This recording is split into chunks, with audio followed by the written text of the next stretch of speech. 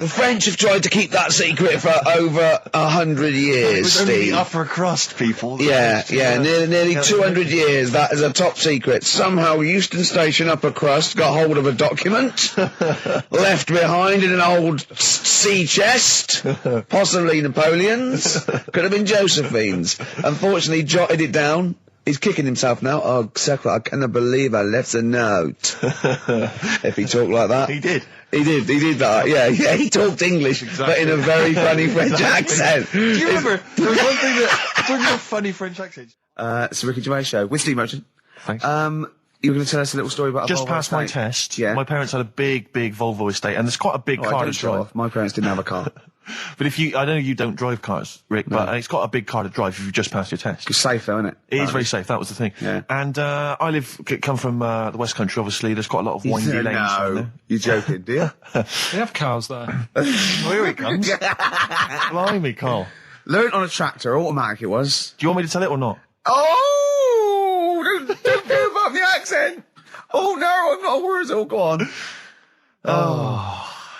Go on. So I went to this party. You never got him being from the north. Not when he's telling an anecdote. He's never told an anecdote. Oh, yeah, fair point. Yeah, go on. I remember once, right, an American came to our school. We were all about 13 and 14, and he was like, you had to be his friend. And there was like people vying for his attention because he was sort of like this cool American bloke, right? And, he was like good at sports, straight, he's always, it's just great. And, I remember someone saying like tube, toothpaste, and he laughed, said tube. I go, well, what is it? They said, tube. It's tube, right? And people go, no, it's tube, right? And they go, it's tube, right? And I went, I say tube. He went, and they sort of looked at me, and they just thought, you liar. I went, no, I say, let me think, no, I say tube. Oh. When you're a kid, like, any American you ever meet is the coolest thing. It doesn't matter if it's a huge, fat bloke wearing Bermuda shorts and a camera on his neck. It's cool, because they speak with an American accent. Well, that is cool. And they say... Being a huge fat bloke in Bermuda shorts is cool. Sure. Yeah. That's what you keep telling yourself. Yeah. I'm growing into that look, says Rick. 40. Again, most of my knowledge of the sort of Tsarist Russia comes from Rasputin by Boney M. Well, listen. Yeah, he was the lover of the Russian queen. They put some poison into his wine. Yeah. They shot him till he was dead. Yeah. Which is, go on. Right, well, this. Oh, those Russians. Loch Ness, the monster, Yep. Sure. probably doesn't exist. Okay. What it is, Interesting. Hold on, interesting. Oh, interesting. It's- What they thought not less probably didn't exist. Curious viewpoint. Hold on. What proof have they got for that, Carl? How can they go around saying stupid things like that? it's methane, Right. Again, in Loch Ness. and people have seen, what's the lake it's in? Loch Ness. Yeah? It being the Loch Ness Monster. Yeah. That's where it lives. That's how it finds its way home. That's certainly the clue. Yeah, If it again, Carl, that's the clue. Yeah, if it go, and it's if it's out wandering, it goes, excuse me, what do you know where I'm being the Loch Ness Monster? Where would I be gone? Oh, you'd be going to the Loch Ness if that's your home. It's way over there, you big anyway, monster, you. So the bubbles from the Sure. methane bubble up out of the water. Yeah. People think, oh, God, it's a monster's head. But it's not, it's just water sort of shooting up because of the bubbles. Well, that's two of the great mysteries of the universe solved by Karl P on a Saturday afternoon. That is fantastic. Yeah. So that makes me think a lot of things.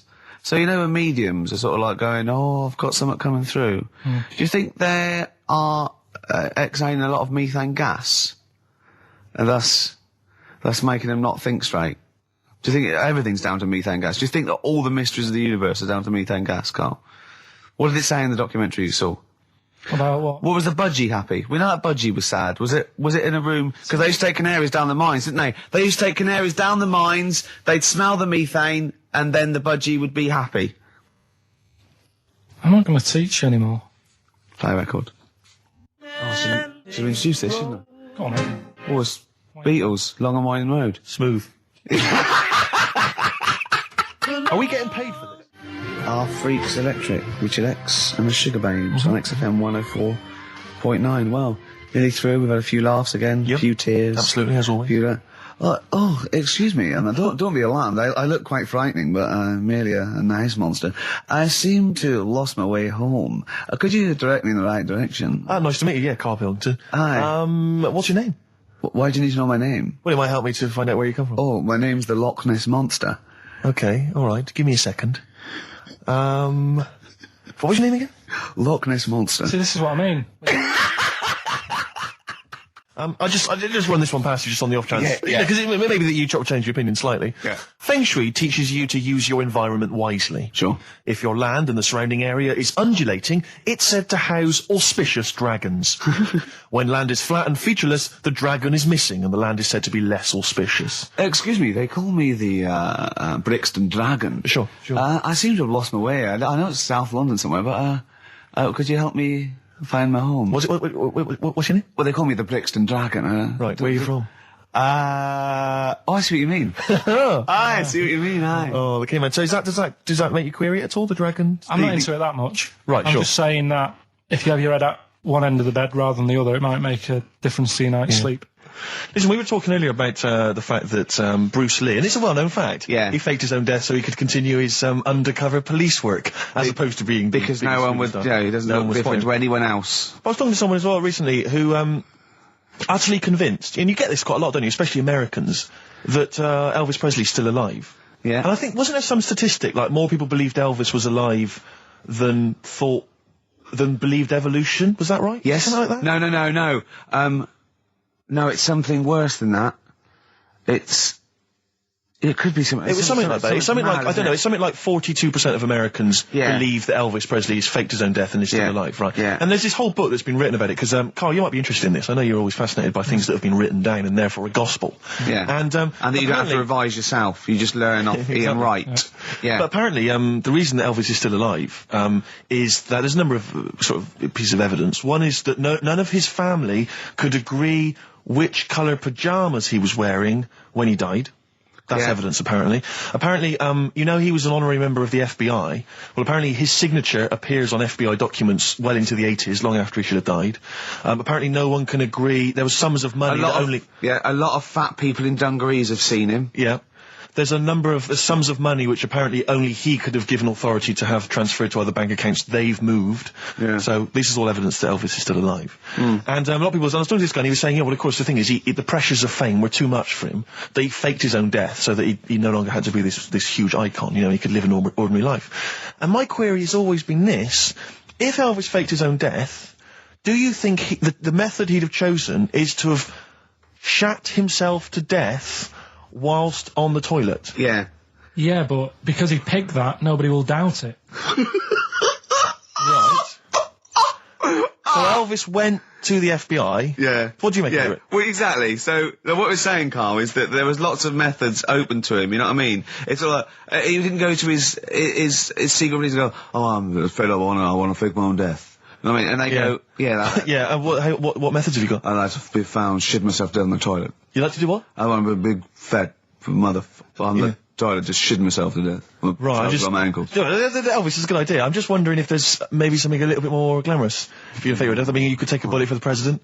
What? Shit all over him? Just shit? No, we know crap at all. No, you just take a bullet for him, or you could. There has to be shit involved. Why has there got to be? There has to be shit involved. Why has there got to be crap? I want it this way. Make it happen. Yeah, it's probably Carl, head in hand, look. Yeah. He's worried about the things we say. Yeah. Jeez. We haven't offended 1.2 billion people. Yeah. A fifth of the planet. So, Carl, what do you make of it then? Are you convinced Elvis is still alive? Am I getting him mixed up with someone else? Because all Elvis, all Elvises look alike. Because... that is true. A lot of Elvises do look alike. That's safe. On his gravestone, didn't they get his name wrong? Or is that his brother? Who's his brother? Aaron. That's his middle name. Yeah. You're not an Elvis kind of expert, are you? Hold on, wasn't Elvis one of a twin that died? That died, and I'm sure they got his name wrong on a grave or something. Oh, I don't know. But that's consequently that's proof he's still alive. No, the thing with the still alive thing, like I say, he picked that awkward death because nobody would be saying, hang on a minute, going round upsetting the family, wanting to talk about it because they'd be embarrassed to be saying, you know, he was found sort of in a pile of mess. Weighing 25 stone. Yeah. So... Because you notice he also expanded to a huge size as well, so he was just a huge fat blob of a man. He also did that to add, you know, extra... To the glamour. I don't quite understand all these people who fake the deaths, because Well, a lot of them don't. A lot of them don't, Carl. This is what, in a roundabout way, we're saying. We're saying that a lot of people that say people fake that they didn't, like else? Bruce Lee and James Dean and Elvis Presley, we're saying they didn't fake their deaths. He did die, didn't he? His head come off, didn't it? Thank God. Who's this? James Dean? His head came off. Oh no, I know where I'm trapped in a toilet with no toilet paper. That's where I am. And I'm thinking maybe I peel off some of the wallpaper, things like that, but there's nothing I can do. I got to go upstairs. Newspaper. Well, exactly, but I'm going to have to go upstairs and find toilet paper. Was there any? There wasn't. There wasn't? Oh. I'm going to have to go upstairs and maybe find a notepad or something like that. Oh. And so I try the door, right? The door's wedged, and I'm pulling on the door, and I can't get the door open. It's just like it won't come open. And it's already, and I knew it was going to come to this at some point. Like, this is like, the clock's ticking. I'm trying to pull the door open, trousers around my ankles again. And I'm thinking, well, what I could do is I could open the window, I suppose, and like try and climb out, but not really, because I got the trousers around the ankles. And that's or if it was raining, just stick your ass out, two birds with one stone. Sadly, it was a beautiful day, Rich. I call it the World B-Day. And so what I'm thinking is, well, I got my mobile phone in there, luckily, because it's in my pocket. I'm thinking, well, maybe I can phone, I was seriously Kleenex. Maybe I'll phone the fire brigade. By this point, I mean, just dried. No, it hadn't. It was. Hold on. Was that little puppy not around? Because sometimes you can call that. It's got a little bit wrapped round it. Listen. Or just use the puppy itself. There's 50 million people around the world going to need to hear my voice in 30 minutes. Exactly. Where's Steve? He's not locked in the toilet again, is he? Exactly. Oh, no. I watched Call My Bluff in the week. Is this with Toxic and Colin? It was quite good. I quite enjoyed it. I imagine you could get on there if you want. I used to watch it with, what's his name? Famer. Famer. Yeah. Oh, that was great. You're brilliant impressions, because obviously while Bowie was playing, you were doing your infamous Bowie impression, which is the best one you do, actually. Well, that's just because Carl said, you know what? He said, I'd love to go out for a drink with David Bowie. Of all the people that come in here for sessions, I think he's really good at him. And I said, I think he'd like you as well. That's all. And I just went, hello, Carl. You're strange. You're alien. It interests me. Myself and Ian, I'd like to put you on there.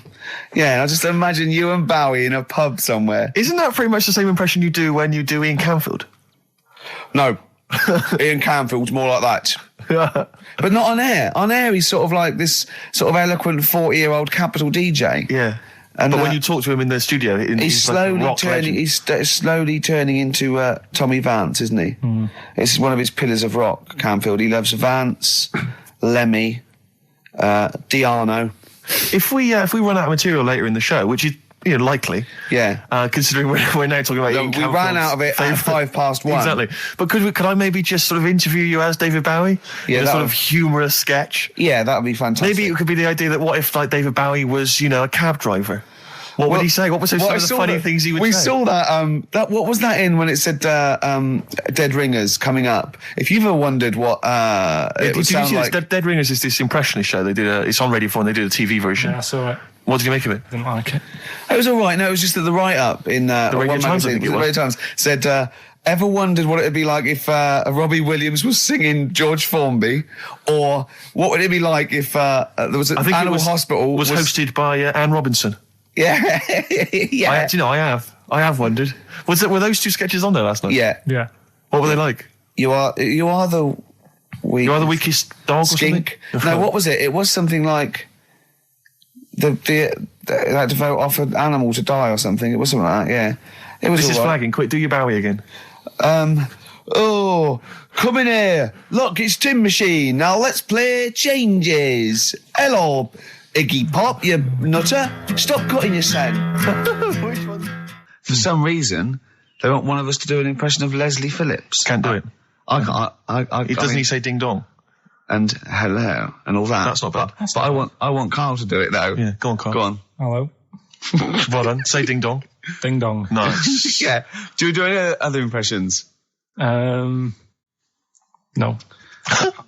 Go. Hello. Do that. Hello. Yeah. You look like a ventriloquist dummy. Hello. Yeah, brilliant. Oh, God. Do My Name is Bond, James Bond, as though it was Sean Connery. My name's Bond, James Bond. Do that, go on. My name's Bond. No, do it as though you were doing an impression. Sean. So I'm trying to be Scottish? Well, yeah. Well, yeah, sort of. Perhaps a bit more specific than that. Sean Connery. My name's Bond. Keep going. James Bond. It's like Jimmy Stewart. It's not like this. This is the best fun. It's like having your very own Fisher-Price toy for 2 hours a week. It's great. Roger Moore. Do that. Roger Moore. Phyllis Pierce, Percy Sugden. I'm licensed to kill.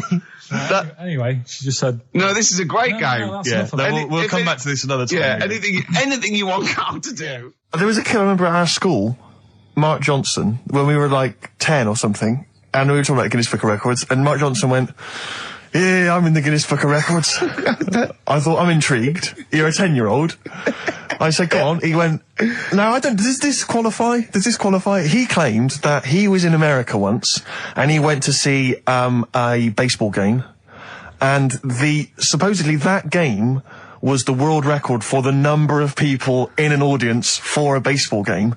It was like some massive stadium, and this was the most people ever. I'll tell you what, it doesn't count. And he claims he was there. I don't reckon it was listed. Well, I don't reckon Mark Johnson got his name on that list. Exactly.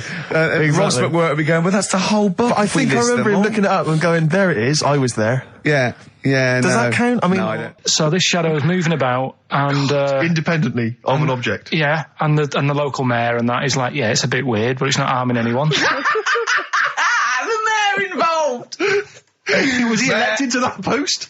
Hey, Mayor, we got a problem down here. Seems like a shadow. Well, it's not causing any. No, it's just causing any problems. Yeah. We've also got Educating Ricky, where Carl educates me. The one last week, a girl, right?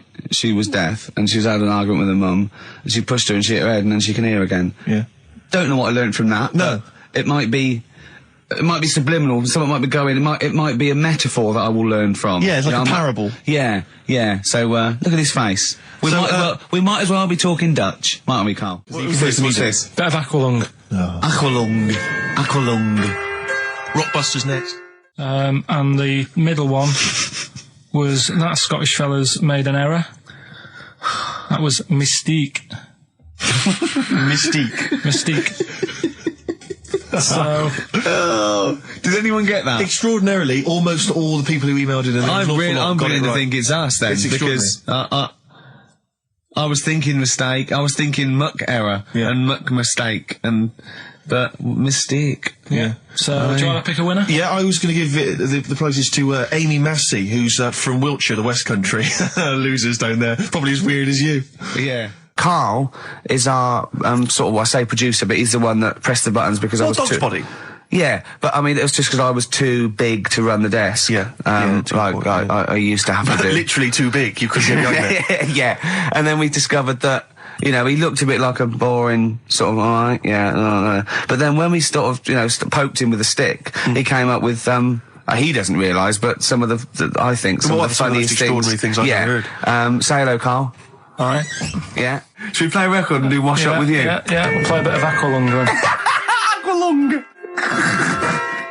Alright, that's Aqualung. Good time's gonna come, innit? Right, Carl. I imagine him in dictionary corner. I've come up with cat. If that helps at all. Yeah. Memblent.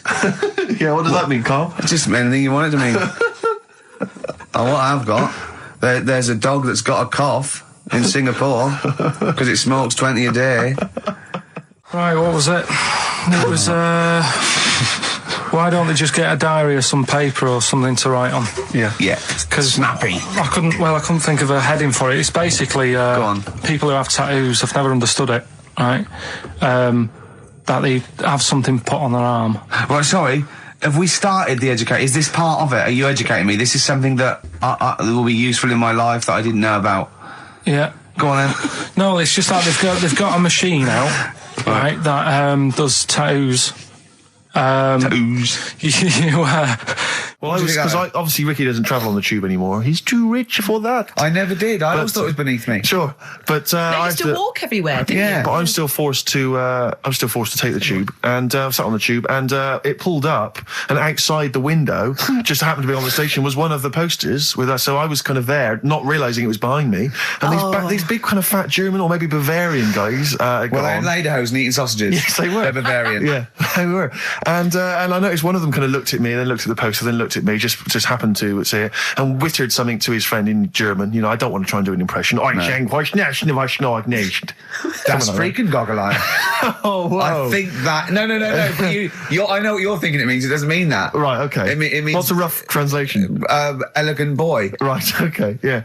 And so anyway, He pointed out the poster and his That's mate... lanky piss and streak. and his mate burst into laughter. And then we pulled they've got a great sense of humour, the Germans. Well, that's indeed. the thing. But we rumbled onto the next. We rumbled onto the next station, and the poster was in exactly the same place. And this time they tapped the shoulder of someone else on the train and pointed me out, and that person also laughed. An Italian? There was a French. Was there a bloke with a beret, a little moustache on the other side? Yeah. Was the United? Did you get on the United Nations Express? Imagine that. Yeah, it was fake. See the freak. Look at this freaky goggle eye. Right, whereas I love the fact that before you were at least pretending to be speaking German. Now this is an Italian with an accent. It's just a guy speaking perfectly good English. So you've not even disguised the insult there. Oh dear. That'd be lovely. Try and insult me in other cod languages. You could bring Europe together if they just instead of Esperanto, that there was just one common language. The language of freaky goggle eye. I'll tell you what would bring Europe together is you maybe representing England on the Eurovision Song Contest. That would be great. With a self-penned tune. Should I do that? That would be magnificent. It's got to be worth thinking about. Just about everyone being the same. Yeah, like just about people being equal. Everyone, not everyone. and also mentioning the euro. Yeah. Just doing that. I like all different cheeses. Oh, je t'aime la musique pop. Yeah. La baby belle. Et le cheddar. I'm not a fluent French. Le grand fromage. Yeah. Oh, it'd be lovely, wouldn't it? And they'll all be there, all in their different. Well, every uniforms. line could be maybe in a different language. Yeah, and what would I wear? I'd wear sort of like a kilt. You'd wear a kilt, but you'd also have on your head one of those kind of big, what are they called? Those big furry hats that beefeaters or whatever wear. Or one of them. Is it kind of a busby or something? A busby? Yeah. Wear one of those, or maybe a policeman's helmet, a Bobby's helmet with the kilt. Yeah, you'd have the clogs. I'd wear the policeman's helmet under the kilt, so they just thought I was really enjoying the show. Yeah. Good idea. Hey? Excellent. I think we talked for about 3 minutes without having to mention some kind of genitalia. We should celebrate by playing one of my tunes of the year. Really? What one is it? U2 Electoral Storm. I know you're a big fan. I know you're a big good fan. choice. Well done. Cheers. Anyway, I didn't get around to getting drinks. I can't believe it. Can't believe it. Around to getting the drinks. Right, so I said, I'll pay for the cab. Right. Oh, what a lovely Christmas gift that is. Yeah, £2.50. I paid, it was like £3 there, £3 back. So £6 you spent on him? Well, no, I spent more. See, that's what he said. He said, get the Bolton and back, he said, you spent on me £6 for my birthday. I said, no, I haven't, because I gave the taxi driver a tip. I'm a little bit worried about his attitude as well. Because even if, that is a stingy present, but you don't say... Well, let's be honest, that's the worst Christmas gift ever, because, you're pretty bad, like we discussed in the past, but at least you spend a bit of money. Yeah. It's just thoughtless. Yeah. This is nothing. I know. You haven't given him any time. I would... And I knew my demographic. They loved it, my family. They couldn't believe their luck. Well, a tenner. You spent a tenner on him? Well, the cab fare was £6. But the thing is, I don't think he's saying that. I think it's the fact that this is like, frittering away and it's kind of thoughtless, he would have loved to, I'm sure he would have been appreciative of a lovely £10 gift that you cared about and bought. A book he probably likes, Fly Fishing, doesn't he, by J.R. Hartley. If you'd have bought that, he'd have gone, that's what I was looking for. Well. Or what I was looking for, Carl. Bloody hell, Carl, you little bald twat. That's just what I wanted. So, alright, so just calm down. So what have you got planned for Christmas? Is this what, are you doing the same impression? Carl, excellent. You've paid me milk bill for this week. That were reet nice. I'm spent this year. So have you planned anything for Suzanne, or are you just... Yeah, I'm taking her out Christmas Day for something to eat. So, do we need them? Do we need them? And you should explain do we need them for those that don't like the show. Well, it's sort of education about animals and stuff, and if we need them. So, like, David Attenborough once said, you can get rid of people off the earth and it would carry on, there's no problems, but, get rid of a monkey and you could have problems on your hands. So is that a direct quote from Attenborough's current autobiography? Something like that. I think so, yeah. So what I've done today, right? He always starts everything with, right, so then. Yeah, exactly. Yeah. So... and he always ends things, you got yourself all sorts of problems. Yeah. So that's that. That's done. That's coming up. Enjoy that. I think I can just sum up the station, can't I, Steve, without just last comment? I think you're probably right. I just came in, I just went to the toilet there, and it's a disabled toilet that's close to it. So, you know, you go there, I had a wee, I thought, oh, the thing doesn't work, didn't flush. I came back and said, oh, the toilet doesn't work, doesn't flush. And, Karl went, no, you just stick your hand down and pull that wire up at the... Think of that. Put your hand in the water. I mean, just when when David Bowie interviewed Zoe, there's toilet's not flush. He goes, all right, baby, just stick your hand down, pop the shit down the U-bend, and just wipe your hands on your pants. Thanks very much. I mean, sums up this station, doesn't it? Absolutely. Next week, we've had loads of suggestions, Karl, for your best bits. It's basically all your best bits. Me and Steve are largely irrelevant in the voting. Yeah. So, you can compile your best bits next week, and they'll be loving it. We had a request for the little Chinese fellow in his pants, a horse in the house, cutting your hair on the railway station. If you haven't heard those stories, what does that mean? The little Chinaman in your pants, you've got to be tuning in next week to find out what that is. The only thing is, the old horse in the house was in the last best of. Was it? Yeah. Well, that doesn't stop... What's his name? If you're one of those people that want to see these clips again, tune in. Oh, is it on over Christmas? It'll be alright on the night 84. Yeah. Someone kill me. I think I'm going to live forever. It's like we said before, who goes to the recording of one of those? There's people in the audience. Yeah. I don't even know why she even gave you that interview. When you start off with, trying to find out if I need you, but what did you tell her to get her to talk to you? Just said I'm doing some research on stuff. Did she think you were a schoolboy or something? No, she just said, oh, all right. She said, how long will it go on? I said, not long, just like 5 minutes, have a quick chat. And she loved it, didn't she? She sounded happy to take part in that. So the fact I love the fact that you've got an expert and you suggest that she's going to be having sex with Noah. He's a good fella, so you're happy. She goes, yeah. Oh, I took Suzanne out for a walk, right? Yeah. Went round, Covent Garden. Right. Past the place where it was on. The stage door was open, you snuck in. Well, I said Madness are alright. And because when you think about it, Madness songs are quite sort of musical anyway, aren't they? So you can't... They're quite musical. Do you know what I mean? They sort He of... means they're like a musical, like a musical. Knees Up Mother Brown. I thought it was alright, enjoyed it. Blur the musical would be good, wouldn't it? Blur the musical would be excellent. Yeah, little Cockney so Sparrow. what, you bought tickets there and then and just went in? No. They're not selling, are they? It was fairly quiet, because we only paid the lower price and we got upgraded for free. Nice. So you enjoyed it, did you? I'd loved it. And would anyone like to come on stage with us? Yeah. The little bald fella. Yeah, go on, I'll give you a go. And what home are you from? Where are you? What are you doing tomorrow? Well, I'm going. No, you're coming here tomorrow. Come here tomorrow. Is it not doing well? That's a disappointment. I don't know. I mean, it was New Year's Day, so maybe that's why it was quiet. Karl, what have you got lined up for us as the producer? Right. Well, Rockbusters. Been off this week again. Has he? Yeah. Another week off? Another week off, yeah. No, I didn't have a full week off. I had 3 days off because I was working all over Christmas. Yeah. And still didn't stop working, preparing stuff. You've got a nice load of prizes there that I've sorted out. I had to come in especially to sort that out. Yeah. Rockbusters. Did you rifle through the drawers at Capital Gold instead of Daily? Yeah. Rockbusters, we're still doing that. Yeah, you're bigging it up. Yeah. He's bigging it up. Yeah, still doing that. We've got that. We talked a lot about hairy kids. We have discussed that a lot. I love the fact that Simon Sharma has never started a programme like that. The Jacobites. We've talked a lot about hairy kids. Go on. It's a little bit, I mean, it's not your traditional science stuff, but it's still interesting and it's a little bit, it's still... Yeah, we talk about hairy kids. We have disproportionately, honestly. I think this show's talked about hairy kids more than any other radio show. He said talking about Time Out. I said something about in Time Out, and he went, yeah, do you read that? I went, yeah, I read it, I get it every week, yeah. He went, there's no point though, is there? Because it's like a telephone directory. If you want to look something up, you look it up, but you'd never sort of browse the telephone directory. And I went, that's an interesting point. He went, although I did.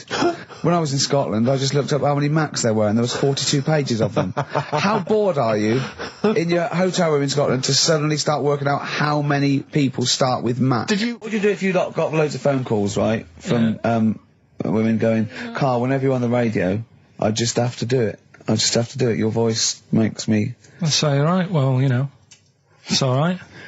I'd be happy with that. Would you? Yeah. Just in case anyone is doing that. What would you do to sort of like egg them on a little bit to help them out? What do you think? What sexy things would you say? What do you think is your quality? What do you think people would find, you know, pretty horny about you? Is it your sort of mank wine? Do you think that? Just say this, London shit, innit? I think say that, but you know, London, it's not that good, is it? Oh, I think you've done it there. So that's say something quite sort of sexy though. Say something like, you know, well, I love to love you. Say something sexy. Say that. No, say something sexy. Sue's answers to me, you know, do you love me? I go, yeah, you're all right. Where I went wrong with this one, the Jamaican fella, he had to have some aspirin. Why? It's my fault. You know, I'm not cutting. There's no point passing the buck or anything.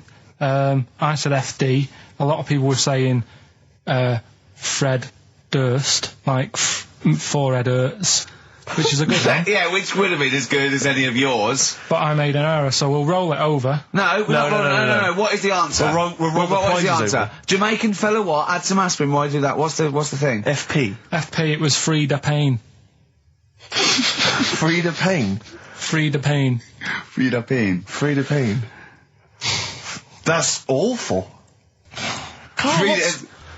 You've got to write these down next week. This is I'm right. sorry, You're the producer. I know, but I've had a busy week, haven't I? That's not an excuse.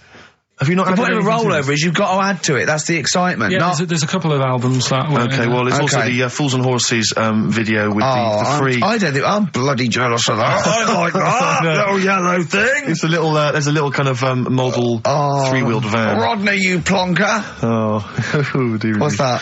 This is what looks to be some kind of best of the stereo MCs. Don't call me a plonker, you wanker. The David Attenborough DVD collection. Oh, shit himself again. Oh, yeah, the big prize that we tried to give away then.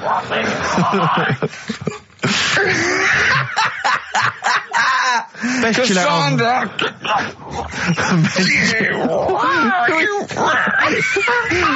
Who is that supposed to be an impression of? Which member of the cast is that? Is that Cheeky Dell? I don't know. Best chill out album ever, the best air guitar volume 2, and of course for all our fans, Doctor Who, The Aztecs. That's on DVD, and that's one of the William Hartnell Doctor Who. All right, that's the worst impression I've ever heard. That's brilliant. Right, then. Right, three cryptic stuff. Oh, come on. Right, Rodney, Three. I can't do it. No, come on! So yeah. I'll give you a little taster. We were having a pizza in a pizza establishment. When was it? Wednesday or Thursday? Yeah. And he was going, I'm a good organiser, I'm a good problem solver. Give me any scenario, right? Obviously he didn't say scenario. And I went, okay then, so you're the manager of this place, and there's a couple there, elderly couple, they're about 60. They've had a lovely meal. He went, yeah, right. I went, but the gentleman, he's got a little bit of a heart condition, he takes a pill after his meal, as he should, after meals. He's only taken Viagra. Oh. And now he's stuck in. Wedged in. It's gone, and it's stopping him getting out from the table. Yeah. So what would you do? He went, what? He's stuck in because of his dick. I went, yeah. He went, right. He said, I'd use the situation, I'd make cash. I said, you're not going anywhere, do you want a pudding? Entrepreneurial. Yeah. I like it, Carl. And he went, so that's that sorted, I've got the job on that. Next, I went, okay. You won't believe it. Next day, there's a little problem in the toilets. Two gay men were having sex and they got stuck in each other. Yeah. He went, right. I'd say, is it the same fella as yesterday with the Viagra? If so, why was he let in again? He was on the door. Yeah. I went, it's not. It's too different. He goes, right. Does his wife know he's cheating on him? Yeah. He went, right, I'd go down. I'd go, and then he went, I'd say this isn't a restaurant problem, call an ambulance. Strictly speaking, not a restaurant problem, no. But am I right? Huh? Am I right? Well, I don't know. Would you give me the job if say, like, you were the boss of that restaurant and you... Do you know what I like about this? At no point did he say, Gervais, why are you being so mental? Yeah. Why would someone get stuck because they took Viagra by mistake and two people get stuck in each other? But you've heard the stories from his past. That is a perfectly legitimate situation to find yourself in. You grew up in his part of What would you Manchester. do if there was two fellas with big heads and webbed feet and they had a horse in a... Well, what I'd do is... What would you do? What did you do when you first saw them? The dancing. Brilliant. Right. That's that solved. Brilliant. I wanted to be a dancer. After I did the boxing, right, I joined a dancing thing just near Man United's ground, right, called Twiggy's. Went along, I wanted to learn some moves. How old were you? Well, it was when Michael Jackson was, like, pretty big, so about 83, 84, 85, something like that, around there. Wanted to do it. When I went, it was shut, and I'd become like a warehouse for toilet rolls. So in a way, I wonder what would have happened. Sorry, how is that an anecdote about you going through dancing? You've told me before, you did boxing for a while, you did dancing for a while. You had a true fight in the boxing, you didn't even get in the... That's not an... Imagine if that was a film! This is a boy's dreams of becoming a dancer. Oh, it's shut. Next on. I mean, how is that a story? Yeah, that was Billy Elliot. Do you think it would have won quite as many awards? Yeah, brilliant. Footloose. All right? Yeah. I'm fed up they banned it. Let's go. Oh, it's shut. Flash dance. First, there was... it's a warehouse. Never mind. I'm just saying, you'll find something else. I think I got a go-kart after that. I bought a motorised go-kart and kept myself busy with that. So... There's always other things. Just think, Alan Bennett has to sit down and really sweat over his stories.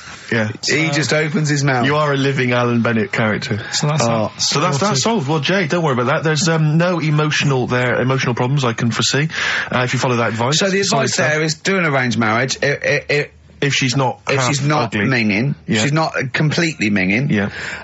And don't worry about dancing. Get a go-kart. Cheers. Great. Keep your problems coming in. Badly drawn boy.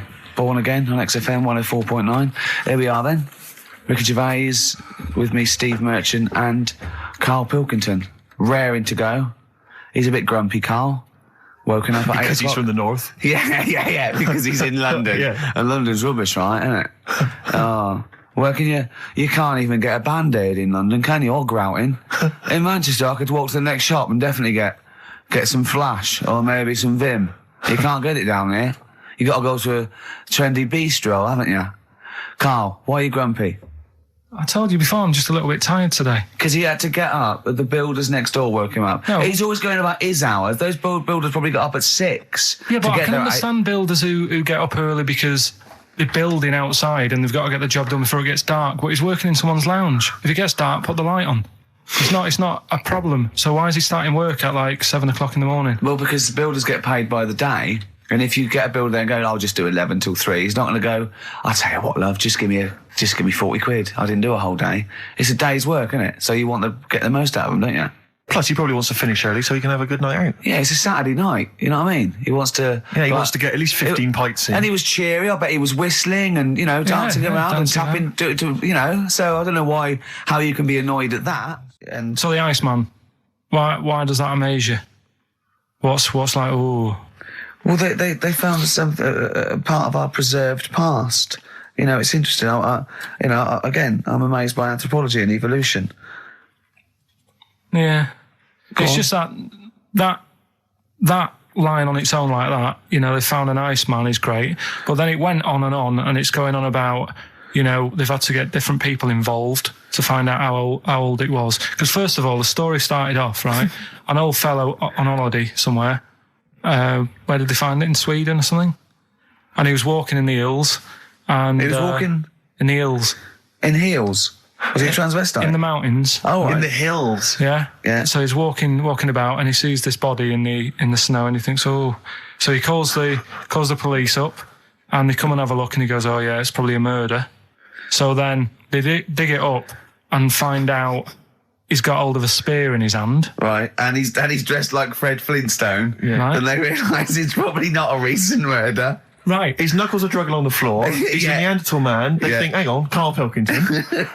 But when they found out, hang on, it's an old thing. It's an old thing! Can it? If it was a murder recent, then you'd go, hang on, how did this happen? Who does he belong to? Yeah. But the chances are whoever murdered him is also dead. 5,000 years ago, probably. Yeah. So leave it. Just bury it.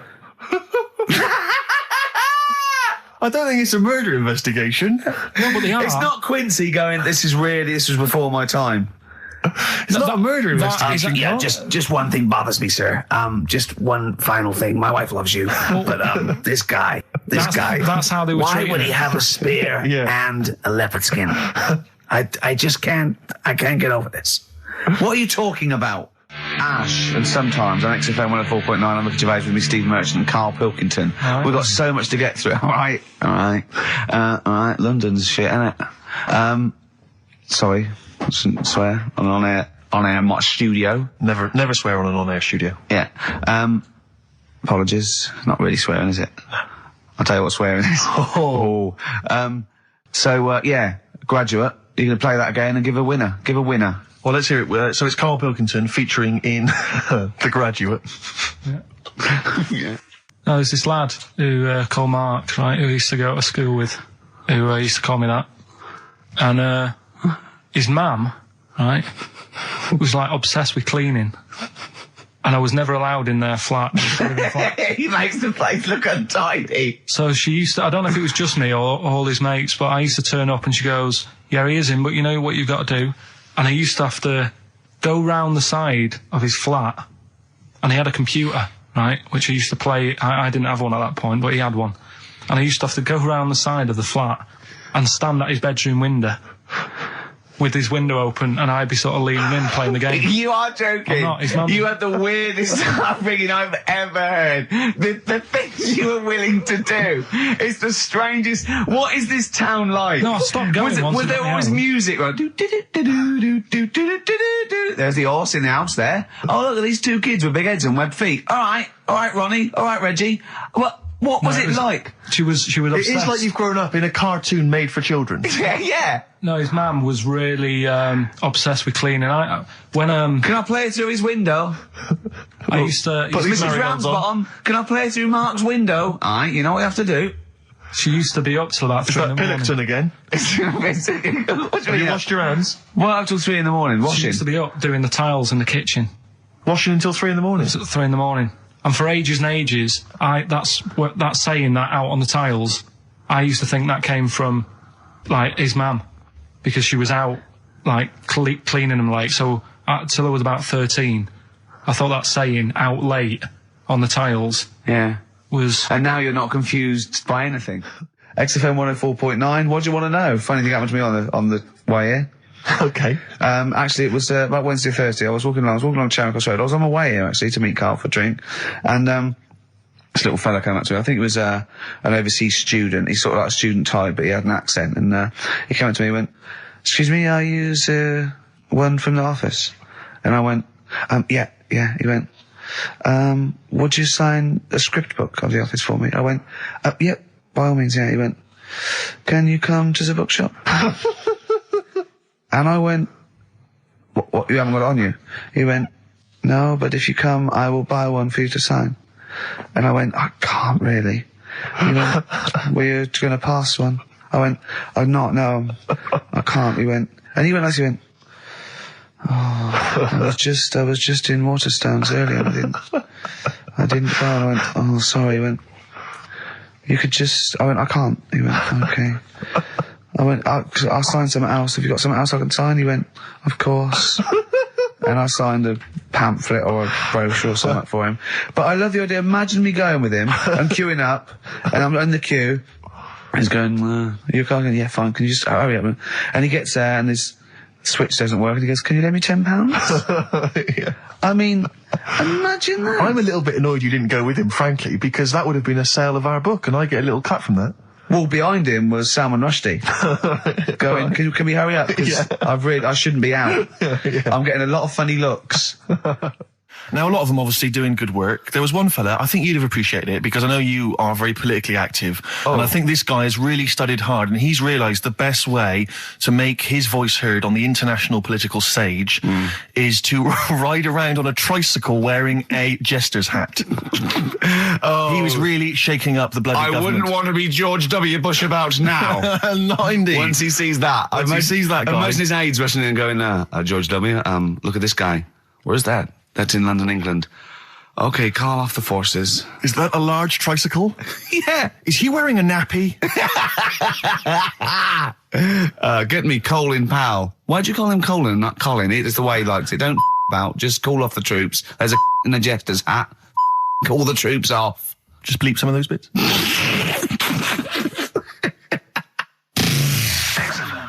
I remember when I was growing up in Manchester. No, you can't. And tell you it's funny to me. I tell you, XFM 2.9. I said no. I saw a weird thing. I saw where in Leicester Square I was coming through China. I saw a hairy Chinese kid. No, I don't. It was weird because they're not usually hairy, are they? Did I tell you about me Auntie Flora? Is that supposed to be Manchester? Did I by as like? Did I tell thee about me Auntie Flora who shat herself for 3 hours once? Did I tell you? I don't. There was a woman born Carl, once. you have to phone us. We've got nothing. Oh God, he's so annoying. Little twat. Flaming Lips on XFM 104.9. Well, we got through it without Carl. I think so, yeah, I've enjoyed myself. Didn't mention him much, did we? No, I don't think so. Don't think we need him. I always quite enjoy it when he's absent, actually. I know, because we can have a nice chat as opposed to just going, remember when I had Chinese hair and there were old woman eating her own legs It's and my just dad put a Forrest Gump in a wheelie bin. Yeah. Claire brings a certain kind of level of class to it, dare I say that, you know. She's inept in her own way. In her own way, yeah. I mean, there's no one, there's no one any good working there. I mean, no, there's no like proper, the only proper DJ is probably Camfield. Do you remember once when we were talking about the A-Team, and I was slagging it off on your show in the old XFM. Yeah. And I was going, I quite like the A-Team, but sometimes it's too far-fetched to enjoy without it being ironic or it being for kids. And I could hear fuming from outside. I could feel him going. He didn't know who to call. He wanted to call Vance or someone or Lemmy. He didn't know. Right? And then I said, and if you can't find the A-Team, they outwit the might of the FBI every single week. But an old woman who's having trouble with her landlord can find them. Yeah. And the door burst open, and Campy went, "That is because Hannibal sometimes disguises himself as an elderly Chinaman." And that was his explanation for the whole series. Yeah. Oh, that was for Camfield. That's lovely. That's for his 12th birthday, which is coming up very 13. soon. Oh, he's 13. Yeah. Teenager, Oh, he's gonna rock, Steve. Indeed. Oh, you'll have the Scottish widow coming round. Oh dear. What's her name, by the way? I heard you talking about that. That's Amanda Lamb. Amanda Lamb, who's in the Place in the Sun programme. Is she actually a widow? Is she a Scottish widow? Hoots, man, my husband's dead. Do you want any money and a bit of my clam? Brilliant. All right. That's the sort of quality you've missed out on today. Well, anyway, you're going to be back next week. We need you back next week. Yeah. Well, how do you know? Also, how did you know you were going to be ill today? Because you phoned and arranged this yesterday. Convenient. And I spoke to you yesterday and you didn't sound very ill. I felt ropey yesterday. You've got a bit of a bunged up nose. Even though I have a bit of a bunged up nose. I still sorted it out. I'm a little bit sweaty. Paul, sorting it out does not mean you phone up Sturgis and send her down. That's not sorting it out. That's making things worse. Have you learnt nothing? Thanks, Claire. If you're not part of the solution, you're part of the problem. Mate. Yeah. My leg's a little bit achy. Wearing wet jeans. I put wet jeans on again. My lasagna it was frozen. Think of that. A well-known phrase from the show, and it's hairy Chinese kid. Where would you There is no other radio show in the world. Go on. If you've just tuned in, I mean, what are you thinking? Think if you've just tuned in? You're going, well-known phrase from Shaw, hairy Chinese kid. Oh, yeah, classic. They'll be playing that in charades this Christmas. You bang out of order, first of all. Okay. Do you have a good night when you're with us? I tell you what, I wish I'd lost a tenner every time I've come down. That would have improved it. You point out there about the football analogy. Mm-hmm. Alex Ferguson, when did he score a goal? Right. He doesn't. He tells the others how to do it. Right? That's He my doesn't role. take in up it. one of the 11, though, does he? No, exactly. It's not like you can only field 10. Yeah. Because we only got 10 again. I want to be in the 11. Exactly. He's not running around in midfield, falling over. Yeah, shouting, oh, what have I told you? Yeah. No, well, you know, my mum and dad have sort of moved from Manchester. They've retired now in Wales. Oh, yeah. And it is... Look at his face, turning his nose up. No, but it is pretty depressing. Do you know what I mean? It's just one of them places that... it's like you go back in time and that when you go there. I mean, maybe the major cities there, maybe Cardiff is all right. What, even coming from Manchester, it's like going back in time? It's like one of them places that it feels like every day is Sunday. Do you know what I mean? It's just depressing and grey and slate Lots of everywhere. vickers walking around going, I'm late. Well, yeah, it is the sort of attitude they have, right? This is true because my mum and dad live there and that, right? And they love it. It's all right. It's an healthy place to go when you get older and that. But this is why they don't move on in Wales. Well, I'd just like to make another sorry to any Welsh people listening. We're not saying you don't move on. Carl is. No, but... Sorry about the little Chinese shoes again. The thing is, it's good that, in a way, that they do that, and they don't want to be, like, you know, rushing about everywhere, because the way London isn't that great either, is it? Because it's totally opposite here, right? Yeah. So I'm not having a go. It is a bit dull. I think even people who live there will agree with me, right? But, like, one of the shops that my mum and dad use, right, it's only a little sort of villagey type shop, can't be bothered staying open for hours and hours, right? Because there's not enough people who use the shop. Yeah. So what you do is, they get used to what you buy. And they leave it out. They put it in a phone box outside. They put it in a phone box? Yeah. So it doesn't get wet. So my dad's loving that. Well, Once he found that out, it was like, brilliant. But how is that about him? That's brilliant. Well, it's not for other people. It is for my dad, because he's picking up all sorts of stuff. Oh, no, he's not. Oh, yeah. He's not nicking other people's shopping. Well, it's not like nicking, is it? Because it's not theirs yet. Oh, and you've stitched him up on radio. Well, of course, because they're going to think, who is there in town with a Manc accent who keeps making phone calls and is getting fatter? Yeah. That's You've stitched him I right love up that. there, I Carl. love that your dad was excited when he found out. I can't believe that he's moved there. He's retired to this little village where it's based on trust and community, and he is abusing it. He's using his scally Manc ways. Bloody hell, Lakers. There's no bread again. There's old women going hungry. Yeah. Their cats aren't getting fed. And your father is just... that's obscene. That's obscene. Oh, I think it's Die Thief. That fella from Manchester. Come on, Monkey News. We'll play a song and we'll... No, do let's Monkey play News. song. Let's play song. Oh, it's a great track. Cheer up, Carl. Is it new? Is this Waiting for an Alibi with Thin Lizzy. What year Doesn't was have to be new. It's brilliant. What year was it out? Oh, Einstein wasn't new when he came up with the greatest theory ever. Oh, hold on. Hey, hold on. You're not new. You're not new. So anyway, I found these things. Do you know what I mean? Yeah. So explain this again. Right, so I got back off holiday. The first job I found out I've got to do is work with Ricky for a voiceover. I do a regular thing. I do X-Ray magazine, but I'm allowed to make the script up. And they said I could, so I did. Right, so imagine this. Well, I know you, Rick, and I know you like to put a lot of work into these things. Yeah. You want to do a good job. So he rolls up, he says, let's do it then. He said, what's in the magazine? I said, well, here's a selection of stuff. This is what you've got to sell. He said, leave it with me. He goes into the little booth, and the first one he comes up with is this little advert for it, right? X-Ray magazine. It's out now. It's £3.50 May edition. Music of Tomorrow. Dandy Warhol's picture, and there's a free CD with all the Placebo and the Donners and Smog and Nightmares on Wax and Alpine All Stars. Only £3.50. It's out now. Buy it, innit? Have you got a sore throat there? Well, that's all right, isn't it? And he was going, you can't. I said, we are doing that. I've done one. That is it. That's it. So I persuaded him. He went, right, okay, we can possibly put that on XFM, right? I'll have to see, right? I wouldn't do it again. And he went, but you need one for Capital.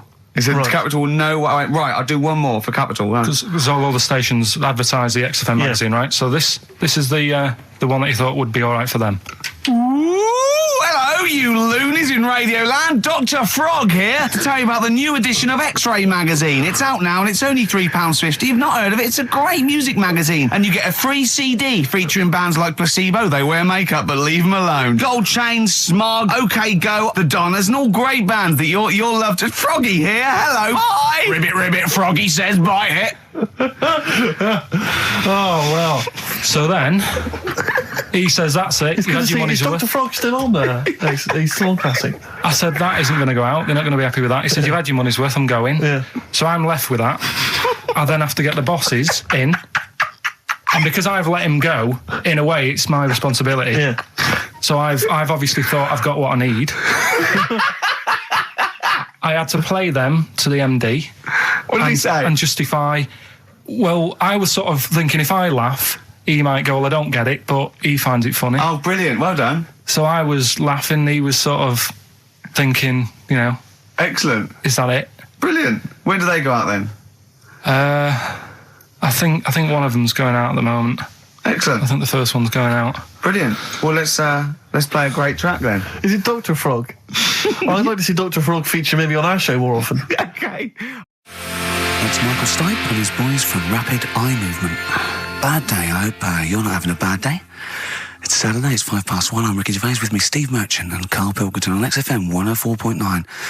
Big up and a big thank you to Alex Zane for the last 3 hours. I could do How long it. could you keep going with That's that? it. That's it? That is it. Because you see, Alex Zane, we came in while he was doing his last link, and he's an absolute pro, he really is. I was watching him, and he was, at home, you probably think that he's giving you his full attention. He's not. He was looking through a listings magazine, probably figuring out what movie or theatre piece he's going to check out, you know, with a lady later. Yeah. Probably going to cruise down there with a couple of, you know, chicks. And he really is an absolute pro. Yeah. Looking at you, Ricky, and it's like you can sustain it for a while. Yeah. You know, you're a talented performer, but it's sort of, I don't know what it is. Is it concentration with you? It just ebbs away almost instantly. And you try and do 2 things, 3 things at once, but normally on air, that's you eating, picking fluff out of your belly button. I never once, when we were on the set, we were filming The Office, and I'm trying to put off actors, just coming up ways, instead of like memory lines, coming up ways to sort of ruin the shot or make them laugh.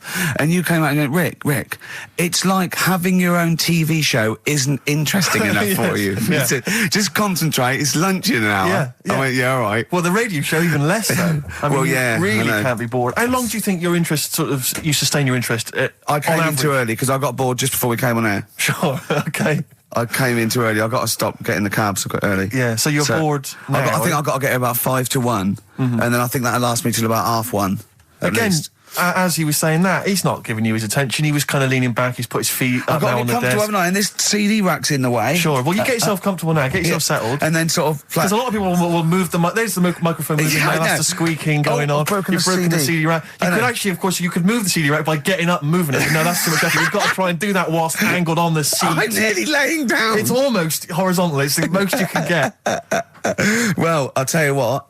I don't know what those listeners are thinking of what Steve Merchant say, but don't believe a word. All right? Oh, nice. Yeah, classy. Yeah. 5 minutes past 1 o'clock on XFM 104.9. Ricky Gervais, Steve Merchant, Karl Pilkington. A retro cut there, Thin Lizzy. Don't believe a word on XFM 104.9. I'm Ricky Gervais, with me Steve Merchant. Bubba-doo-boo. Who's that over there? It's Carly Pilk Boys. You all right, Carl? Oh, that's clever. How you doing? Yeah, I'm all right, yeah. Yeah, come on, up, bigga bagadoo, up, yeah? Project. There's people out there wanting to, cheer up their Saturday afternoon. We're the boys for it, yeah? We're like quick fitters. Yeah. Come on. All right, Carl? Yeah. Come on. I'm all right, I'm up for it. That's it. This is the height of excitement. This is it, is it? That's This how is you sound when you're 100% This is you excited. off your head, is it? High on life. Christ. What did Suzanne say about you saying about a big ass? Go on. She heard about it. Shall we recap what happened last week? Well, the week before, he said that her haircut looked like Dave Hill from Slade. She didn't like that. So next week I said, she was a bit grumpy. He went, yeah, I didn't mention her fat ass. Still thinking that she would never hear about this. Yeah. What happened when you went home? She heard about that off her mate. Yeah. And we sorted it out. Didn't have to buy her anything. I just sort of said, come on, you know what the show's about and that. Stop moaning. Yeah. Right. That was all right until about Thursday, when I was reading about, do you know, like they say there's like 2 worlds and that, and whatever I'm doing now here there's another one of me doing the same. Yeah. But Well, no, he's probably taking some time off. He's probably having a week off. yeah. But I was just talking about that, and she was saying, nah, that doesn't happen. And I sort of said, well, they definitely won't have a haircut like yours. Right? And that sort of started the argument again. It's almost like you haven't learnt your lesson. Also, it's like you're talking about it again on air almost, in a way, so our mates could hear again. It's very short. Learning curve. You know, Carl, if there was if I cut a hole in a box and you knew there was an orange in there, right, and you put your hand in, would you be stuck there trying to get that orange out, do you think? Or would you just, like, let it go and sort of tip it upside down to get it out? What do you mean? I think that answers your question. Is that a cardboard box on your hand? So is there any other things you want to criticise Suzanne for while we're on air? Anything else? Anything that's been niggling that you feel you should get off your chest? The hair, the arse. Nah, leave it. Everything else is fine. Leave it. I think so. Okay. That's good. I think leave it. Well done. Now, can we just check what other big Carl features have we got today? We got Monkey News. Got Monkey News coming up. Yeah. We got a bit of got Rockbusters and the film thing. That still not got a name. The film thing. Just me and a film and that. And brilliant. This week we're digging out the old the one when I'm in One Flew Over the Cuckoo's Nest. Right, so you're going to make Jack Nicholson, brilliant film. Yeah, brilliant film. It was my favourite film till I saw Godfather. It's better than that. Well, you know, yeah, some would say that. Yeah. Oh, it is. The storyline's more interesting than that. I didn't know there was an actual answer. I didn't. Sorry, it's what's best? One Flew Over the Cuckoo's Is Nest. it? Okay. Fact, Rick. Oh, right. Okay. Where's Godfather? Because I want to know, because I don't embarrass myself. Or is it my fourth favourite film or something? Or probably about fifth. It's my fifth favourite film, is it? Brilliant. Talking of lists. I suppose I like Kez and the Elephant Man, do I? Do you? Lists, Rick. I don't know if you saw in the paper. I think it's on TV this evening. It's as voted for by viewers of VH1, the music channel. Yeah. And they've basically come up with a list of the greatest pop culture icons ever. There's 100. Where's Elvis? So Elvis, for instance, is number 3. Jimmy Dean in there? James Dean is in there. I think he's a bit lower. Let me see. He's number 22. We got David Beckham at number 1. Oh, wow. Okay, well then, so Robbie Williams is in there, so it's British bias. Yeah, Robbie Williams is number 9. He's just below ABBA. Oh, okay. Number 8. But interestingly, this is of interest to you, I think. Number 66. Yeah. The Office. That's all right. Well, it is, Rick. It's nice that the show is in there, and that's a very flattering thing. I'll tell you what cheapens it. I'll tell you what undermines it. Yeah. The things that are lower in the list than the show. Oh, God. So we've beaten... Well, I'll give you a little test. Yeah. Higher or lower? Do you think this is higher, near the top of most important pop culture icons, or lower than ours? Okay, I'm going to give you Superman. Well... international, been around since the 30s, one of the biggest icons on the planet. I'll say higher. Lower. But, yeah. Ludicrous. Okay. Do you think higher or lower? Neil Armstrong, the first man on the moon. This guy's been to the moon. Well, I'd say lower then. Lower. Yeah. Yeah. But is that saying the people behind the rocket or just him? Because he just sat in it, didn't he? He just sat there, he didn't do anything. But it's the what icon. he's symbolic of. It's not how much work went into it. All right. A few others. What about things like Coca-Cola? Oh, no, they don't really count. It tends to be... so it's not... They don't feature. I mean, Mickey Mouse is in there. What do you reckon, Tom Cruise, higher or lower? Tom Cruise is the number 1 box office movie star in the world. Well, presumably lower He's then. lower. He's number 81. Just about scraped in there. It really is a list drawn up by people who've just sat at home and looked along their video and book collection. Yeah. Office, that's good. Well, I think it is a reflection of that, but it's always the same that they you do an HMV poll and it's Pet Sounds, Revolver, Let's Get It On, Robbie Williams, Life Through a Lens. Exactly. Because it's it's the people that vote. It's a reflection of like those massive, you know, what's big at the moment. I was the most powerful man in comedy. Let's not forget. Yes. 1 year ago. Yeah. Wonder where I'll be this year. See, if that had been the laziest man in comedy, you'd have got my vote. Interestingly, though, at number 26, Karl Pilkington. Oh, imagine. All possibilities. Badly Drawn Boy on XFM 104.9. I'm Ricky Gervais with me, Steve Merchant, and little Carly Pilkington. Rick, Susie's emailed. Yeah. She wonders if you could give a massive hello to Hannah and Charlotte and all in the sixth form at Cobthorne School. Yeah. If you want them to listen, would you give them a massive hello? shout out. Yeah, no, massive. respect, man. Where are they from? I don't know, I can't quite pronounce it. Cobthorne School? Cobthorne Massive. Yeah. They're probably known as. Yeah. So good luck to Suze and Hans and Charles. When did we start doing dedications? I feel because I've always felt this is something that's lacking on the show. Interaction with the audience, you know? Interesting only to the one person whose name's always, mentioned. Of course. But that's how proper DJs fill up their time. They don't talk about monkeys and, you know, and all that kind of drivel. Oh, do you think monkeys are drivel, Carl? Well, we'll still be doing a bit of monkey news. It doesn't matter how much you have a pop at it. It's coming up in a bit. Yeah. Got some good stuff this week. I know it's been a bit dull last 2 weeks. Well, no, it's not been dull. It's been totally untrue. As ever. Bordering on the impossible. I mean, monkey dating, saying, what tree are we meeting in? You believe that sort of drivel. So, I mean, oh, God. Jonathan Ross told a story about a chimpanzee once. It was about, but it was about how it escaped from the zoo and it jumped on a bus. All right. Okay. Interesting. Funny. I did that one.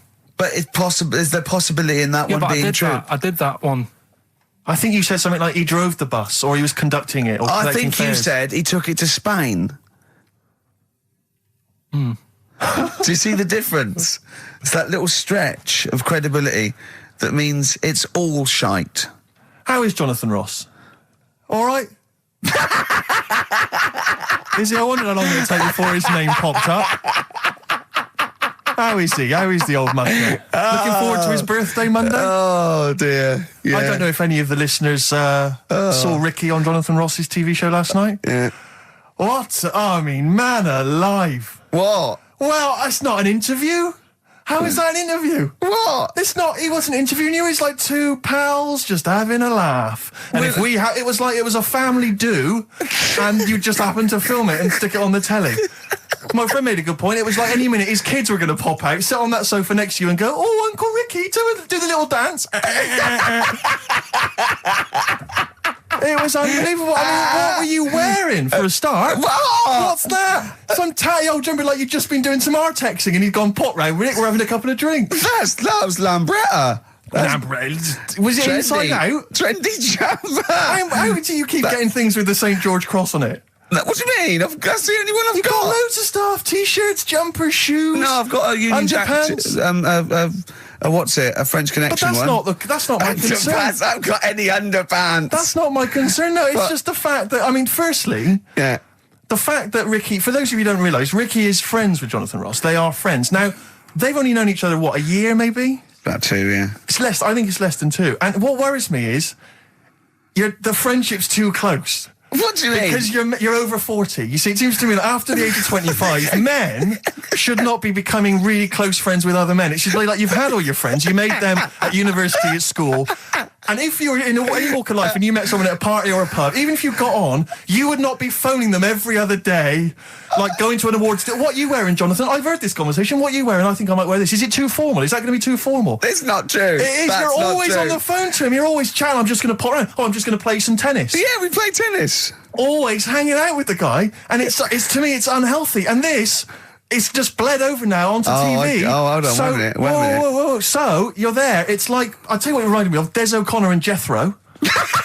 coming on to plug his live video. Or Tarvey and Kenny Lynch. And then at the end of the interview, after they've been, mutually backslapping, he gave you a pet. Jonathan Ross gave you a cat as a replacement for your cat which died. Now, to me, that's an inappropriate gift. What? It's a lovely gift. You should be. I don't think people should be giving pets gifts. Do you know what I've got him for his birthday? Turning up to a wedding with I just bought you a cat. Do you know what I've got him for his birthday? I've got him as child. Well, you may as well, because that's what it's like, a cat to me. I've got a small Rwandan child. A cat to me is like, I've bought you this small child. I was going to sponsor him, but I got a bit of cash, I've flown him over. It's too intimate. It's too much responsibility. Do you know what I think, Carl? Go on. I think Steve's a bit jealous. I'll tell you, I got good reason to be jealous. What? I got good reason to be jealous. I just remembered this.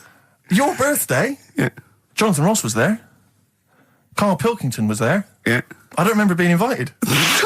I don't remember being invited. Was I there, Karl? You were there. I don't remember being there. But you're with him all day and that.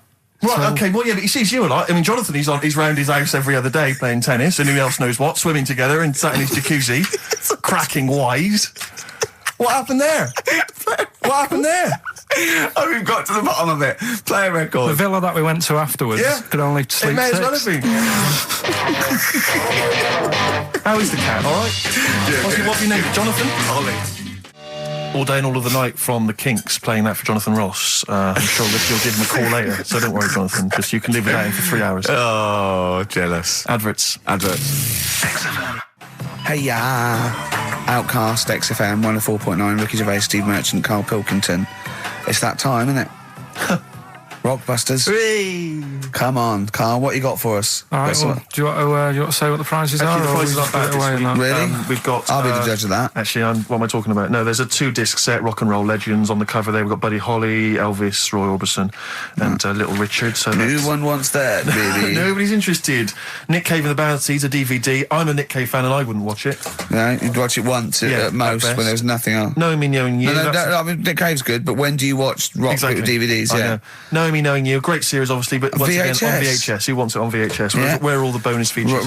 Absolute pointless The only so thing far. that's half decent is this enormous hardback League of Gentlemen book, which is the scripts and all sorts of other stuff. If you're a League of Gentlemen fan, you'll love it. If you're not, I guess it's a good Christmas gift. If you're not a League of Gentlemen, there's nothing in this for you. No, exactly. So... So, you know, you can either enter for the hell of it. A pile of rubbish. What's the show? Well, not as bad as the competition, I suppose, so... Go on. Well, you know how it works. Cryptic clue. It's not really cryptic, it's usually wrong. Kind of is. Yeah. Right, so the first one, there's 3 of them, you get them right, you win the stuff. First one... I'll get them close, I mean, because you could win this if you got one right, possibly. If you go to Chepstow, you will.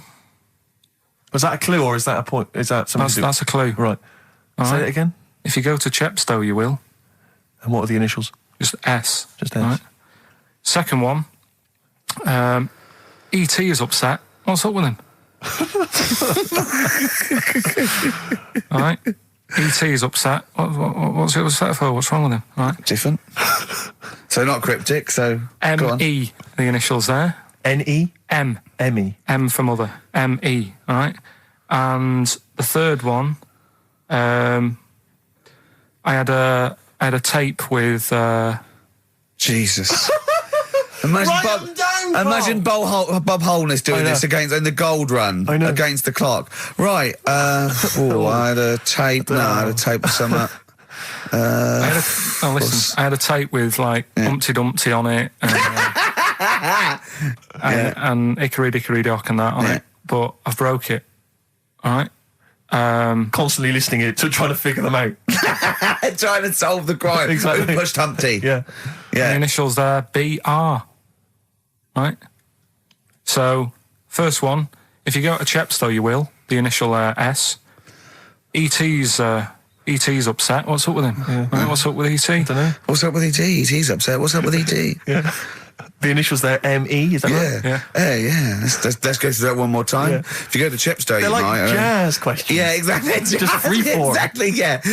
E.T.'s a bit upset. What's that? What? Hey, dude, what's the matter, man? And I had a tape with like Humpty Dumpty on it, Hickory Dickory Dock, stuff like that. Doesn't work anymore. What's gone on there, right? What's gone on there? B.R. First time we said, well, you broke it. Well, I broke it then. Is that important or not? Yeah. I broke it. And so it's B. B.R. Okay. Right. Okay, well, you can text if you have a mobile phone. So everyone, there's no excuse to not take part. 83XFM is the text, 83XFM, or the phone number. No, we're not doing the phone, obviously. We don't I think I know what the B might stand for. And otherwise it's ricky.gervais@xfm.co.uk. We'd love to hear from you.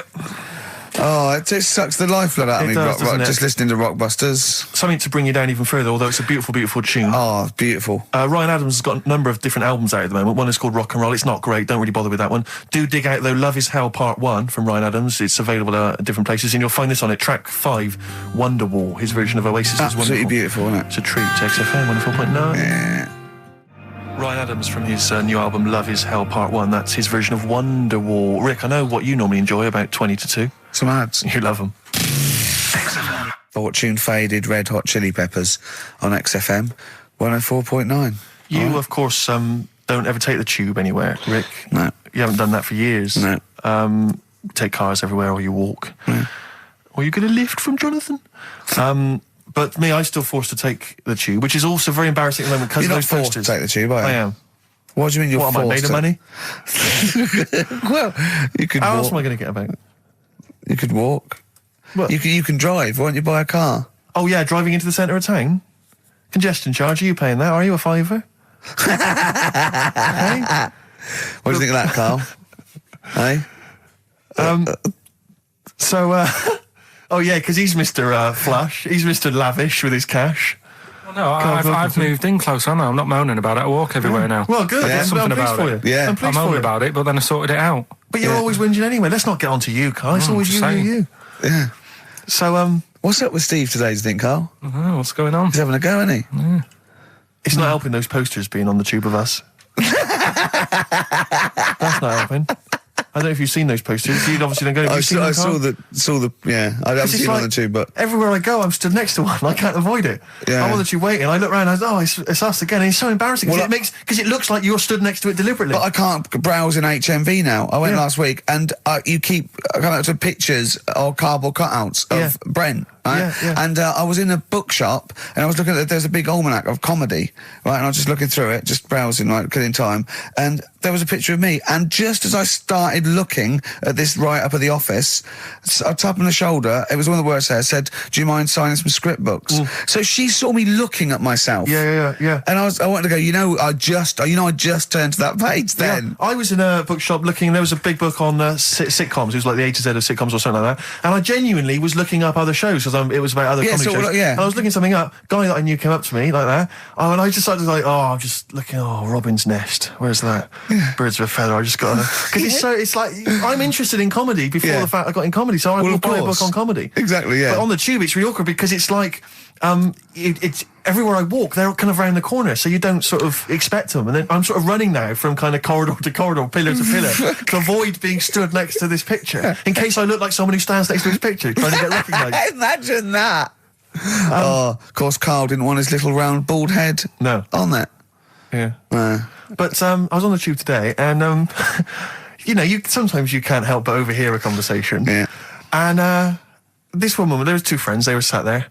And one woman said, she just said, I must tell you this. I was in the pub last night, and Dave called, and I said, Dave, he said, I can't hear you. I said, Dave, it's not, he said, I can't hear you. So I held the phone up so he could hear all the noise in the pub. That was it. That was the anecdote. That was the story. And I wanted to lean over to her friend and say, unless this woman has given you a kidney or saved you from drowning, do not be friends with her. Break up this friendship. She hasn't got anecdotes. Because what's that? And I've got acquaintances like that where you speak to me, get cornered at a party, this is the person who has not got anecdotes. The anecdotes, they're not stories. That's it. It's like you're expecting for something else to happen. Never does. Well, I was with Danny Baker yesterday. Oh, yeah. He's a brilliant bloke. Great guy, First time I met him, and we got on like a house on fire. Put his number straight in your mobile. Well, we've exchanged numbers because he's got some great anecdotes. You had to delete mine because you only got so many. I might write with him because he's funny. He did this thing and it was absolutely brilliant. He's doing he wrote a documentary, and he's a great guy.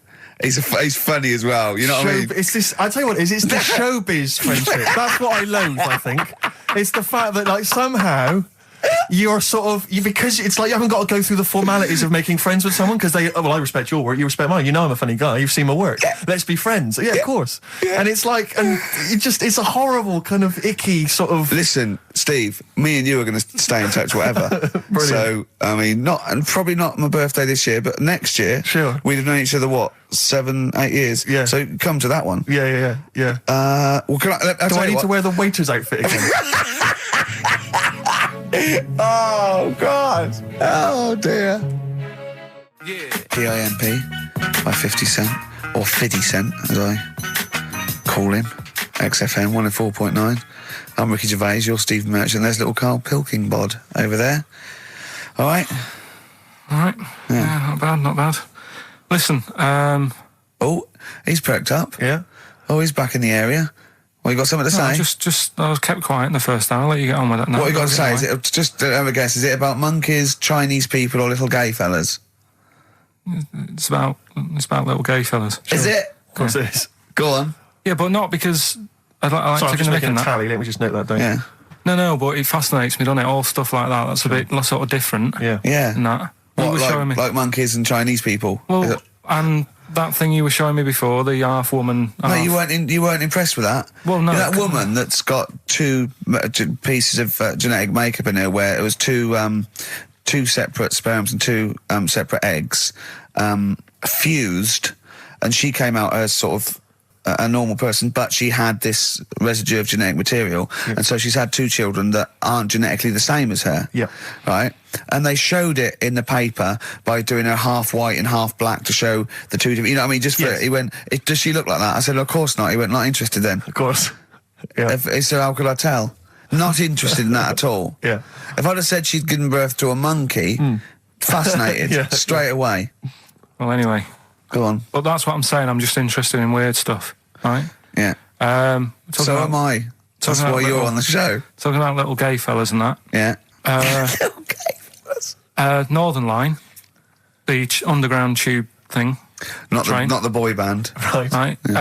Apparently, on a Saturday night late, I don't know what that is. What time late is in the sort of gay community, as we've discussed before. Yeah. But apparently, the last carriage on the Northern Line, they all get in there. What do you mean they all get in there? They sort of take over the last carriage of the Northern Line on a Saturday night, Right. and it's like the gay carriage. Right. And what exactly do? They just travel about on the Northern Line? You know, just have a chat and that, and like just Stick on the communards. How do you know? Someone tell me. See, this, I mean, I'm glad you've informed me, because it wouldn't bother me, but I feel I should be told about these things, because I'm likely to stumble onto that carriage by mistake. And I'm not, it's not that it'd be a problem, it's just I might feel a little uncomfortable if there's a lot of people in, you know, the black the black leather gear and the moustaches, the hats. I mean, to be quite honest, they'd be annoyed. Of course. Because they'd be expecting something a little bit, you know. What do you mean? Wow. They're good looking, most of them. Sure. No, they are good looking fellas, though, aren't they? What do you mean? What do you They're mean? just a lot of the gay, you know, they look after themselves and that and look good.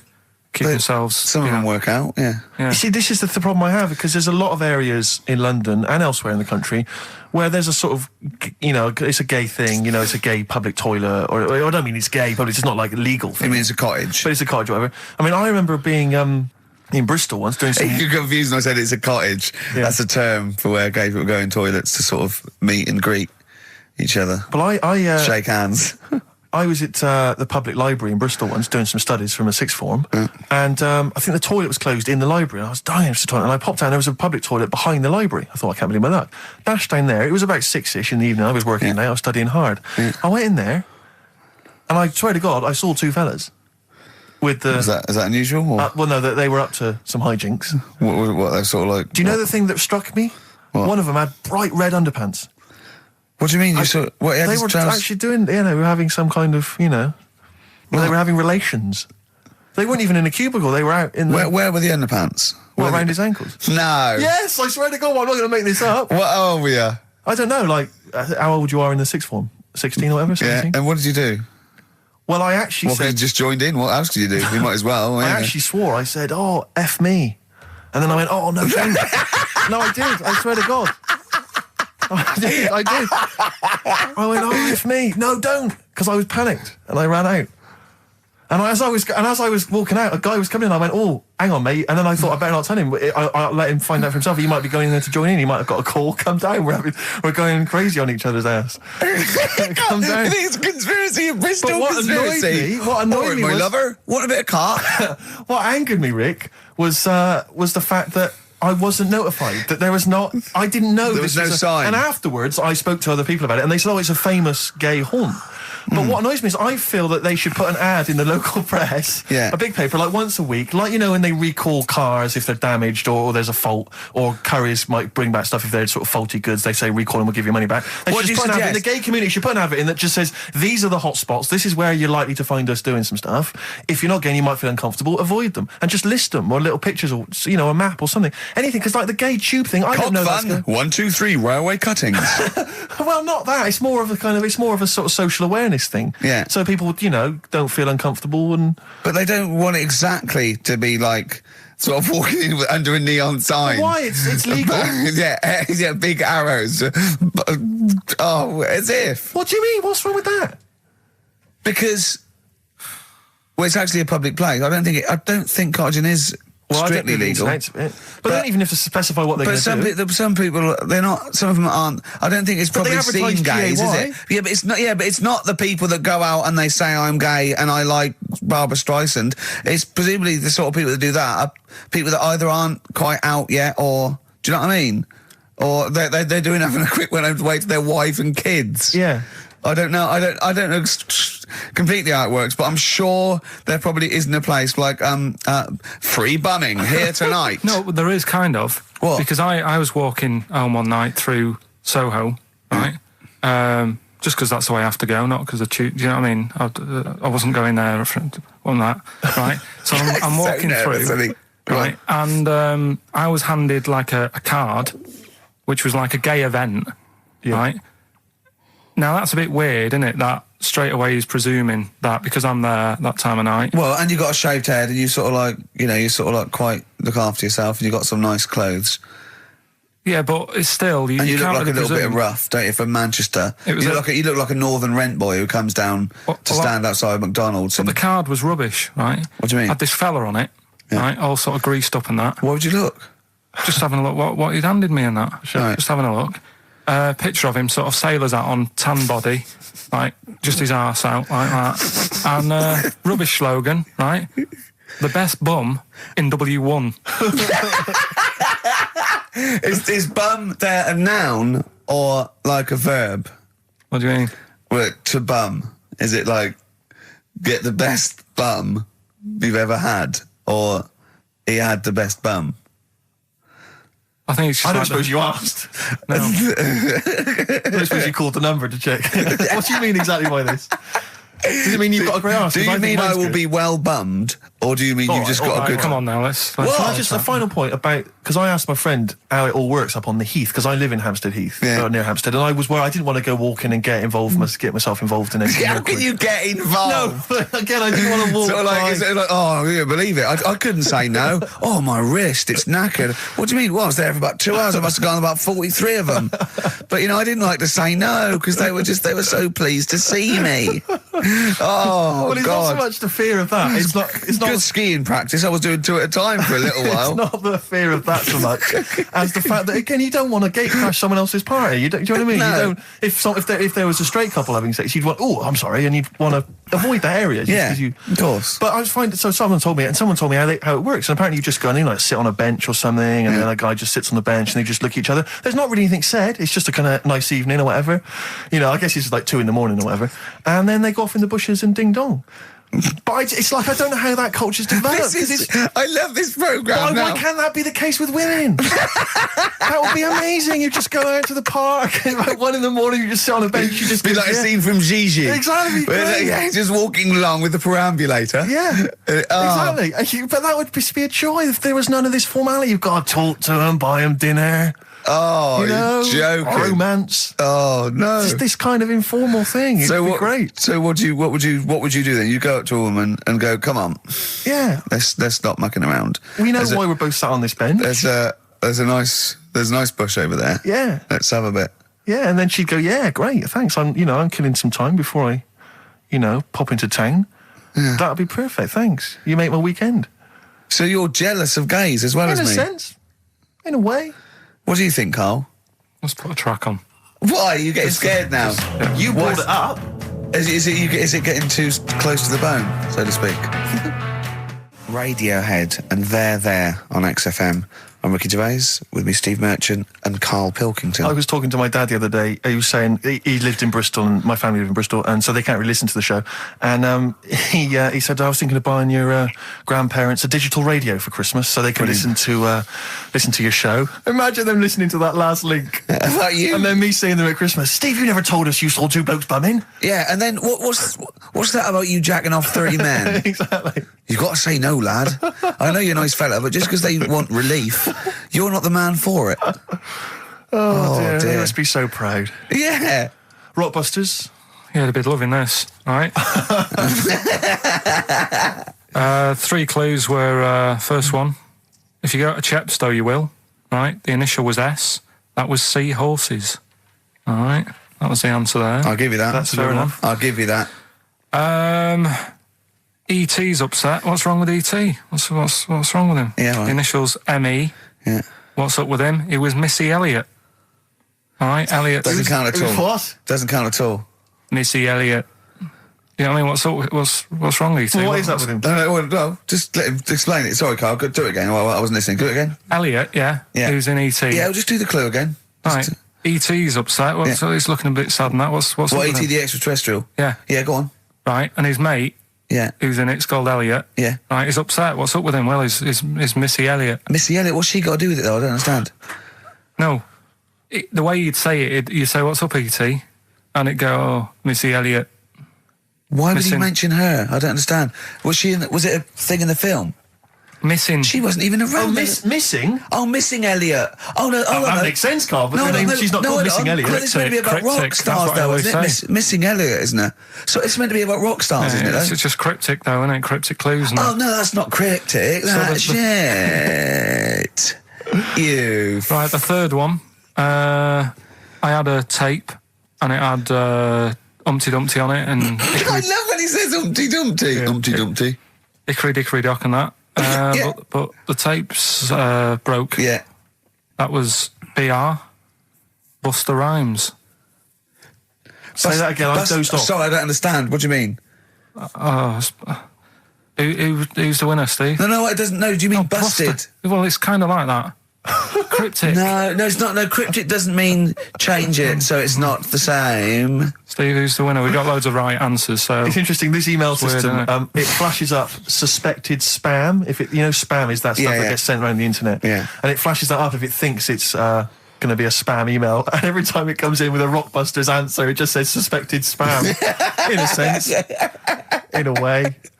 Let's give it to Catherine Jakeways from Hackney. She's got those answers. Rubbish. Absolute rubbish. You know, talking about your parents listening, Carl was in Heat this week, and they mentioned that he does this thing on Sky. What is it? It was this thing with Richard Bacon, some programme about watching telly, and you just talk about what you're watching and that. And he was annoyed because he said because his parents are there, and so he's not doing it. He's not going to turn up because they mentioned it in Heat. And so his parents might watch. Yeah. Why are you worried about that? I don't like them watching stuff, do I? I told you. It dates back to when I did Little Donkey at school. Sure. I don't want people watching me. What's that? Just renew us on Little Donkey. What happened? It was just, I was there to play the drums and that in We Three Kings. I was loving it, I got a bit carried away. How old were you? About 13. Yeah. Right? Really? Probably. Yeah. About 10 probably. Yeah. Go on. 6. Jesus. Between 6 and 13. How old were you? What school were you at? Okay, you were playing Little Donkey. So, and, No. No, but it was one of them schools where everyone sort of was in the same one. Do you know what I mean? Oh, a Manchester school. Just What the do one you classroom. mean? Well, it's like... Sweeping chimneys in the day and then 1 hour of learning. What are you talking about? What school were you at? Was it infants, junior or They secondary? didn't really do that. It was one where... What do you mean? They still have to abide by the laws of the land in Manchester. No, but it was a lot more... Like you had infants, but you also had, the older lot. There's kids there... When you're in the younger year and that, you'd see kids and you go... Talk English and use terms that people do when they're talking about schooling. I don't even want to talk about this. No, how old were you? What? Oh. I'm guessing maybe 6 or 7 or 8. So you went from 13 to 6? Yeah, but like I say, it's hard to remember because... Imagine if you were giving evidence in a trial. Yeah. Oh, yeah, I don't know. Yeah. I mean, I don't know. I can't really narrow it down other than 7 years either way. You know, theoretically, Yeah. he could get called up for jury service. Right, you're on... White Stripes, hardest button to button on XFM. That's a frightening thought that you came up with before the break. That Carl on jury service. Carl could be responsible for someone's rest of their life. Yeah. Because jury service, that applies to anyone. Anyone could get sent the form. I think you're obliged to go unless you have a really decent reason not to. Imagine it was a really, really important trial. But what annoys me is that isn't it supposed to be you're tried by 12 Good of men your and true. peers? 12 good men and true. Yeah. Good men and true. And women, of course. The only these thing days. I can hope is that the defence attorney would wheedle out Carl at an early stage. Oh, yeah, objection. I object. Yeah. Why? I object. Have you heard of something called Rockbusters? Yeah. Well, sorry, you can't just object on that. Okay, then what if I tell you my client, standing trial, is a little gay Chinese fella? And here are some of the tapes Yeah. from XFM. My What would you do? suspicion is he's prejudiced. So how does it work then? How does what work? What do you mean? You do just you get called up and you have to do jury service unless you've got a very good reason. And it's not, I normally have Mondays off. Yeah. Oh, you wouldn't like that. Oh, yeah, or you have to get there at 9 I've got to o'clock. prepare monkey news. Yeah. Oh, you couldn't stand it. Just wouldn't do it. I'd What would you say? say, oh, don't get me involved. Because I got involved once. Don't get me involved! No. What do you mean you got involved once? Well, with the police and that, when I lived in Manchester, I saw a bit of car crime going on. Right. And I got involved. Hassle. Telling you. How did you get involved? You phoned the police? Yeah. Yeah. Because I thought, Snitch. well, I know, well, that's just it. But I thought, I'd hope somebody did Grass. it with my, well. Yeah. So, and it's just a hassle. Loads of phone calls. Canary. Having to stand on a balcony of this, tower block that I lived in. Police shouting up at me. I'm stood there with my underpants on, right? And what it was, a car had been robbed, right? Mm-hmm. So I call up the police and that, Yeah. right? Said, right, listen, car's been robbed. And they said, where is it? I said, I don't know, just across the road from where I live, right? So I tell them where I live. And Where they go, do you live? How old were you? 13? So she's asking loads of questions and that. I'm saying, look, whilst you're asking all this, they're actually getting away, so, will we leave it? And she's like, no, we'll track it down, blah, blah, blah. So I said, well, look, I work nights. What could you see? You could see some I could lads see some lads just pushing a car. Pushing a car. Yeah. That's how they steal cars in Manchester, is it? Yeah. Everywhere else in the country, they're getting in, they're driving them away. In the south, they drive them away. Exactly. You usually sort of like In start the Manchester. engine. It could get away a lot faster. What do the police do? Push their panda car after them. Exactly. Say, come on, lads, don't cheat, don't get in the car. They're just pushing it. It was late at night and that. And I Oh, suppose okay. You don't want to start the engine. Because you don't want to wake people up, not when you're nicking cars. Of course you don't. All right. No, So, no. so is it Late worth at me telling night? you? Hold on, they weren't They were gay. wheeling They it to weren't the gay, bus were stop. they? They were out late, really? Come on, Carl. So what happened? So, anyway, I said, look, don't call me back. I'm going to bed. Right? I've got work in a bit. Brilliant. So, Let's go. What? so that was that, right? Where were you working? Next thing, right? Phone's going. Hello, it's the police again. I said, I told you not to call me. Right? I told you not to call me at home. So, they said, right, the police are outside. Can you go on your balcony? She's like, oh. So I'm 10 stories up, right? Stood on the balcony with like my underpants on. Yeah. Right? And the police are saying, where's the car? And I'm saying, I don't know, they've gone down that road now. So I'm trying to point to them. They're shouting up, saying which road and all that. And I just thought, why did they get involved? Yeah. I don't think they found it. No. It was hassle. The Do you know what I mean? blokes were pushing it too fast. Exactly. They were in the next street by now, weren't But they? this, don't get involved. Don't get in. After that, Imagine him being on some sort of trial where it's like some sort of mob affair. Yeah, gangland murder. Imagine him going into the witness protection. The police just explaining to him, your new name is Jeffrey Peters. Why can't I be called Bruce Wayne? Well, no, Mr. Pilkington, listen. Imagine that. Do you know what witness protection is? oh, go on. Amazing. Look, it's when, supposing you were to give evidence against the mafia, right? You've done a job for them and now you have to give evidence against them, right? Because All right, well, if you're going to do... I mean, all I did was 2 kids nicking a car. Yeah. Don't start messing with mafia. No, listen, of course not, no. But let's imagine you were in the mafia and that you got caught doing something, but instead of going to prison for the rest of your life, you said, oh, well, I can give you Mr. Big, yeah? So they go, okay, give us Mr. Big and we'll let you off, right? So the police go, right, okay. I got handed this leaflet in Soho. So you say, okay, well, I'll give you names. They go, right, we give evidence in court, and you go, yeah. They go, right, we'll have to get you away because you'll be done for. So you give us all the names of Mr. Big, right? We'll give you a new identity, a new passport. We'll let you go and live in Canada for the rest of your life with Suzanne, right? So why have I got to do all that? Because they'll bump you off, won't they? How did you know it was me? Because you have to give evidence in court. So they go, oh, Pilkington squealed. So you got to change all your life? Yes. Yeah. They've killed someone, yeah? Yeah. Well, look, you just know you're giving them in to keep you from going to jail. So you don't want to spend the rest of your life in prison because you're involved in something or assault or whatever. It doesn't matter, Carl. No, listen. How would the mafia know that I've said something? Because you say in court, those are the people. He's Mr. Big. He's Mr. So-and-so. He ordered the hit. Don't you know anything? It's a lot of messing around, though, isn't it? So I've got to leave this job, yeah? Yeah, I think they might try XFM first. I'd have to... What? I'd have to bin Suzanne, would I? No, she can go and live with you. You have to cut off all your ties with your friends and family, though. You can't contact them. You've got to leave them behind. Would she have to change her haircut? Possibly. When did the murder happen? Yeah. What would the new identity be that you choose? What would you choose for yourself? What name? Probably, I wanted to be called Brett when I was a kid. Okay. Right. Brett what? Brett Pilkington. You got to change your surname, yeah? Yeah. Well, yeah. Yeah. Maybe go ex-directory. Where would you move to? Probably back up north. No. Well, no. No, don't do that. Don't do that. Can I suggest maybe Brett Hanson and go and live in Australia or Canada or something. Well, maybe when they're not operating, maybe, and they just forget it. You might have to change your identity as well. You might have to grow your hair. Well, you can't grow your hair, but maybe wear a wig or a moustache. What would you do? What would you wear? So like an afro or something. Something like that. That would be brilliant. That would be absolutely brilliant. And I've got to do all that just because for 5 minutes I stood in a court thing. Yes. And said he's the one who did it. Yes. Yeah.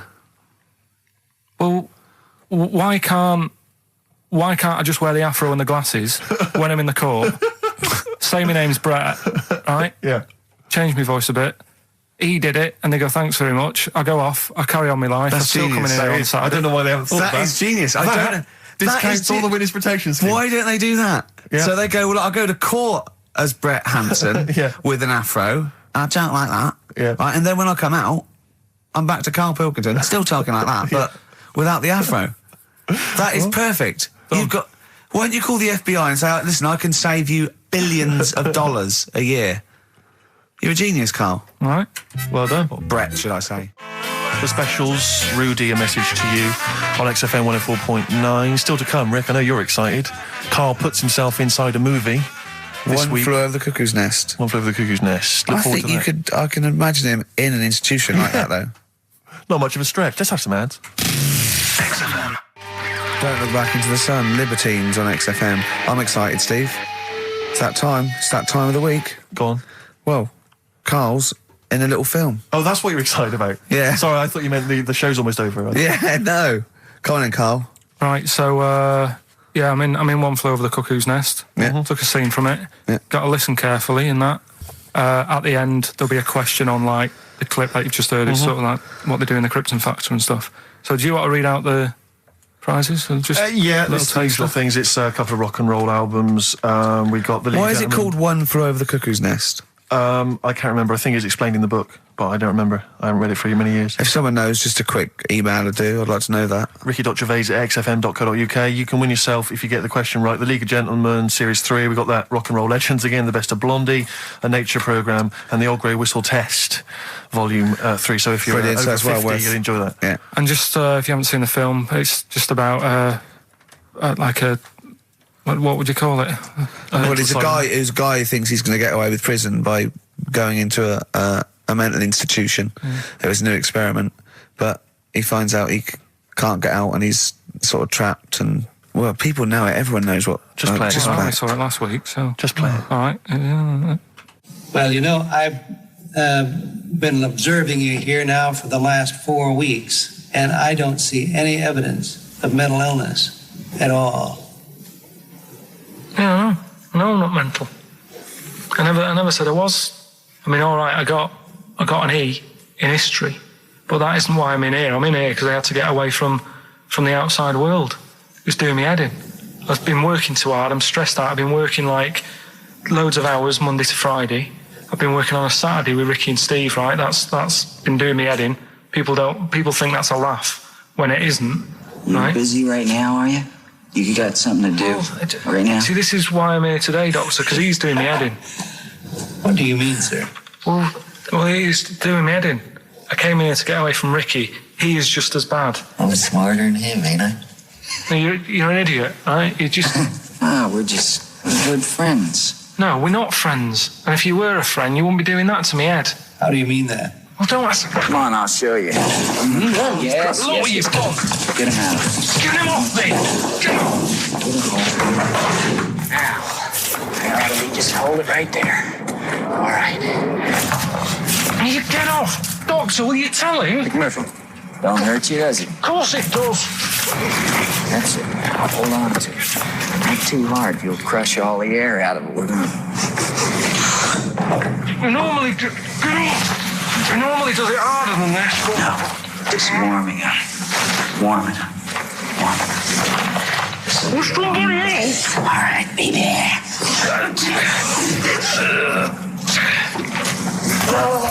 Get off! See what I mean, Doctor? That's what he's doing every day. The state of this. I don't know why you do it, because it's not as if you're going to crack it open. But I tried, didn't I? God damn it. At least I did that. I love it, the effort. Yeah. It's almost, I wonder if it's almost a strange premonition of the future. Yeah. You in some kind of home. All right, well... What's the question? Little question, then. What result did I get in history? Good. All right. Yeah, well, tricky one, that. ricky.gervais@xfm.co.uk. Or text, will we take text? I can't really bother to check the texts. All right, then. Here you know. Thanks for that, Rick. Sneezy. Yeah. All right, I'll play... Prinish Brothers, yeah, it's a lovely tune from their album, what's it called? Yours, Mine and Ours. Blinded by the Stars. Blinded by the Stars from the Prinish Brothers. We've a couple of texts. I do occasionally have a look at them. Go on. We've had one here complaining. It doesn't say who it's from. It just says, wow, really clever homophobic material. Genius. Switching off, idiots. Oh, I don't know what they mean. It was not clever homophobic material. It was just homophobic. Well, what do they mean, though? But how is it homophobic? We weren't being anti-gay. We were saying we don't understand the gay world. And anything that's... We were querying and questioning it. Yeah, and Karl, see, this is what I mean. Karl gets us into trouble. I can't go through Chinatown anymore. It's not really a town, though, is it? Not really a town. It's more of a novelty street. Novelty street with restaurants. Yeah. But I can't, and when we sort of like talk, we get tarred with the same brush as him because the man's an idiot. Yeah. But we often say that. We are not homophobic. I don't think Karl's homophobic. He's confused. He's interested. He's got nothing against Chinese people. He's got a little theory that they don't age well. And these are the sort of things that come across, I mean... They're not meant to be homophobic and racist. They're showing that Karl, I don't know the PC term for this, is a bit mental. Yes. And, I think we're doing our bit by letting him on the air. On the air as well. Like that complaint he got about that woman on, what's it called? Who are you looking at? Yeah. Because he said about, I don't even want to repeat it, but he said something, Yeah, but I never meant to upset anyone with that. No, I know you didn't. No, I know you didn't. No, but I mean, it's on a website now, and to be fair, she does say it was Karl that said it, and we were the idiot presenters that let him on air. But it's like Karl is bad for our reputation. Yes. Do you know what I mean? It's funny to be in a room with him, but then I want to sort of shake it off. Yeah. And I don't know what to do about Guilty it. by association. I know. What have you got to say for yourself, Karl, for some of the stuff you come out with? What have you got to say? I mean, I know the answer. It's absolutely from the heart and genuine... ignorance. and confusion and interest. You haven't got a malicious bone in your body. Well... Towards me, but yeah, other people. But again, he's just honest with you. He says... don't repeat what he says. No, don't repeat it, just leave it. But it's not as bad as some other things. But he says, remember you just say that when you first met him, he looked a bit odd, but you got used to it. Yeah. Now that's from the heart. That's like him sort of like being honest and nice, but he doesn't know what that... And we can take it, of course. Well... What have you got to say for yourself? I haven't got anything to say, really. I mean, there's been other weird stuff going on in the week and that. Go on. No, I might as well talk about it next week, because we're wrapping up. All I'm saying is I talk about what's gone on. Yeah. Have we know got what I monkey news? Have we left monkey news behind? Monkey news, come on! What happened? You can't offend monkeys. I'll tell you what is annoying. What? Steve's told me about a film that is about a monkey going off with a woman. The Charlotte Rampling thing where she... It's a film called Max Mon Amour. Yeah, she has an affair with a monkey. Go on. Yeah. Oh, what happened? You wouldn't like it. We can't go into You it. wouldn't We need like it. monkeys. You wouldn't like it. It's not like, it's weird and you wouldn't, Carl, it's not like a nature programme where he wears a bowler hat and can talk. Okay? The nature programmes that you seem to see. Yes, I'm trying to think. I haven't seen that one. No. Yeah. Come on. Do monkey news. Well, monkey news this week. Play the jingle. Oh, chimpanzee, that monkey news, Right, it's about this monkey that was knocking about in the 1950s. Right. It was known in the sort of LA area, right? And apparently, again, I haven't really checked all this out. I've just picked up bits that look interesting. Yeah. Wore a golden mask and like a cape and a leopard skin belt and stuff, right? So people didn't know that he was a monkey. Of course they didn't know, yeah. They thought it was this bloke who's going around and he was helping out crime situations and stuff. Right, you're an idiot. So this disguise, that you see a 3'6" bloke with arms the length of his body. No, but that's the funny thing, right? They sort of thought, it's a bit odd, he's stocky, yet extremely flexible. Yeah, and hairy, because he only wore a white mask and a belt. And a distinctive jawline and stuff. And then, right. apparently, like, he used to sort of get to his... Nothing we say gets through, does it? You've decided you can picture this monkey going around solving crimes, and it's... telling you. Let him finish the story. Time's running out. So it sort of get to its crime by, like, swinging from the trees and stuff. Of course it would, right? yeah. But people just thought it's a normal fella. Of course. Then what happened was... This is the bit that's going to annoy me, isn't it? He helped some fellas out, like, and for a reward, they were like, do you want some money? You've helped save our lives during a crime and stuff. Do you want some money and that? And he just went straight for the shopping bags, got a couple of bananas and apples, right? And as he was bent down, looking into the bag, getting the bananas and apples, they pulled his mask off, little monkey. So he wasn't allowed to work for the police anymore? It ended there. Sure. Weird, isn't it?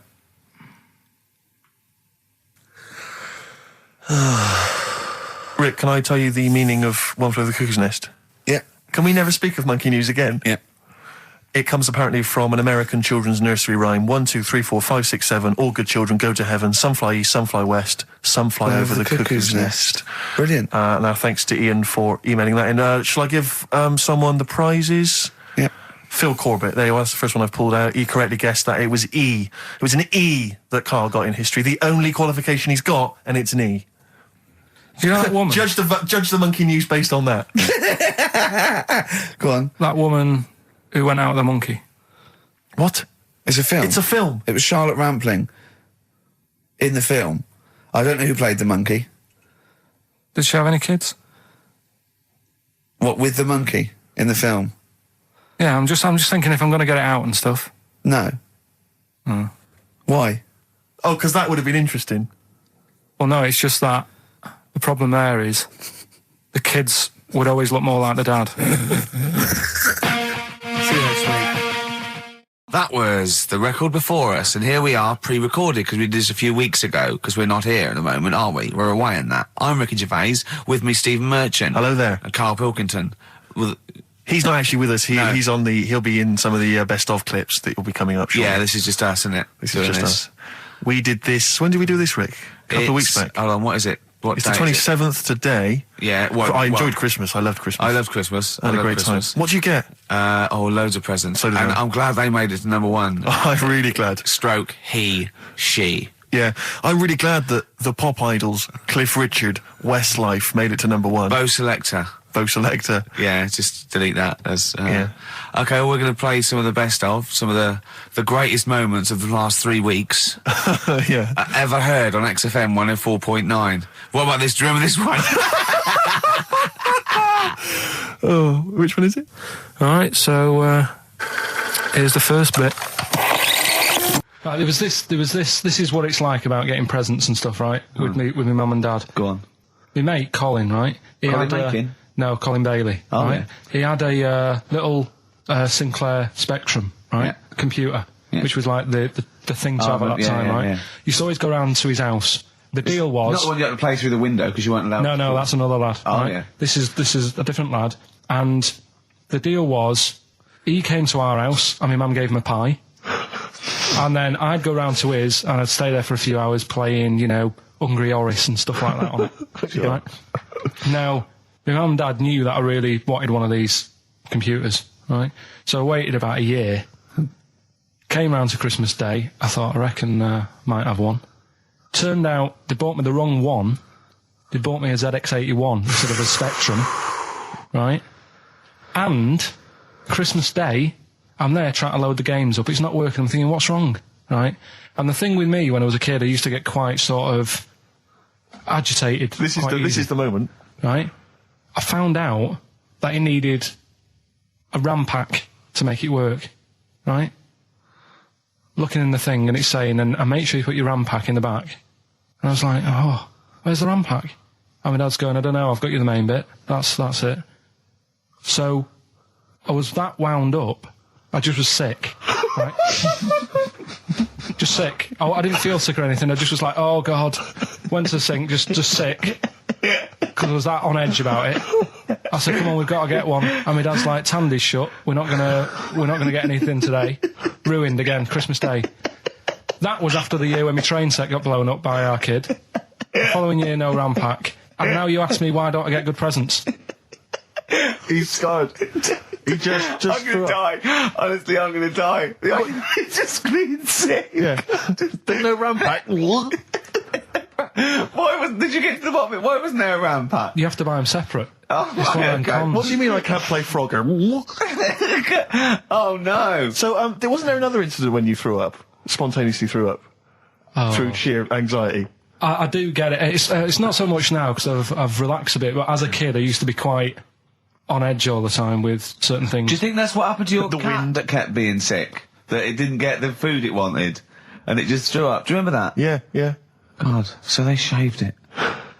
No, like, again, I spoke to you in the week, and I had much better things, like when I tell you about Brian Blessed climbing Everest, and for some reason it made him, it played havoc with his belly, and he followed through, and he had to clean up. Shut himself? Yeah, using ice and snow. Why are you telling me that Brian Blessed... in what way is telling me that Brian Blessed shit himself once in any way educational?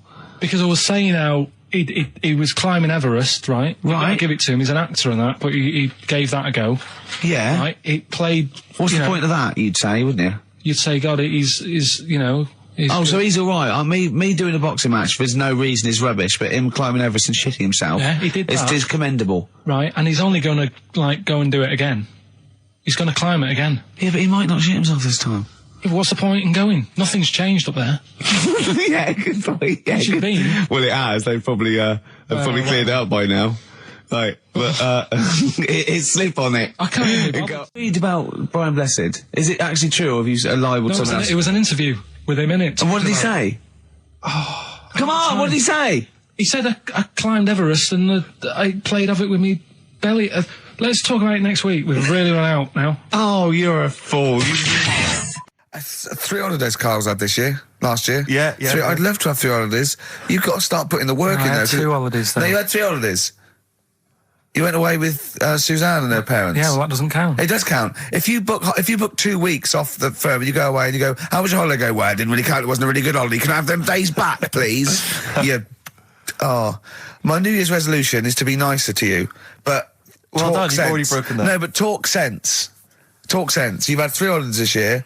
And I'm just saying, you're in your 30s now, and 30s is when you should be really putting the work in. That's true enough. To reap the benefits in your 40s, 50s, 60s, 70s, 80s, 90s, and 100. Carl, what's your New Year resolution? What about think before you speak? It's worth... See, I'm allowed to laugh. I'm allowed to laugh at things other people say, Carl. That one, that is a good suggestion. How was your holiday, Carl? It was all right. Right, brilliant. But that, I don't see, on the ratio of good to bad in Carl's mind, that might be amazing, because we never hear him sing the praises of anything. I'll tell you what, can we have, a cracking little tune, and then come back and hear about Carl's holiday? I'd love to do that. Let's keep it tight. Love to Tear Us Apart by Joy Division. Now, I can't put my finger on it, but that doesn't sound like the original. And it's off a compilation. It sounded a bit fast. I think the vocal was slightly different. If anyone can, you know, put me out of misery, I think it might be in a session of the time or something. Carl, is it a New Year resolution for you? Another one. Maybe when we ask you to get a song, get the original single version. I could be wrong, not some but obscure session. Yeah, it does seem different, doesn't it? Very odd. Yeah. Maybe we just remember it wrongly. But anyway, that's XFM for you. 104.9, I'm Ricky Gervais with me, Steve Merchant. Karl Pilkington. Carl, you went to Lanzarote. Yeah. People said don't go to Lanzarote. They told you it was Lanzarote. They told you, were they right or wrong? They were right, yeah. Really? Yeah, it's a bit ropey, yeah. Is it? Why? Just, out there. If it wasn't for the volcano they had, it'd been knackered. That's their big draw, is it? That's it, basically. That's all they've got going for them. When you landed, was it really hot? Were you quite excited? You were thinking this is okay? It was warm. It's, you know, we can't complain about the weather. The weather was all right. Sure. You know what I mean? That's what I went for, but it'd be nice if there just was something else. Yeah. What did you do all day then? Did you read your ritual book? No, I didn't read that. I read that book. Do you know the book that I bought and all the chapters were messed up? Oh, yeah. I bought a better version of that. All right. And I read that. Excellent. And then... Did it make more sense in order? Yeah, a lot easier to follow. Yeah. And then we went and had a look at the volcanoes and that. They've got 36 of them to look at. How many did you look at before you realised that pretty much, you've seen one volcano, you've seen them all? Probably about 6 or 7. Really? Yeah. And then when you got to the 8th, you thought, now I know what this is going to be, Suzanne. This is going to be like a mountain with a hole in the top. Yeah. Really? But it happened years ago as well. It's like, just keep a couple, fill the rest in, tidy it up. Fill the rest in! Yeah, no, Well, getting some builders. No, seriously though. Okay, 4 million tons of concrete, please. They're an absolute death trap. Yeah, what do you mean fill them in? Do you know what a volcano is? It's just a hole, isn't it? That's happened. Well, it's more than the hole. It's more a portal to the magma in the centre of the earth. Back in 1730 it happened, and they still haven't sorted it out. Well, when you say it happened, volcanoes were made a lot longer ago than 1730. No, but the one that did Lanzarote in. Right. Sort it out. What would you suggest? Well, How can tidy they up. fill it in? It's joined. It's all joined. No, but what I'm saying is, the big plates of the earth are all joined. It All was the a disaster, magma's wasn't it? joined. With the trade centre thing, that happened. They cleaned it up, sorted it out, they've moved on. That's what I'm saying. Whereas Lanzarote have just gone, leave it. It happened back in 1730. You misunderstand me. How, in the name of God, can you fill in a volcano? You ignorant twit. No, but it's not just the holes. They've actually left the lava everywhere. That's what I mean. It's not just the big holes. There's lava everywhere. But it's molten rock. They can't just pick it up like they're like a carpet. Put it in the holes. The holes are there ready. Just push it all in. That's what I'm saying. Do you know what a fable is? I've got a rough idea. Okay, it's a thing that uses sort of metaphor, analogy, just to explain sort of morals. I mean, they're very very old for a start, and it's all. I'll give you an example of one. A quick one. Oh, the one about the dog with 2 bones. He goes to a dog's got a bone. He sees a reflection in the lake, and he thinks, "Oh, that dog's got a nice bone. I'll have that." And as he goes to get that one in the reflection, he drops the one he's got, and that's one about I think I was told one when I was younger. Go on. I think it was one. This young lad, he's got a dog, right, and he's about 8 years old. And this dog, he's had it since he was about 4, and it's a bit tired now, and he chucks sticks for it, and it doesn't go for it. And he's saying to his mum, "Oh, I want a new dog because this one's useless. It doesn't do it doesn't have any fun with me." So they say, "Oh no, but Rover's a good little dog. You should look after it." And he's like, "Oh, I don't like it. I want a new one." So they buy him a new puppy, and it's running around, yapping about, and he's loving it, and he's playing around with it in the grass. And then one day he goes to the park and he's messing about and rolling about with it, and he falls into the lake, right? And the little puppy's like yapping at him, and he's going, help me, the little dog's yapping. And then the old dog comes and gets his collar, and it pulls him out of the lake, and he goes, "Oh God, why did I forget about you? You're the better dog." And he loved that one again rather than the puppy. I got a feeling that was Lassie. Well, yeah, that was an episode of Lassie. What's the moral? What's the moral there, Carl? What's that telling? What's that explaining through analogy? Sort of, don't forget the old. Look after old people. I remember there was one I heard once about a young boy who got trapped in a lake inside a cage. But he loved his trainers so much. He wasn't going to get them wet. But even though he had to get out there, and even though he thought that was the important thing because it's material value, he actually drowned, and the trainers were no good to him then. That was Bowie and Waterloo Sunset. Love that. Love the original. Love Bowie. Bowie was my gig of the year. These are my singles of the year. These are our clips of the year. I'm Ricky Gervais, with me Stephen Merchant. We're just picking some lovely little bits and pieces. Do you remember when we talked about this?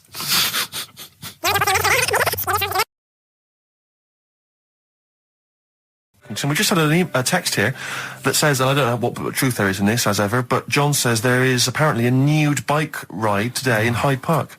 Now, I can't believe that's the case, because I don't think it's allowed, is it? You can't ride around with your veg, can you? I don't know. Why would you want to? Well, good point. On a bike. On a bike, I love the fact that that's what disgusts him. Do you know what? If we did appeal for a nudist to call in, I'd want a very specific sort. I want a German nudist, a middle-aged man called Helmut. Okay. If there is any, or the closest one to it. So I want a middle-aged man from Germany. If your name is Helmut, you're in. But I'll accept Hans. Carl would be good, wouldn't it? All right. Yeah. I think I'm wondering if the age might. Maybe we could broaden. Okay, out just a German nudist bloke. Right. Could he at least be fat? Can I find a fat German fella? If your name's Helmut, we're going to give you a big prize. Yeah. But any fat German fella who likes to get his sausage out. Sure. Okay. It's sauerkraut. Yeah. What's the phone number? 0871 222 1049. It'd be good just to get an email or a text with a contact, wouldn't it? And then I can just call them up in the week. Sure. And 83936 is the text number. I don't know what our audience demographic pans out like, Rick, but I'm suspecting that's probably a fairly small fraction of our listenership. I know, but there must be someone out there. If you know a fat German who likes to get his tackle out, phone's going. Straight away. Just answer it, Carl. Just answer it. Just potluck. It could be anything. Well, just see what it is. To be fair, it could be a nutter. But just say hello. Just tell your turn. It's not straight away. He'll stay there, won't he? He'll stay there. Well, answer it. Answer it. Leave it. Answer it. Oh, you see this? It's gone. It's gone. There you go. He bottled it. So, just as well. Well, you took too long to answer it. There's a vicar in Australia who started sort of doing his services and all that in nude. Hot, isn't it, out there? Yeah, where'd you get the churches aren't. Churches are pretty cold. It was on some website. Of course it was. Yep. Just saying about a vicar and that who's there's a lot of nudists and that who want to get married. Do it, don't mess about with the wedding dress and that. Just snip up. Cheaper, isn't it? Well, I suppose it's so. I suppose if you believe in God, you believe that that's the way to be in it, because Adam and Eve and that. Yeah, but then in Adam and Eve, the shame made us dress up, didn't it? Yeah. Eating the apple and things. Yeah, but God didn't want that, did he? No, he wanted to see it all. He was loving it. He was having a whale of time getting a life full of all of that, and then the snake said, cover yourself up. Stitched him right up.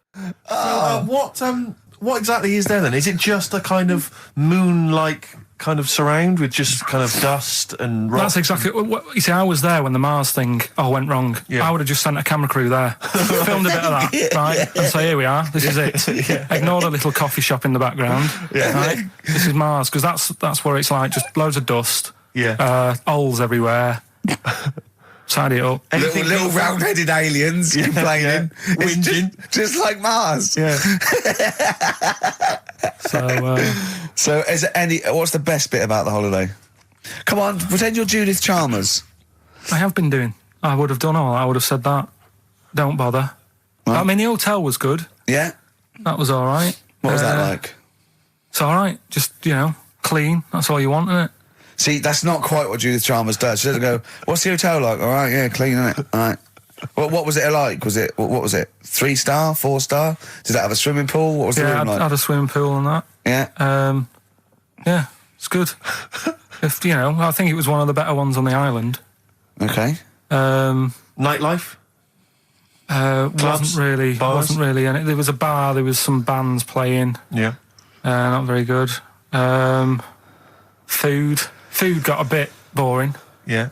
It was always the same food every night, but they sort of themed it and made out as if it was different. So, like, on Mexican night, it'd be chicken with a nacho on it. Right. And Chinese night, sort of chicken with a little prawn cracker on it and stuff. Sure. But that got a bit boring.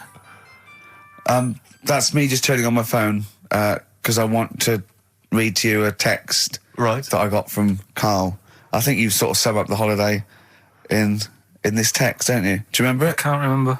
Let's have a look. Let's have a little look. Instantly, what did Suzanne, your girlfriend, make of it? Similar view to you, that they should fill in the holes? Yeah, it's just that thing, you see, I went on a coach trip, right? And you go and see the volcanoes. Like I say, there's 36 of them. Yeah. Which, you know, how many do you need? And when we're on the coach going round all these volcanoes, the fella on the front's going and look out your left window at the moment, and there's a volcano. And if you quickly look out at the right-hand side there, there's another one. Right. And on the left, he's just like, all right, we've seen it. Sure. Do you know what I mean? Yeah. And that trip, I mean, we'll talk about that trip in a bit. Right, this is the text I got from Karl, right? All right. Been up to a volcano. Been in some dead artist's house who built his house in the lava. They said they would show me science with volcanoes, but all they did was chuck some water in a hole and it shot up in the air. No dwarves in the canteen, no scousers here, but there is a Swede woman with a big head. She looks effing gormless with a cap on. All right? So a little reference there to... A Swede woman? What's that mean? Do you mean Swedish? Yeah. Or she looked like a vegetable? No, the Swedish woman. But they've all got sort of quite big bill, aren't they? And I sent him a text. Oh, well, it's just good to be on holiday because, you know, I'm working. He sent back, so am I. Just been watching Sky News. There is a school for monkeys who want to get a band together. Is that monkey news for later?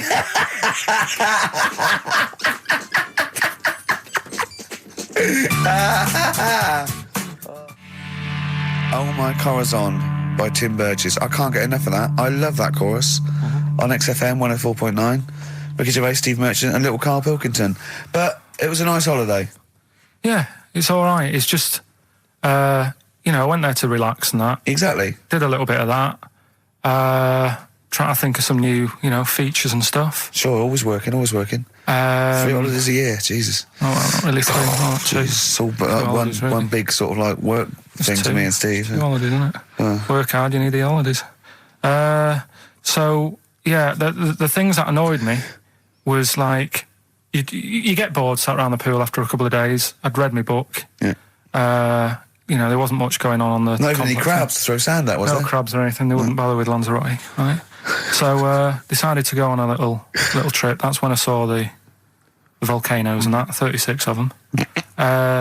So, we go on the trip, and the thing that annoys me, it does happen every holiday that you go on. If you go on a sort of a package thing, they have these trips, right? And you pay about 40-odd quid, and they give you some wine to sort of make it feel like you're getting your money's worth. But how many of these trips have you been on then? Loads. Probably about 12. More holidays than I've had. Go on. Yeah, so anyway, so you're on the coach, right? And they take you for the volcanoes. They took us in the middle of nowhere. Yeah. Right. There's nothing else round there. Sure. It's like I say, it's like Mars, but with holes in the ground. Yeah. Right. And they sort of drop you off, and they go, right, everybody, see you back here in an hour. There's loads of volcanoes for you to look at, and a coffee shop over there. And you know for a fact, right, you don't need an hour there. You could just say, well, just keep the engine running because I'll have a look in this hole, we'll get back on, give us 5 minutes. Don't need an hour. Absolutely. But you know that they've got something going. It's a backhander, definitely. What, with the coffee shop? Definitely, yeah. They go there.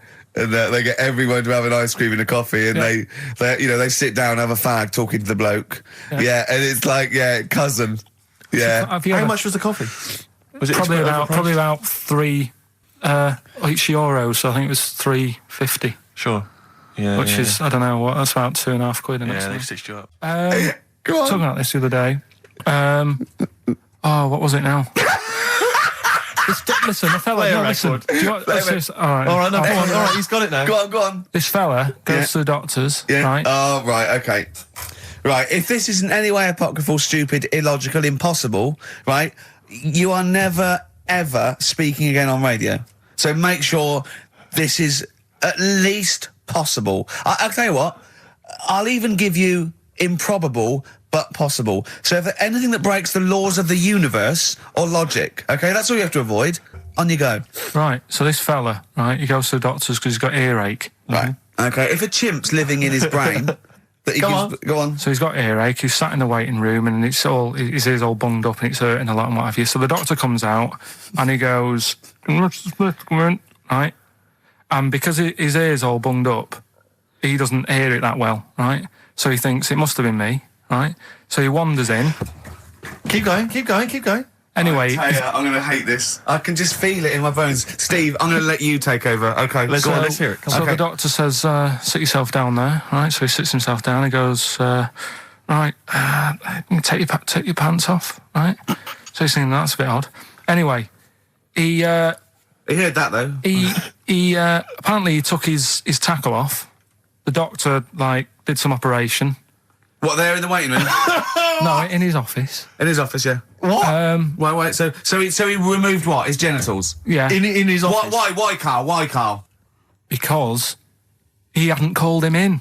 Oh, he'd called in the bloke who wanted his testicles taken off, and he didn't do it. What?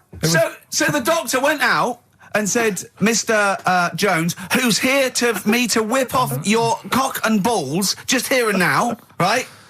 Bloke comes in, didn't it? It must have been me. So the bloke who wanted his balls taken off didn't say, I think he said me. So he didn't interrupt then. So the bloke goes in, he starts taking his testicles off, and he doesn't say, I'm here for me ears. What are you doing with that? That is a blinding record. And before that, Rick, what do you make of those adverts? They were great, weren't they? I like them, yeah. I'm going to buy all them products on the way home. And that's endorsed by Ricky Gervais. He's won awards. Yeah. Rick, do you remember this?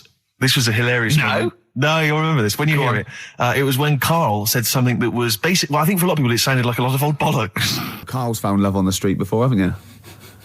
How's it going with your bird, Karl? Are you married? No. How long have you been out with her? Going out with her? 7 years. Because, you're quite a simple man. Yeah. You're sort of a simple in a nice way. ways. I mean, you're like Helen from Big Brother. Yeah, you're sort of nice enough, but I look normal. Well, yeah, you sort of do. But you could be one of those that just suddenly go mental with a pen. Yeah, do you know what I mean? Stab people through the eyes. Yeah, you sort of look normal. But if I wouldn't really want to wind you up to a point of frenzy. How did you meet your girlfriend? Through work. What, through her work? What, you phoned up and said you worked at the same place. Oh, you're right. Yeah. You're quite an enigma, aren't you? Could you give us more on that? At work. You met her at work. What, she came in selling sandwiches? She was going through the bins outside. What do you mean you met her at work? Why are you having an attack on me? You're the one who's sad and lonely. No, he's done you again. Yeah, but what I thought was interesting was I just scratched at him and he just went mental. Yeah, no, it's like a bear caught in a trap. It's funny, isn't it? You'll never learn. No, I was just interested to find out what the story was because it might be a really romantic story. Well, it's not. All right, jeez. I love the fact he doesn't want to talk about his love affair. I was thinking about you in the week, and does it worry you? I mean, you sort of joke about it now, and we're talking about it in the office, is Steve really touchy about the way he looks? And, what's this? Where's that come from? He's done it again. He's done you again. I was walking home the other night, and I was thinking about it. And do you worry that when you're old, you will be on your own? You did start it, though, didn't you? Well, Karl, I'm glad you brought this up. because I mean, for me, a lightweight, frothy entertainment show on XFM on a Saturday afternoon is exactly the place where I want to discuss the desperate, lonely future that's inevitably coming my way. Oh, God. I'll tell you what will cheer you up and forget all that. A bit of Embrace. Oh, one of the most hated bands. I'm a little bit concerned about your toilet discussion. What exactly is your point again? I was just a bit bemused. You see, it's a tricky one. All I'm saying is, right, there I was at the pub quiz. I go to the toilet, not thinking about anything. I try to go, right? There's a little gay fella next to me. I love this little gay fella. Now, the weird thing is, there's nothing stopping him having a little glance, right? Because he's allowed in the fella's toilet. Yeah. Now I'm not allowed to go into the woman's toilet and have a little look round. Right. So all I'm saying is, should they have another toilet area? What, for gay people? Yeah. And so this would be gay men and lesbians? Is that going to complicate things? Well, I mean, I can only assume. I mean, to what point? Ask you a question, right? If you're intimidated, that's a shame. But you know, most gay men aren't looking at your knob. You know that. What do you mean? I can only say that 99.9% of gay men who use a urinal standing next to what they assume is a heterosexual man aren't looking at his knob. And what they're doing then? They're emptying their bladder. No, but the thing is, I can't talk. You're saying like, you know, about would you have one toilet for lesbian women and gay fellas, right? Well, does that mean? Would it be mixed? Would it just be? Would it have a man on one? That's heterosexual man. One little picture of a woman on the other, and then what? What would the little icon be? A man and a woman. A man and a woman. Just having a chat. Yeah. In pink and dot lines. But you couldn't mix them, because then what would happen is you'd get people who are going, oh, I'll play up to this a bit. What, pretend to be gay? And yeah, you know, sort of grow a moustache and shave their head. And pretend to be a lesbian. Right. Yeah. So, I see, so you know people pretending to be gay so they could go in and have a look at the lesbians? Yeah. Right. So that would mean that we need 4 cubicles now, would we? Yeah, no, this is fine. 4 cubicles. So every pub now... How many toilets do we need at the Every moment? pub's now got 4 toilets. Oh, Carl, bisexuals. Yeah. Now, interesting. Bisexuals. How many toilets do we need now? Call the council. Do you use any? Huh? No. No, because they're interested in everything, aren't they? Because the little bisexual fella will be looking at your knob. Right, with them, what you do, you just have a door, you open it, and there's one urinal there, so you can't get a queue.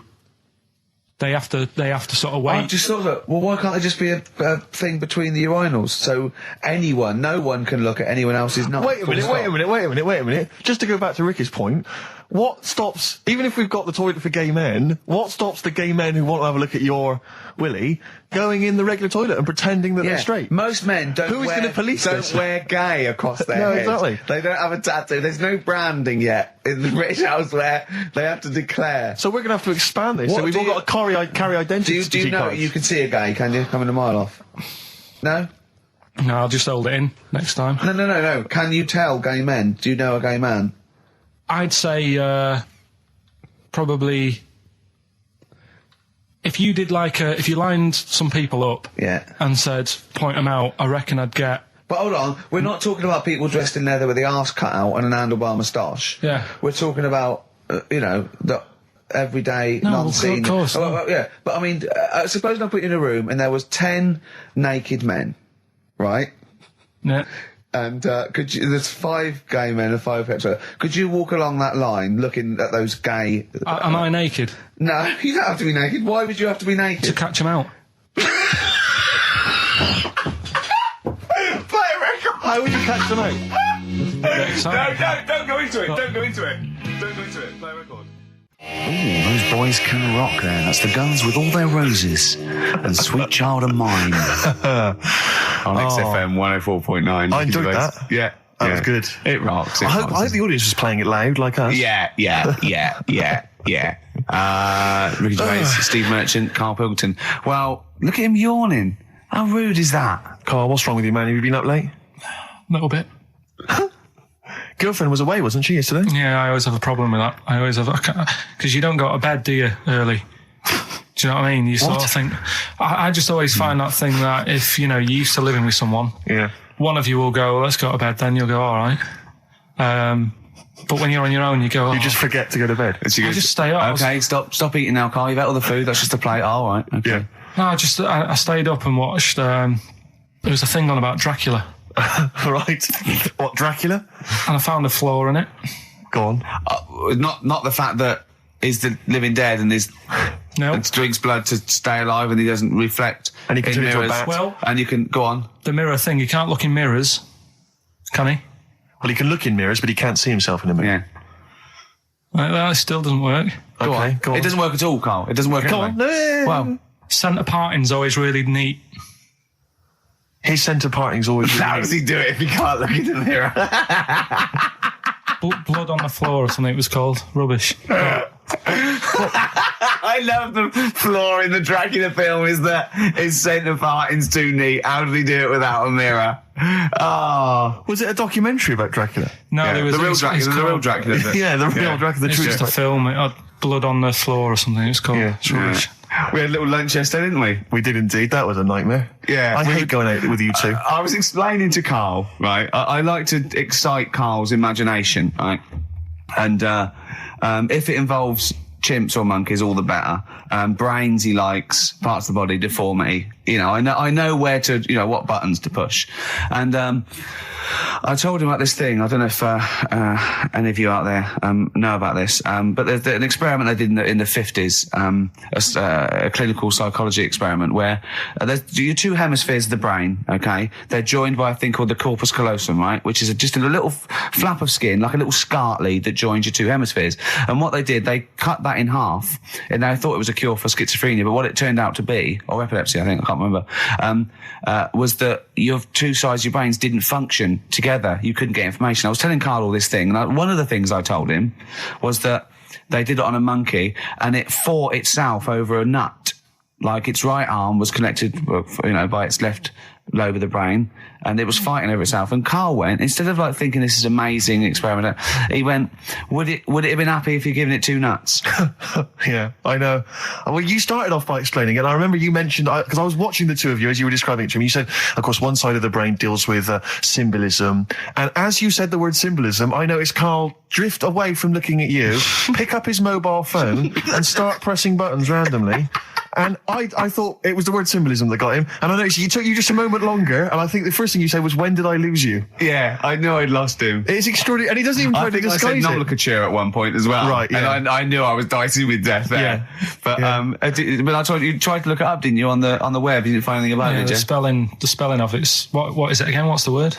Corpus callosum. Yeah, so I couldn't do it. No, there's no point. Don't bother. Give up. Don't bother. Give up. So if anyone knows any interesting facts about that, But yours hasn't been cut in half, has it, Carl? That would, again, might explain something. I'll tell you what we will be talking about later. I don't know if you're sort of aware of them, Steve. Go on. Bonobos. Oh, I don't know much about bonobos. I told him about he was looking for stuff. I said, put in bonobo. He was having no luck with chimp. And they're a form of chimpanzee, but they're even closer to us, evolutionarily speaking. They've got their social groups are more like ours. They're more intelligent. And he was loving it, weren't you? So is it human bonobo Carl? Is that how it works on the evolutionary ladder? Chimp Carl. Yeah. Yeah. Talking about them. So we're talking about bonobos. You're excited about that? Yeah, That's coming up in Monkey News? No, I think it's a bit of a monkey bonus. Placebo, Bitter End on XFM 104.9. This is pre-recorded. We recorded this a couple of weeks ago, before Christmas. I hope you had a great Christmas.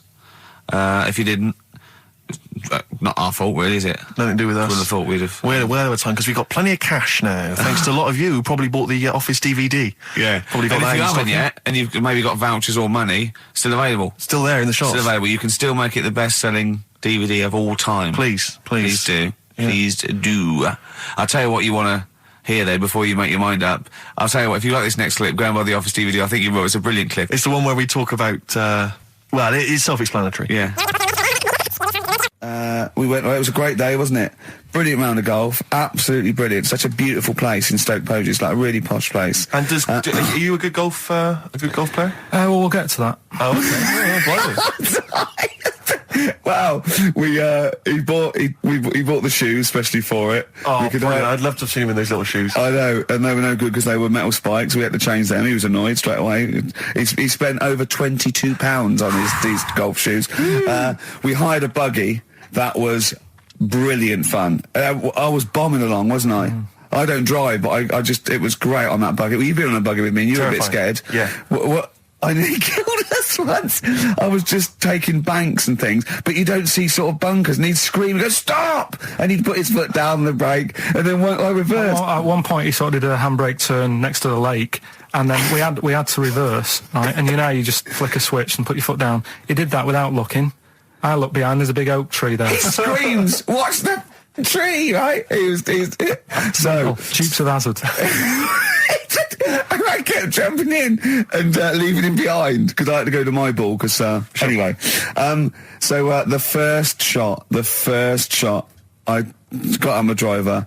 I honestly did one of the best shots I've ever done. It went straight down. It was great. I thought, phew, got away with that because it's always the first one because it's a clubhouse and you want to look good. Yeah. So. He tees up, and I've been saying, buy some balls. He just got 6 balls. I was going, what if you lose me? I want these 6 balls, right? He tees up, right? Whacks it. It goes miles, like right angles, straight into these the woods, right? He turns around, he goes, go and buy some more balls. So I'm laughing because it's like impolite to laugh, but he broke the ice for me, and I was falling around. And then his second shot, I go, you know you're off for 3 now. If you take another shot, he went, oh, right. So it's his third shot. He puts the ball down. He hits the ground before it and misses the ball altogether. And I was on my back, wasn't I? Unbelievable. Actually rolling about on his back. And we were terrible. I went round 107. He went round in like 119 or something. Sure. It was just rubbish. How long did it take? 5 hours. Of course. And there was no one around, luckily. But it was fantastic. So then we go and have our meal. What annoys me, I said, right, I'll go for a run. He went, I'll have a bath. I said, I'll see you at 7:45. At 7:55, I have to call him. He's not ready, so he's let me down there. I can't stand lateness or laziness. You hate lateness. Yeah, and he's let me down. Do you know his excuse? He fell asleep in the bath because there was no light bulb. There's no light bulb in the bathroom. So instantly he fell asleep, and he was late. No, do you know what I mean, though, Steve? If you're sort of, like, nice and warm and what have you... I was tired anyway. I've been stressed out for 4.5 hours, right? My life flashed in front of me a few times in that buggy. So it's all sort of wears you down a bit. I thought, right, I've got a headache. You're going for your run. I'm going to have a bath. I walk in, put the light on. For some reason, it didn't come on, but I thought, it's all right. I'll just... doesn't matter. You can have a bath in the dark. Summer, so it's light anyway. Well, there's no windows in the bathroom, so... Yeah. So you were in the darkness? So I'm in the darkness. I nod off because I'm shattered. He calls up, hassling me. So I said, well, it doesn't normally take that long for me because, I haven't got, like, long hair. I've got a dryer and I can sort of one wipe. Yeah, he's already 10 minutes late, though, when I called. Well, 10 minutes. 10 wow, minutes. this is late, next. Doesn't matter. Dinner wasn't until 7:15, so we had, like, another 20 minutes anyway, so it doesn't really matter. Yeah, but we said 7:45. So he's calling up, hurry up. So I said, yeah, all right. So I get out and dry and like my tackle and what have you. Calls back again 30 seconds later. No, I don't. I don't like that. You're not going to do that, no. Give it a wipe. 30 seconds later, come on. So I end up going downstairs to the meal area. Naked. With a wet shirt on and wet socks. I've got headache as it is. Meant to be a relaxing weekend. But anyway, so we have our meal, which is really nice. And then we're sitting in the bar. I'm having a cigar by the fire. Yeah. Like, we're having a rather nice Pinot Grigio. Yeah. He's there going, I've got an headache. Is this 1955 that you live in? I know, yeah. It's so right. We are knackered because he's not used to work. I've seen him moaning, falling asleep. He's not used to it at all. And you've been on your feet for over half an hour. Yeah, right. So we didn't even walk around the golf course. We had a buggy. Yeah. It wasn't even exercise. And now it's Karl's bit. It's the re-education of Karl. He's like Liza Doolittle. And now he's coming to, or Lawnmower Man, if you've seen that film. More like Lawnmower Man, if you've seen the film. You know what I mean. And his homework was to just study quotes, really, on happiness and stuff and general well-being. He's not a big happiness quote fan, are you, Karl? Not really. So what have you done? You've come up with something, haven't you? Right, yeah, I told you, right? Because a lot of these are just things you say every day. They're nothing special. So what I'm doing... Well, you say them every day. Well, the sort of things you come out with and you don't even think about it, do you know what I mean? Yeah. They're on the TV all the time. People on the radio are saying these sort of little quotes. Sure. And what I've done is, remember that programme on Channel 4, Faking It? Yeah. Where they got some, like, posh kid to be on a door and all that. What I've done, I've... Imagine if that was the pitch for the show. Dear Channel 4. You're just going to get a posh kid on a door or something? Yeah, Yours come sincerely, in, Karl. come in. Yeah. TV producer. Yeah, go on. So, what I've done, this little book of quotes, happiness quotes, I've picked 2 that are real, Okay. And I've made one up. Right. And we've got a guess. And you've got to guess. Okay, then, go on. Well, I'll tell you what, Rick, why don't we, when we've heard them, we won't confer. No. You'll write down yours, A, B, or C, and I'll write down mine, and we'll see how it Okay, works. Carl, off you go. Right, and just because I'm looking at this book, it doesn't mean I'm actually reading. No, I know. Don't worry, we're clever. No, we know, we can't see yet. Like, call my bluff. Yeah, go on then. Nothing is worth more than this day. Okay. Yeah. Yeah. All right. Yeah. The way I see it.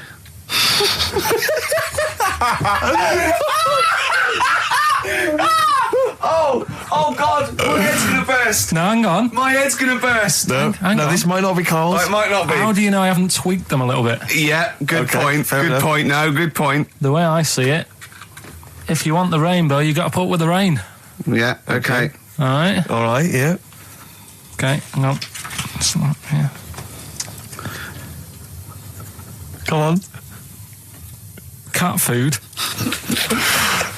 Cat food, come on. It stinks a bit, but if you don't put up with the smell, the little kitten will die.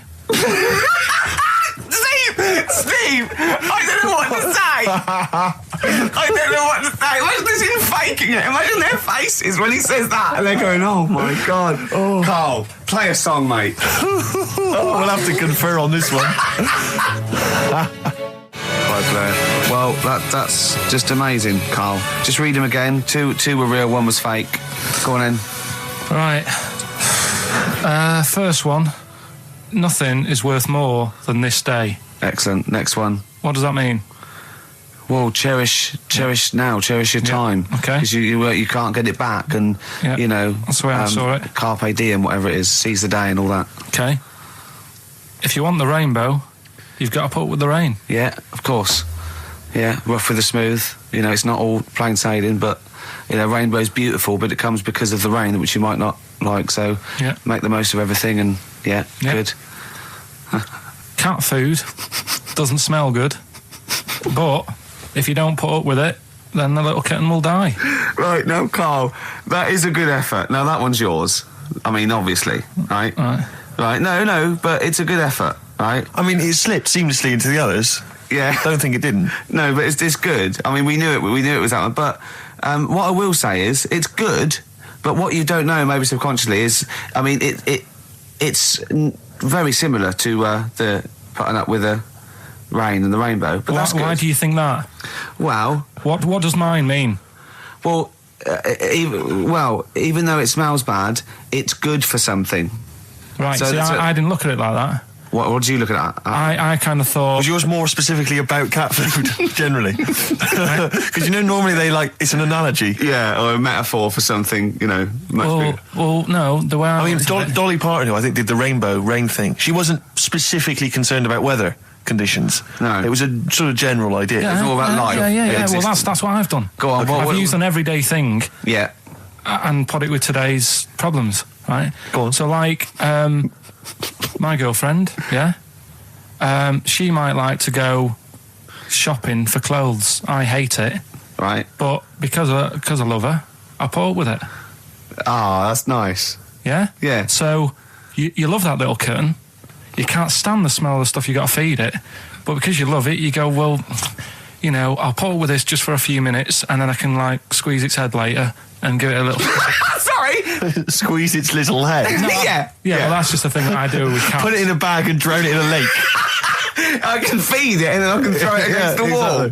So you didn't see it like that, did you? No, that's very good. So it's about love, is it? It's about putting up with the bad things for something you love. Yeah. Well, that's nice. But Carl, you seem now to be convinced and rather smug that you've tricked us and that you've fooled us and that we didn't understand it. Well, I say that's your fault, not ours. No, it's not, though. I mean, look, that man in Forrest Gump, he was a bit of a nutter. And he came up with the life as a box of chocolates thing. Yeah. Now, if that was in this book, you say, oh, yeah, brilliant, you know, good bit of work. But if he was sat here doing the show with you, you'd be taking the mickey out of him. Sometimes I feel he is. No, but Carl, I could.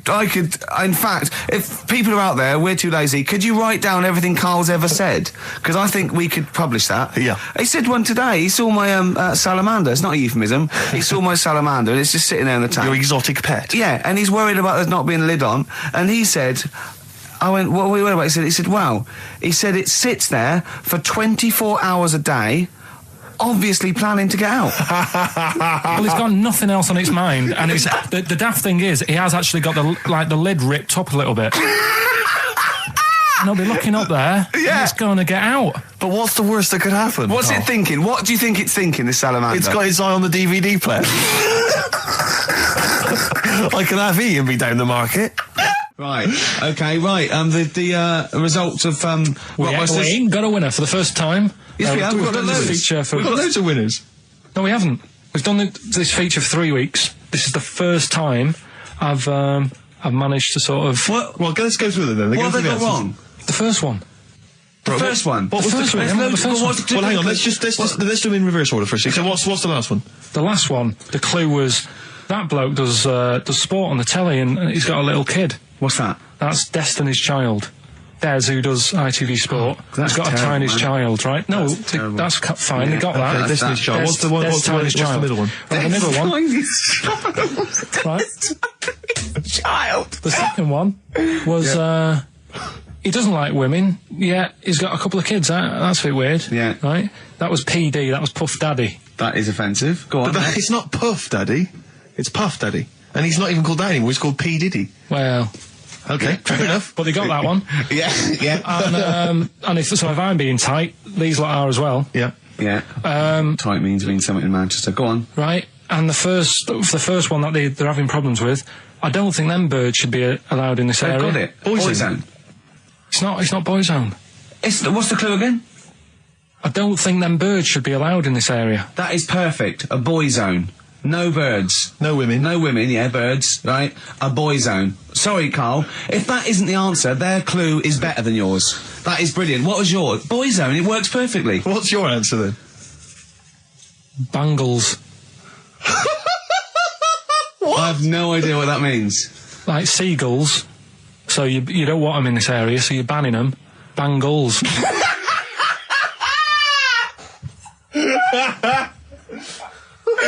Oh! Well, give it to Boyzone, because Boyzone's better. Don't use birds being loud in this area, it's a Boyzone. I think we should have a rollover. Carl beat them. You have to use his logic, surely. But theirs works. You can't do what am I thinking. No, that's not what I'm thinking. It works perfectly. I think you've got to give it to the ones that got the Boyzone. Well, how about, right, because they didn't actually get into my head. Heaven forbid. How about we just keep back the David Attenborough, and they can have, I'll chuck in the Hellraiser, right? Okay. And Blondie album and the Madness one. Yeah, okay, pick a winner at random. Pick a winner, Steve. I'm going to give it to Paul Sloman, who got those answers, and he also says, P.S. Carl, you're a moron. So, I'm giving that to Paul, and good luck to him. Right, well, he's got a crazy night tonight. If we can rush these over to him, he's got a cracking Saturday night. Well, if I'm a moron, I might get your address wrong when I send them to you. Ooh. Coming right back at you, Paul. Yes. Right. If you don't like well, okay, let's play Educating Ricky. Right. Brilliant. Go. Right. Ding-a-ling-a-ling-a-ling-a-ling. Educating Ricky. Right, what are we going for then? Hanging the bacon, airy Chinese kid, alien gives man a beard. I think alien gives man a beard. I'd like to do that. Right, there's this fella, I think it happened in America, and he saw a bright light in the sky. And God, if you're bored. And he stood there. This is a true story, is it? Yeah. He stood there. Yes, of course it isn't, Steve. And he saw this bright light, and it came closer and closer, and it was a UFO, right? Yep. And he looked at it, and it disappeared, right? And he gets back in his car. He looks in the mirror. And he looks in the mirror. Yep. He's only got a beard. He hasn't. You sure it wasn't someone else who got in the car, and he was still standing out there? No, right. What? And it turned out, he got home and said to his wife or his girlfriend, it's a bit weird. So I just got out of the car to look at a bright light, and I got back in the car, I grew a beard, and she said, never mind your beard, where have you been for 3 days? And what had happened is... He passed out because he was pissed. No. The UFO had taken him for 3 days. Yeah. But he'd only thought that he'd only looked at it, and it went away. Yeah. But what had happened is, he took him, and he grew a beard because he hasn't had a shave. Right, okay. I mean, was Will Smith or Tommy Lee Jones anything to do with this at all? Did you see this on a video maybe and thought it was an educational film? No, it's from a book that some kind person sent in to me. Here. Can I just ask again, just again, I'm just throwing this right back at you. Do you think there's any other possible answer here? Right? A man is absent for 3 days from home. He's grown a length beard. of time that it could take to grow a beard, lest we forget. What if he hadn't actually seen a bright light in the sky? What if he was lying? What if he was lying? He got knocked unconscious. He'd had a car crash. Just lying. No, just lying. Or he was just lying. Yeah, he'd been on a bender, getting pissed for 3 days. And that with was his his mates. excuse to his wife. And they went, Dennis, what are you gonna tell your wife? Well, wait a minute. Wait a minute. He's not going to believe I was out with you, lads. Just say you're only away for a minute. No, she didn't know I wasn't away from it because of the beard. Oh yeah, look, it looks like you've been out for 3 days. Well, we have. That's exactly right. Okay, we've got to cover that then. Alien abduction. Great one. Okay, let's try that. Do you see? That's a little scenario there that could have been played out. So when you say educating Ricky, what have I learnt from this? Never listen to you again. That's all I've learnt so far. Never listen to you. Yeah, we'll add a little bit more in here, right? Well, no, what do you mean add a little bit more? We'll add a bit more to this what I'm educating you about. Go on. Right. There's only a law in America that says if you touch a UFO, you're going to get done. Now, why would they make a rule? I don't know that. Do you know, like, all their rules have a code? Carl, I genuinely do not know what you're talking about. Right. Do you know, like, how here they might have... Do you know? I have no idea. Right. Okay. Do you know, like, over here? I'm listening to Capital and these headphones. I got Foxy on from yesterday. Right, let's bin that. No, wait, it's great. No, I want to hear about Airy Chinese Kid. Let's play a tune. And Okay, play a tune and come back with Airy Chinese Kid, definitely. Some doors. Yeah, I just thought I'd go back, take it back to the 60s. This is a tune that a friend of mine sent me. If you touch a UFO, you get done. Soul Kitchen from the Doors. Shambles today, this. David Bowie, Slow Burn, quite a Eno trilogy feel about it, Lodger and sort of low type, yeah. But, yeah. Enjoyable. Now, okay. That's stressful, isn't it? I think we've got things working now. We've had people coming in and out, just shaking their head going, shouldn't have bought that desk. But it's all sorted now, I think. And, you notice how it took about 25 minutes for them to come down as well, though? Do you feel like we're maybe quite low in the pecking order in the building? Definitely. You know, it's like Capital First, Capital Gold. They can shoot off to other sort of pirate stations. People's car radios, then they come back here. Oh, dear. Oh, I had a job at Richard Sounds. Light fitting was buzzing. Now, but we've got, thanks for staying, listening. Right, okay, educating Ricky. What have we got? Airy Chinese Kid, go on. Right, yeah. This is the, I didn't want to do this. What do you think you want to do it? Well, I wanted to give you three, and I gave you one. It was like the alien man gets a beard or whatever. Yeah, and which was total rubbish, so this one should be better, maybe. Hairy Chinese Kid. Right, well, we've talked about airy people in the past. True enough. Haven't we? Yeah. You know, the little kids who grew up in woods and hung around with wolves and that. Yeah, again, you're confusing it. Yeah, they're not, there were some people that were born very hirsute. They were not the people who were brought up with wolves. You just put that together in your Homer Simpson type mind. Right, well, this is like a sort of close to that sort of story. Yeah. But the weird thing is, right, Chinese people aren't that hairy as a nation.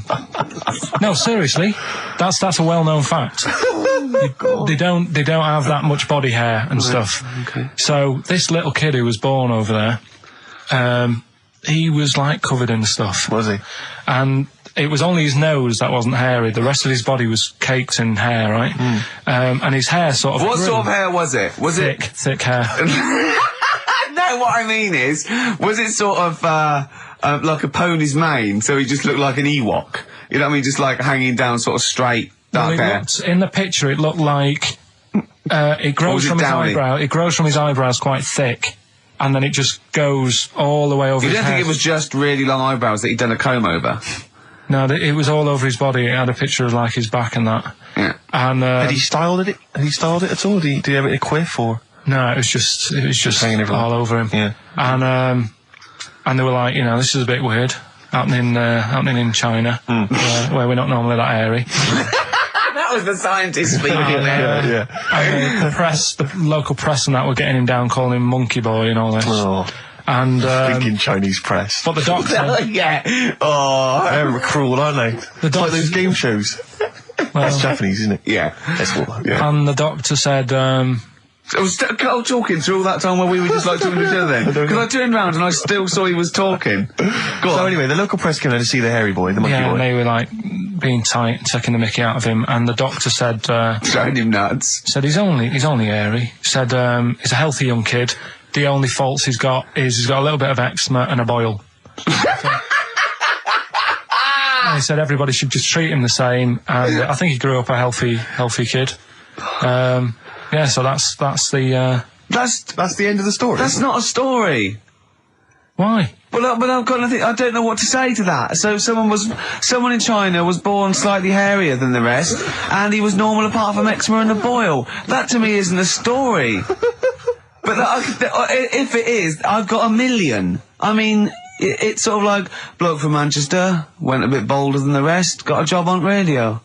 He was normal. I mean, that's not a story, is it? Do you know what I mean?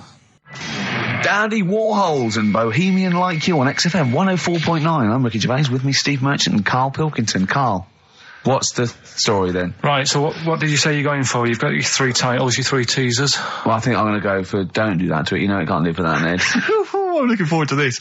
Right. So this is educating Ricky, for those that have just tuned in. Now, something that Ricky told me about when he was educating me was that a cockroach, if you cut its head off, it lives for a week. Yeah. Right? And the only reason it dies is because it can't take on water. Sure. It doesn't have a great time in that week, though, does it? I mean, it doesn't get much done, I don't imagine. It just needs water, and because it can't find any, like its eyes, it eventually dies. Yeah. Right? No. So what? No, it's not. That's not. It's Anyway. it can't drink. Anyway. So have you heard that one about worms? Okay. I have. Go on.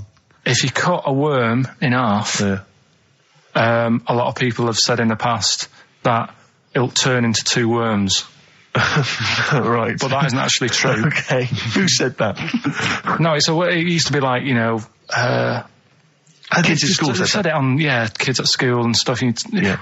So that, a lot of people think that. Don't pick him up on stuff, Steve. It's bad enough. Sure. So, but what they can do, if you get a worm, right, and you find out which end its head's at. Right. If you you've got its head there at the left-hand side, right, and if you sort of cut it in half. Right. But not in half. So there's more of its neck than the tail, if you know what I mean. Yeah. Yeah. The bit that you've cut off will sort of die, and the rest of the worm will get better. So in a way, you can cut it in half, and it'll survive, but only one half will survive. Okay. Yeah? What have you learned there? I wish you hadn't chosen that one. I know, because it's not. There's nothing, is it? Yeah. You know that joke, how would you tell a worm's head from its eye? You put it in a bowl of flour and wait till it farts. Yes. Right? I told my mate that, right? And he went, what if it coughs? Yeah? Yeah? Yeah. Yeah. So, there is a bit of truth in that myth of cutting one in half. Where did you get this information? I don't understand where you get this information That was from the Fortean Times. It was like the myth about worms. Yeah. That was the big article that week. Did it take you as long to read that article as it took you to tell us just then? I like the fact that it starts off debunking a myth that we hadn't heard of anyway. Exactly. You know the big thing about cutting a worm in half and making 2 worms? No. Yeah. What's the other one? It's not the thing to do either, by the way. Don't go doing it. No. It's not very nice. But, it's cruel. But it can get by and if it's you pointless. do. Yeah. There's no scientific worth in that. Well, there you go. Okay then. So the others now, you see what I do. No, I'll tell you the other titles. You're not having them yet. That's the whole idea of this. People will be driving or about to go out doing the shopping. They'll think about that now. What was the other 2? Well, the other 2 They won't think about that. They've forgotten that. No, they will. No, they've forgotten that already. If only it was raining, and what's tomato with you? Right, I'm looking forward to that one. No, you've got to tell them tomato with you. Look what's happening. You see, you already want more education. And this is what listeners will be doing. I tell you, I wish you were a teacher. I so wish you were a teacher. Do you know what I mean? Kids would be saying, I know it's 3:30, but I don't want to go home, I want more. Yeah. And that's what I'm doing with you. I'm teaching you. Why are you teaching me things about not to cut worms in half and what's tomato with you? Please tell me what's tomato with you, Carl. In a bit. In a bit. Okay, educating Ricky, we got 2 left, haven't we? I'm looking forward to these. We've still got 2 more. We've still got, If Only It Was Raining, and, What's Tomato With You? The way he says it! Coldplay, Scientist on XFM 104.9. Right, competition, isn't it? No, it's Educating Ricky Part 2. Oh, is it? Yep. I wasn't even listening. He's doing all the work, I wasn't even listening. Oh, and he spilled some water down that. Right, what's this one again then? Right. What's the teaser headline? Teaser headline is, What's Tomato With You? Brilliant. Yeah? Go on. How excited were you when you came up with that? You couldn't wait to come in and tell us, could you? I think it's a good one because you won't forget it now, will you? I mean, like the worm one. What's so special about the worm? You know, a lot of people think that if you cut a worm in half, 2 worms will grow, but no. What happens is if you cut the head end slightly nearer the tail than the tail will die, but the worm with the head will be okay. So, it's exploded a myth, and it taught me something. Right, so, the second one, part 2 of Educating Ricky. What's Tomato With You? Yeah. What this one's about is, ages ago, This is scientific. There's never a date. There's never a country, a location. Okay, settle down, children. Now, this is A-level history. Right. Once upon a time. Yeah. When a mental place with swords was a king, forget his name, but he was a loony. And it was literally ages ago. Yeah. So, good luck in the exam. Yeah. Right. So, alright, many years ago. Oh, yeah, cleared that up. Go on. They thought tomatoes were poisonous. Right? Okay. Because what hold on, are they going to be proved wrong at the end of this story? Well, because I don't want to give away the ending, but is it something to do with the... Are they poisonous tomatoes? No. Oh, you're having a laugh. I don't believe it. Go on. They could have been eating tomatoes all this time. Oh, Steve, what's tomato with you anyway? Okay, so hang on a minute. Let's just recap quickly. Many years ago, when people thought tomatoes were poisonous. Yeah. Go on, Well, they didn't know they were poisonous then, because they were still eating them. But what was happening? But they're not poisonous. But hang on a minute. Alright, and it's not, I'm just going to listen. I'm not even going to talk. I'm not going to tackle it anymore. If you remember, years ago, they didn't have, pottery plates. They had lead plates.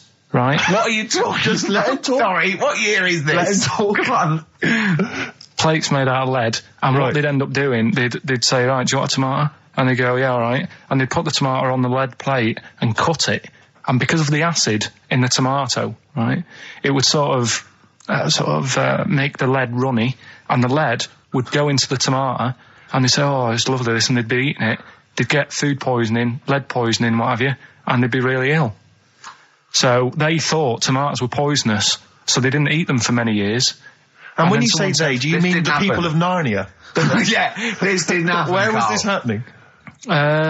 Sort of in Britain and that. You put him on the spot there. Oh, I hope there's no uppity pupils at this school when they go, what do you mean, sir? Oh, if you're gonna... Oh, I'm fed up with you. Do you understand? No. So the No, you've got... No, right, okay, first of all, Carl, where'd you get this information from? Where 14 did I get times that? as well? Do you know... You can't remember? I don't know where I got that from. I don't know where I got it from. But why don't you think that makes sense? But what? Someone once got lead poisoning from a tomato? Not just one, loads, and then all of a sudden... No. Why is this educating me? Because I'm telling you that tomatoes... I can't take anything away from this. Yeah, I don't know what to take away from this. What have I learned? Don't mix lead with tomatoes. Why is this educational in any shape or form? What are you telling me? A long time ago in the land of Glunk, right, where the ninnies did slib, right, they thought tomatoes were poisonous because they ate plates of lead. What are you talking about? Yeah, but we all know tomatoes aren't poisonous. Is that what we're taking from the story? Is that the moral of the story? Don't believe these people that I'd never heard of before. What are you talking about, Carl? I think it's a bit weird. It's a bit weird, yeah. It's the same people that were spreading those malicious worm rumours. My hangover's coming back. I've got to get some water. Play a record that was rubbish. Anyway, Educating Ricky. Good, we've settled that then. Go on. The titles that are meant to sort of pull you in. Yeah. We've got what was it? Stocking, Aitken and Waterman. Yeah. You've got It's Not His Vault. And Get a Load with This. Get a load of this. So, which pun do I pick first? I think I'll go for Get a Load of This. Get a Lobe of This. Yeah, Get a Load of This, yeah. Well, that's a story about a girl who she was deaf, right, for 4 years, and it happened quite a bit back this. What year? Or was it? I think it was ages ago, was it? About quite a bit back. She was deaf for about 4 years, having an argument with her mum, it said, which I didn't quite understand, because I don't know how they do that. Yeah. But she was having an argument, and a man pushed her against a wall, and she banged her head, and her hearing came back. Okay. Was she wearing a Walkman, and it fell out? And she'd realised, There's no explanation. There's no explanation? Well, why is that teaching me something then? Right, so I knew you'd say this, right? So I thought, right, I'll stick something on it. Do you know that bees are deaf? No, you can't just, no. If you ask someone something they don't know the answer to, they don't tell you something else. I'll tell you something else then. I can't answer that, I'll tell you something else. Imagine that, if you asked a teacher. Look, how do birds fly? Wow, if you're going to do that, tallest building is, I mean, what? Well... That was the equivalent, Karl, of running away when we asked you a question. Yeah, the intellectual equivalent of going, look over there, there's a monster. Yeah. Listen, what do you mean? Okay, so... So her hearing There's no explanation. There's no explanation. Or you don't know. Well, there isn't one, is there, really? It's a bit weird. Did the doctors not look into it? No, I think they just said, oh, that's good. So again, I don't. Where did this information? Is that if you read this on the net? Is that all they put on the net? There was once a deaf woman who hit her head and she could hear. Came back. It was bizarre things about being deaf. Was there three Was there? I've got that book. Yeah, it's a good book. That was there. Three more pages. You just couldn't be bothered to read on. Yeah. No, it was just a little bit. And was there a little picture, a cartoon picture? No pictures. I just read it. Ow! Look, ow! If you don't want to know, if you don't want to learn, you know. Yeah. Okay. It's Not His Vault. Let me have It's Not His Vault. You got to save this. This has got to teach me something. It'll be an interesting story. Right. It's Not His Vault. This fella. Yeah. What year? Ages ago? Olden times? I'd say in the 70s. Okay. Would you? Any evidence for that? And does he wear flares in the story? Right. Is that your reason? No, it's a bit like Yuri Geller, this fella, right? Where he's electric. He's electric. And if he walks past the telly would fizz. If he walked past the radio, it all goes like that. Ooh. His hair stuck up all the time. And he'd be having a bath and everything would be all right, and then the power would sort of switch on in his body, and the electric in his body made him jump out of the bath. So... What do you mean, so? What is that so? What does that so mean? You've given us nothing. You've given us nothing. You'd have to at least give us the scientific explanation. Yeah. Electric eels have 400 volts in them. Oh, is this the running away again? What was that one called? Yeah, but it's not his vault. But there's a reason not his fault. It's not his fault. I thought it was going to be something about. I think we should do these the other way round. I think you should tell us the story and then we'll hear the pun. It's not his fault. It's not his fault. Right, let's leave it. Play a tune. Educating Ricky. We're not doing it. No, we are. What are you going for? Oh, he can handle it, I think. Don't worry about him. He candle it. He candle it. Okay, let's hear this one. Right, are you familiar with the phrase burning the candle at both ends? Yeah. Do you know how it's come about? I know a man who does. I assumed that it was to get more light in the room. How would that work?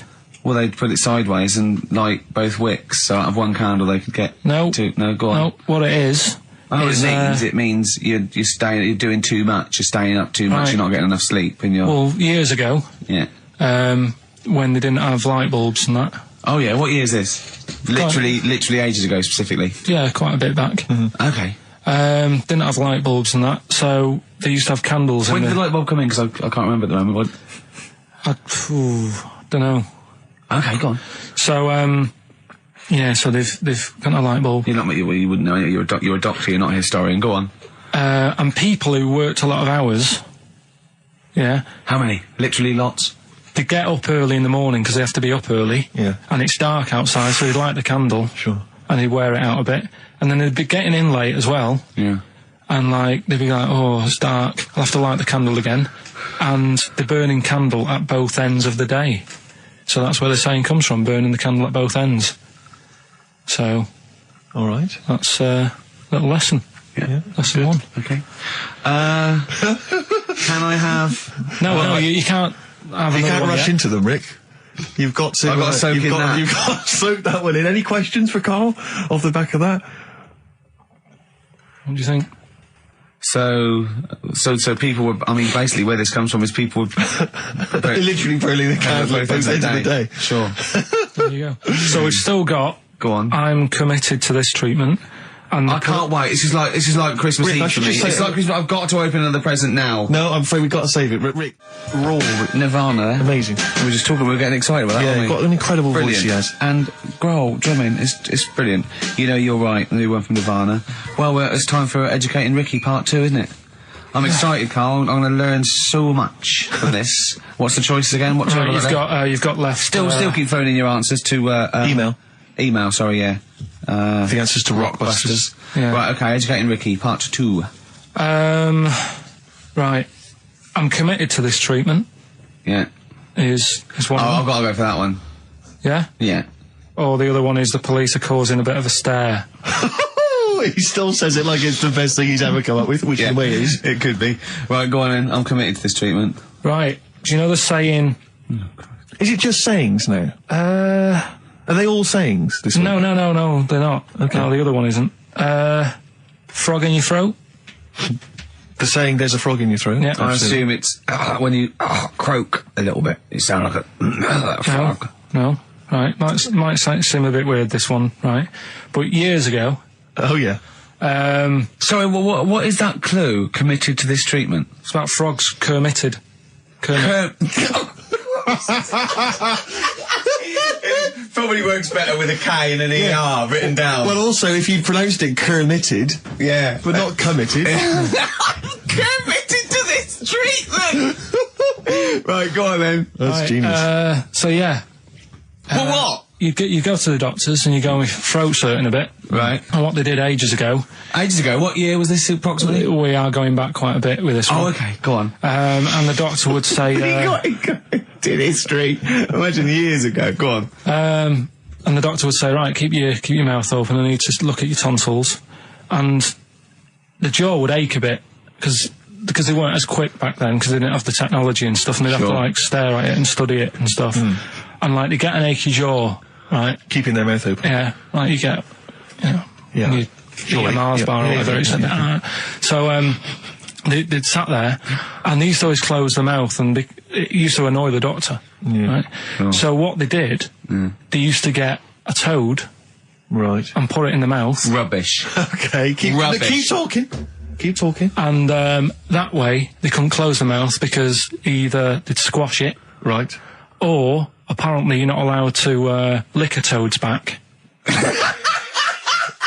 So the doctor would have them for breaking the law? No, but it's poisonous, right? A toad's back. You should never lick a toad's back. Or put it in your mouth, really. Oh, just stop for a second. Wait. What? Can I just ask one question? Go on, yeah, just go ask on. one question. I've got a few, but go on. Sure. My initial thought is, it sounds like a brilliant bit of sort of medical knowledge there. It's a great idea. Yeah. My only thought is, how does the doctor see past the toad? Yeah. Your tonsils? What's he actually looking at with the mouth open? Surely the toad is in the way. Hopping around in the way? It didn't say. Sorry, and my first question is, was this on the internet? Yeah. Yeah, okay. Karl, that is bollocks. That is, I mean... Well, alright then. Let's turn this round. Where does the saying, you got a frog in your throat come from? Probably because you sound a bit croaky. Probably that. Probably because you sound a little bit like a frog when you've got a sore throat. Karl, did you not question it just for a moment when you read it? Just for a second, didn't you think, that seems an odd approach? Firstly, why a frog, of all the different because species? it's poisonous. A toad. So it's a toad as well? Yeah, well, it worked. I'm committed. Worked. No, I was going to change it to, have you heard the news Toad Day? I went with the frog. Oh God! Right, so that's think rubbish. about it. So that's rubbish. Next, can I have? Let's play a tune. Let's come up with the God. last one. Can I just say? No, just play it. Just play it. Yeah. Yo, Carl. I have to thank my mate Dave, who sent me an incredible 4-disc compilation. That was one of the tunes on there. It looks professional. It's amazing. It's incredible. The effort Yeah. Oh, he's gone to too much effort. Ben Queller. It's a track called "In Other Words" from his album Sha Sha. Open wide. Oh dear, that's interesting. Oh, here, Doctor. Look, you've actually got a frog in your throat. I didn't get there. I put it in there. That's the most ludicrous story I've ever heard, Carl. Why don't you think when you read these things?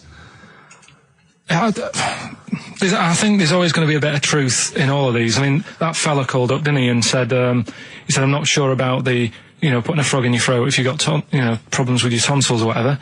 But he said years ago, if someone had toothache, they'd get hold of a frog and strap it to the face.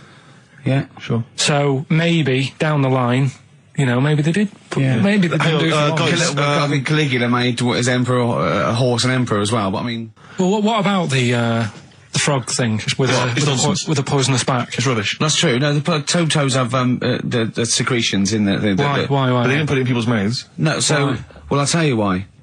When a badger or a heron tastes the toad, it's horrible. Ugh.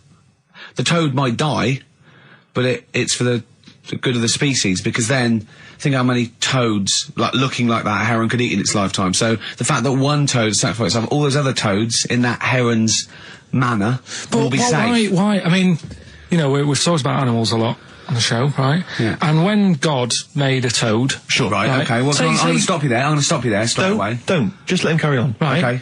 Like, there's annoying things out there. Jellyfish is a big problem with me. I don't understand what they do in the sea and stuff. Right.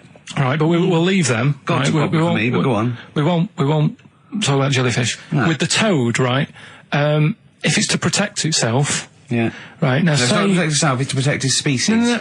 No, yeah, but that, surely, right, if the toad had a choice, if God said, right, what I'm going to do for you here, you can have something like a lobster's got claws, big claws to have a fight. Or I can give you something that if someone's having a go at you, you've got to try and persuade them to lick your back as a defence. Yeah. What use is, right... Oh, God, sir. Well, I'll tell you why. What is God The up fact to? that there are still toads around is a testament to that defence working. That's all I'm going to say, okay? If the toad had died out, you'd have a point. But they're still around. It works, alright? And don't start slagging God off. He's got a lot on his plate. Basically, I think he took on too much. Particularly in 1 week. Exactly, it was crazy. Danger High Voltage, Electric 6, XFM 104.9, I'm Ricky Gervais, with me Steve Merchant. Carl's getting all flustered because I put an elastic band around his head. And we've had a definition of... Well, hang on a second, because there's an update to that, Rick. Go on. We did just have one definition here of a frog in the throat. Apparently this has come from some internet site, so who knows how convincing it is, but it says frog in the throat, meaning suffering from temporary hoarseness, needing to clear the throat. Origin from the Old English frogger, meaning hoarseness. That's from Chris. Now that sounds slightly suspect to me. Why? But frogger? I mean, it seems odd that it would derive from that when it so clearly appears to be you sound like a frog when you have a sore throat. Yeah, but the word frog could come from Frogger, because it sounds like it's croaking. Wasn't Frogger a game you could play on the on the Spectrum? That's a great game. But listen, hang on, there's an update to that, because just to common frog, of course, Rana temporara, that's the Latin name. Well, your toad is Buffo. Right. You may be trying to show off, but I think you're about to embarrass yourself as well, because you've been slagging off young Karl. Yeah. It says here, another email, it doesn't tell us who it's from. Although it's hard to believe now, at one time, medieval physicians believed that the secretions of a frog could cure a cough if they were coated on the throat of the patient. Yeah. That in itself sounds repulsive, but what makes the idea even worse is the application of the secretions. Instead of painting the treatment on, something which may also have seemed rational, a live frog was placed into the mouth of the sufferer, where it remained until the physician decided that the treatment was complete. Right. Apparently Shakespeare's son-in-law, that's a question mark, I don't know what that means. Anyway, it's no wonder that today a froggy or croaky attempt at speech is said to be a frog in your throat. So, you can see that what's happened there is Karl's misread or been slightly misinformed about a medieval practice. In a sense, you're both winners, just for taking part. I'll bacon in the morning if you're sick of having me. Right, I'm having that one. That's brilliant. Right, well, it's a saying. Do you know cold shoulder? Giving someone the cold shoulder? Yeah. All right, if you have someone round at your house and, you know, you try to get rid of them and they're hanging around and stuff and you're like, oh, I wish they'd go, I'm tired and that. Well, years ago... when? Literally years ago. Well, ages ago. Sort of, Olden times. I think it said medieval times. Yonks ago then, yonks ago. Yeah, medieval, yeah. We're going back quite a bit on this Well, one. you know when you find out these books, why don't you just pop down when it was? Just make a note. I don't think it says all the time. It just sort of says, you know, a few years back. Yeah. No, it doesn't. Well, never. All right, I'll make an effort next week. Okay. Right? So, it's annoying that, because my girlfriend said to me, just make a note of the time and they'll stop having a go at you. Yeah. Yeah? And I kind of thought, it's all right. Didn't listen. I don't think it matters anyway in this one. We're looking at the saying, right? So Yeah. it's giving someone a cold shoulder, right? And what it is, right? Ages ago, there wasn't enough houses for people. Right. Because there wasn't much money being made. You know, there weren't big businesses. People weren't earning good money like they are now. So there wasn't as many houses, right? So what you ended up getting is like, you know, the rich people having a nice place to live. Oh. And the poor people were like wandering about, you know, looking for places to live and that. And what they ended up doing is they had like, people would go around to the mate's house and say, look, I haven't got anywhere to live. It's a bit cold. Can you let me stay? Right? So they'd go, oh, all right, then you can stay a couple of days. But they ended up staying for like weeks. Yeah. Right?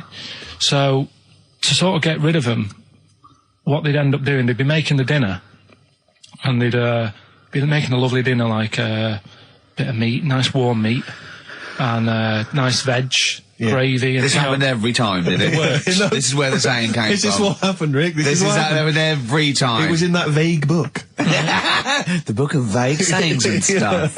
Right, so they'd be making a nice meal, but what they did, they looked after all the family. But the person who won't go home, they just give them some, like, sort of a cut-off of cold meat. Right. So they'd say, you're giving them the cold shoulder. Meaning... Right. Okay, that's rubbish. Okay, absolute... Carl, why would that necessarily work? Yeah. Why do they always, in every situation when you want to get rid of a lodger, well, still feed him every day, but make the meat lukewarm. So they always leave then. Yeah. Oh, this food's lukewarm. I'm going to become homeless and again, they go, wandering the hold streets. on, are you giving me the cold shoulder? Yes. Do you want me to leave? Yes, just say leaving. No, I like to do it cryptically. That way, in years to come, someone will have a little saying about it. Well, anyway, that was our bacon in the morning. If you've had enough of meat, we'll leave that. Well, Bacon in the morning! Oh, bacon in the morning if you've had enough of me! Come back. What are the others? Just tease us again with the others. We'll come back to those. You've got, he's a bit of a nuisance, and we'll have a big fire tomorrow. Nice, looking forward to that. Right then, so we've got, we'll have a big fire tomorrow. Yeah, go on. Is that the one you want? Let's go for it. Right, I think this was like round the 1700s. Bluffing. And Just bluffing. Who was the king then? Don't know. Go on. But it's about the word bonfire, right? Bonfire. Bonfire. Yeah. Do you know where it comes from? No, go on. No. Right, what happened is it's got nothing to do with Guy Fawkes and that, which is what I thought when I saw it. It's got nothing to do with that. But ages ago, at 1700s, right, they didn't have enough houses, like I mentioned. Okay. Yeah. So if that happens, you get people living on the streets. You get diseases, people aren't cleaning properly. So you get more deaths. All right? Yeah. So think about it. You've got all these dead bodies lying around. They're running out of space because there's like, I don't know why they're running out of space, but they haven't got much. I don't know why really. I was going to say they should have just buried them, but there's probably more land back then than now. He doesn't need anyone else in the room to have a dialogue with himself. Yeah, we could leave and we'd come back and he'd go, I've sorted it. But anyway, for some reason, they presumably, if it's going to be they burnt them, it's presumably to that it also kills the parasite or whatever's carrying the parasite on them, as opposed to burying them and not killing the disease. Well, yeah. So there you go, you've worked it out. They piled them up and they turned it into a celebration because there was a lot of fed up people at that time. Is this going to be the word Bond, meaning good? No, I'll tell you in a minute. Go on. So you've got all these people who are like going around and like, oh, you know, so-and-so died the other day. And, you know, nearly every week someone they knew was dying. Yeah. So you can imagine, like, just constant, like, being depressed. So, and they've got all these bodies lying everywhere. It's like, oh, God, what are we going to do? So they said, we're all too fed up at the moment.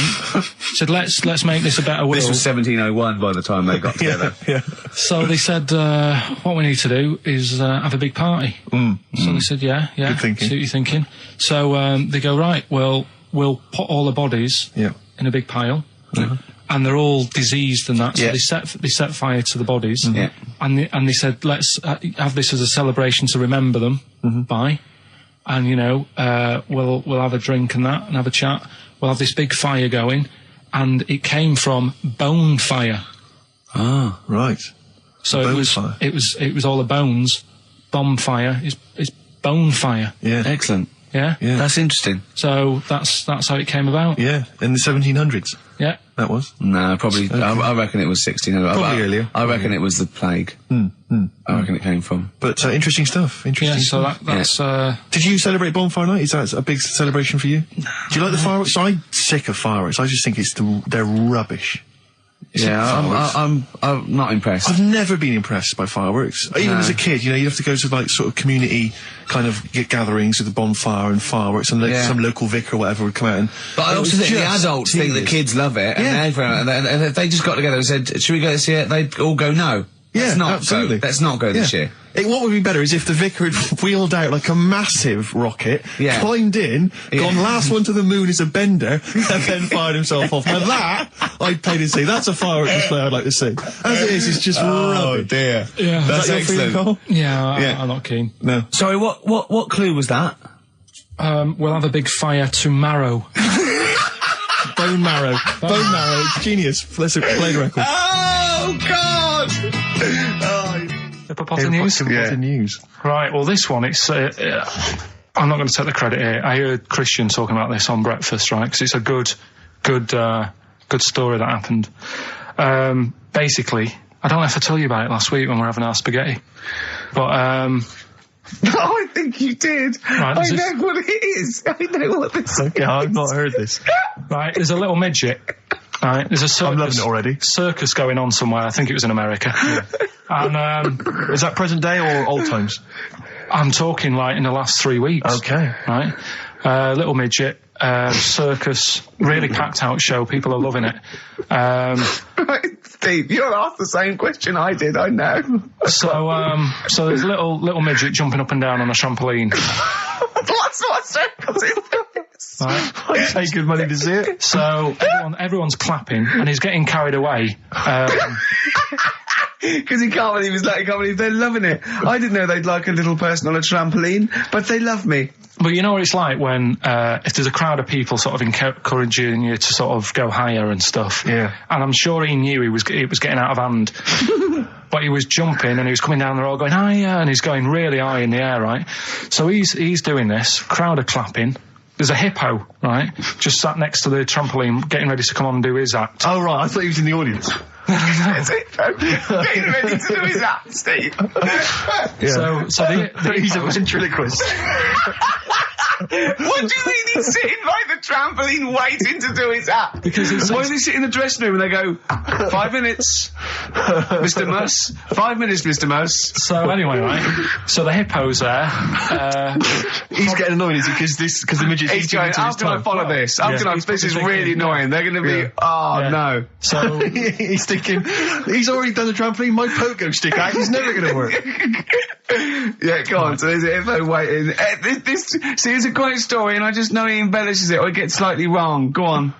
So there's a midget jumping up and down. The hippo's getting annoyed. The crowd are going mad. The midget's loving it. Can't believe his luck. Although you think he probably knows he's dicing with danger. Yeah. So next thing you know, they're all saying higher. He gives it one big, like, heavy sort of landing on the trampoline. Goes really high, but goes off at a funny angle. Oh. Hypotenuse. Okay. Yeah. And sort of flies off. Sure. Flies off at a funny angle. Oh, dear. Hippo's there, swallows him whole. Crowd are clapping, thinking that's why the hippo was waiting there. Rubbish. Rubbish. It's not rubbish though. But no, maybe there was an accident in a circus with a midget and a hippo, but at no point was this hippo waiting to go on going, come on. The midget flew off at hypotenuse and landed in the hippo's mouth and was swallowed whole. This is what you embellish it. That is great. And what's I that? have to say though, Rick, when I heard midget, trampoline, hippopotamus, I was thinking accident waiting to happen. Yeah. So, yeah. Maybe. I mean, it is that you should never put those three together. Never. It's a recipe for disaster. Everyone knows that. Midget, trampoline, hippopotamus. Are you mental? You're asking for trouble.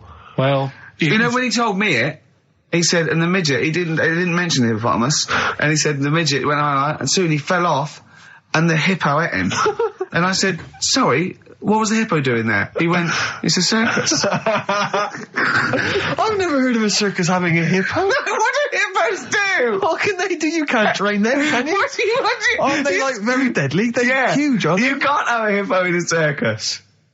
Are you sure? You're not thinking of Zippo? He's neither clown. Yeah. No, and it wasn't some sort of where Zippo was eating a midget, and it's some sort of horrible sexual act. No, it was definitely. I heard it on breakfast, right? Oh, okay, sorry. No, it's definitely fact. Yeah, okay, right, truth. okay, good. Chicken, you believe it? Chicken, you believe it? So, they're the two that are left. Which one's you going for? Chicken, you believe it, is not that picture, is it? That we saw. Which picture? The bloke with the... No. Right, okay. God, that was bad.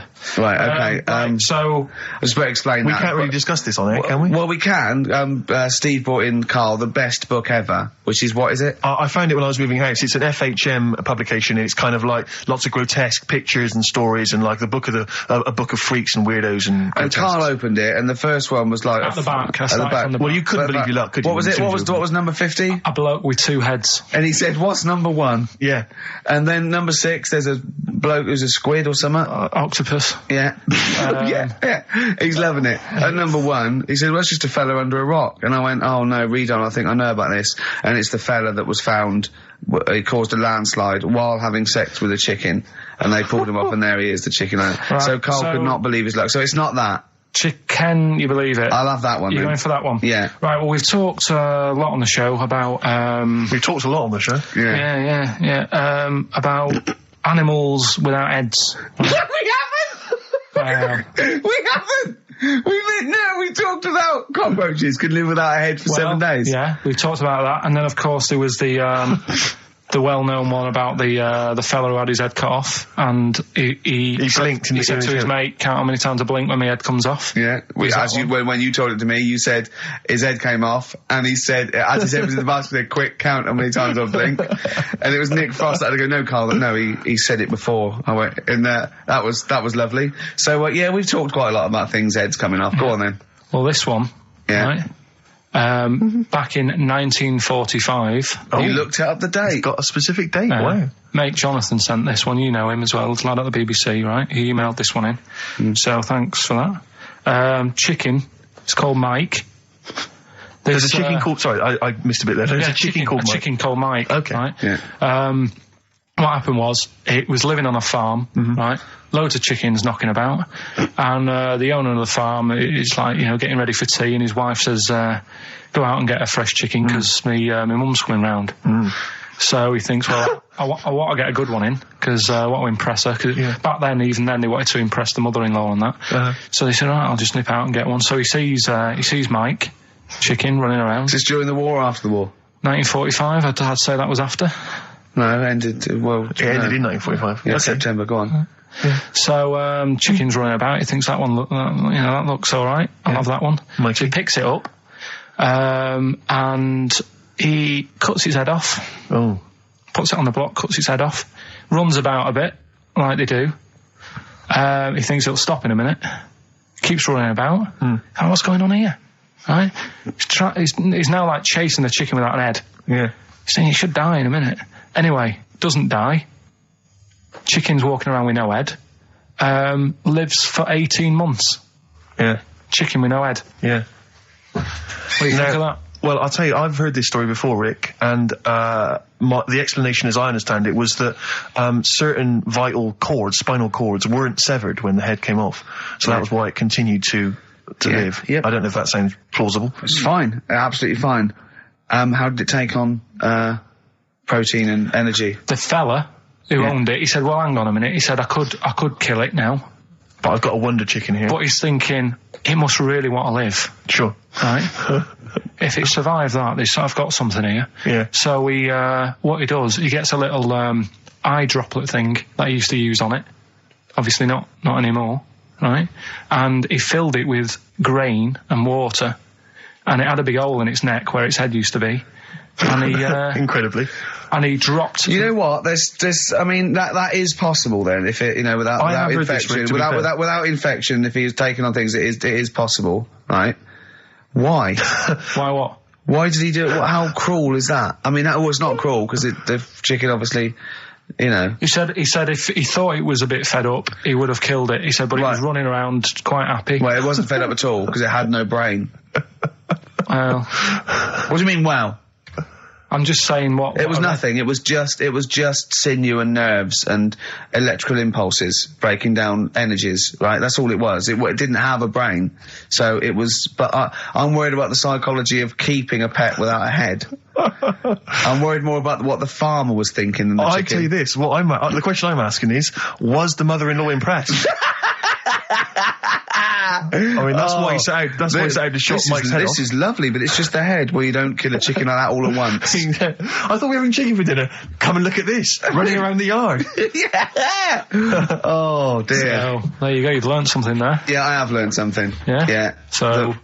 one more. That farmer, I've learned that farmer was very strange indeed. Yeah. There you go. I have to say, to be fair to Karl, I have a feeling when I read it, the reason he kept it alive was as a novelty. He got charged people to come and see the incredible headless chicken called Mike. Right. So, here we are. That's great.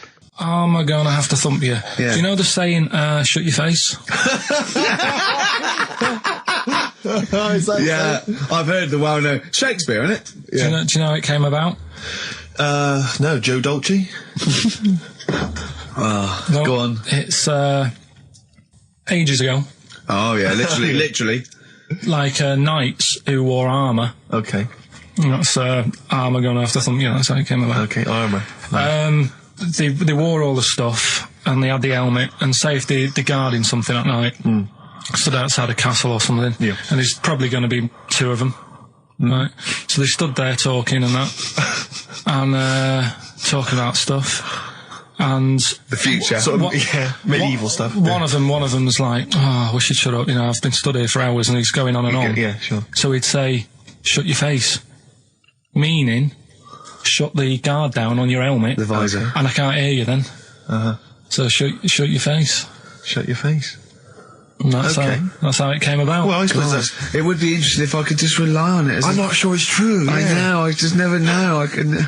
It needs to be corroborated. It's like, I don't know where he got it from, but anything via Karl is precarious. Yeah, I mean, I feel like maybe you should give us your sources next time. Tell us where you got this information from. Got it off the internet. Yeah, but where on the internet? I can't remember where that one was. I mean, I always go through, like, the news pages and stuff, and this news should be updated because they've only reached the 17th century, which is last week with people eating tomatoes off lead plates. Go on, right, okay. Right, what are you having? What are they again? Is the tip included? Yeah, go on, that one. Right, in Turkey... Nice. It's not, actually. That's where I went, and there was them little fellas after Suzanne in the kitchen. What? What do you mean? We went to Turkey. You went to Turkey and there were some little fellas? Well, they had quite a few sort of midgets working in the kitchen. Why? Is it a theme? No, is it a theme holiday? I don't know. Might get them cheaper or something. Was it... So they were working cheaper? They were working in the kitchen, and one of them fancied Suzanne and kept sort of eyeing her up, and she was winding me up saying, "Oh, not eyeing up and down, just eyeing her up." Yeah. Anyway, no. So what was she doing in the kitchen? No, it's like a pick what you want to eat type buffet, but you have people clearing the tables and that ready for you to come along. Are they low tables? And and he was just keeping an eye on her. What did he say though? Was he a little? It was Turkish, so I don't know what he was saying. But he was little fella, yeah. Did he? What do you mean a little fella? What do you mean little fella? Sort of dwarf-like. What do you mean dwarf-like? He had magic powers, or he was 4 foot? No, What do you mean, Carl? A little bloke, just like a normal bloke, but small. If you stood him in the desert, you wouldn't know. But he'd be hot at first. Right, Carl. You should watch out for the monkeys. Yeah, underground. There's underground monkeys. Look, you can't just say there was a little midget fella who was eyeing up my girlfriend and then leave it. What do you mean? What was happening? This is a story to us. This is much more interesting to us than, and she was deaf, right, and she hit her head. That's much more I don't understand how it manifested itself. Did he come over and say something? No, do you know when it's like girls know, don't they, when someone fancies them? What do you mean there was lots of them as well? Do they? That's worth knowing. Listen, right, come on, right. So you went to this holiday, yeah? Yeah. And you went into the dining room or something? Yeah, downstairs. And you looked over. You thought, this is odd, there's no one serving. Yeah, and they go, Wait a minute. Hold on, you looked down and there was a little waiter. There was loads of them running around busy. Why though? Why did they get summer? What do you mean? Because it was in loads of them. summer. They had more of them They on. come out in summer. What do you mean they had more? What do you mean? Because it's busy, isn't it? Well, no, but they hibernate in the Why winter. were they all midgets? I don't know, maybe it doesn't heat stunt your growth or something. No! Well, they just happened to, maybe it was a thing that they did for tourists or something, I don't know. I just got on with my meal. It was a holiday, do you know what I mean? God! Right, So it's a midget serving. I'm not going to ask any questions. Right, okay, yeah. So they're all little fellas running around, and this one always was like, oh, do you want a new serviette? You know what I mean? Going out of his way to sort of... for turning on the charm. Yeah, he was going out of his way. The others weren't. Right. I think what was happening is he'd been working with Santa all the winter. Yeah. This is a little summer break. This one He was hadn't seen your a girl. waiter, and so he was being polite to you. Maybe. But what did Suzanne say then? Well, she was using it to wind me up.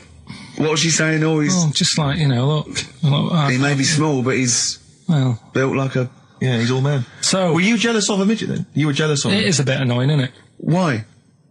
It wouldn't bother me as much now, because I've been with her for ages. Right. But at the time, that might have been one of our first holidays, and it's like... You don't want to be what's going on? I've paid for this holiday. Yeah. And then you get off with a midget? Yeah. Oh. So anyway... But it doesn't matter, because you got chatted up by a bearded lady. So. Yeah. Tell you what, no, that's got nothing to do with that. What were you going to say? What were you going to say? I was going to say the hotel was half board, and maybe... Oh, right. I thought you were going to say it's just one of her shortcomings. So listen, right? Play a record. Right. Badly drawn boy, born again. Right, just get this educating Ricky out of the way. So, Turkey, yeah. So what is this again? This is educating Ricky, is the tip included. Right. Apparently a fellow was on holiday in Turkey. He's just having a normal holiday. Weather's good. He's having a good time. Waiters are all normal height. Yeah. He's having his meal. He hears a load of screaming going on in the kitchen. No. Has his girlfriend wandered in there?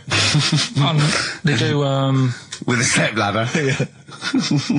the circumcised people in the kitchen, and apparently... What are you talking about? Whoa. Slow down.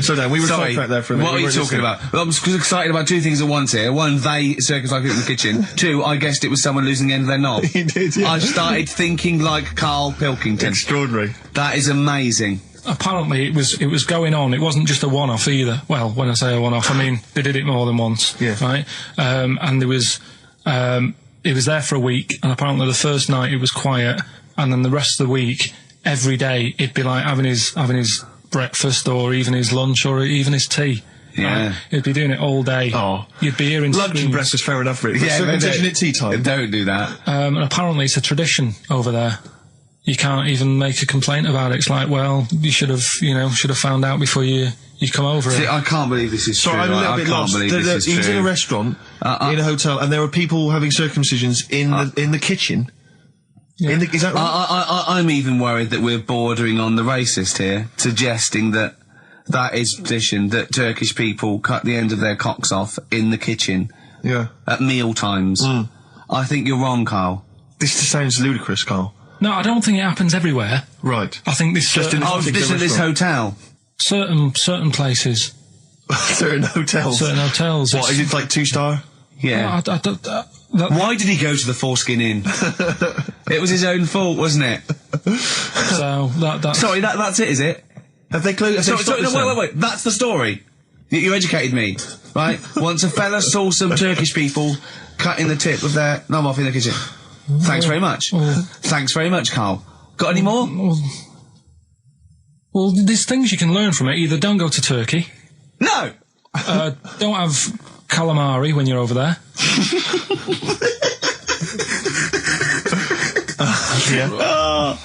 Karl, you've done it again. Well. You too. I love that one.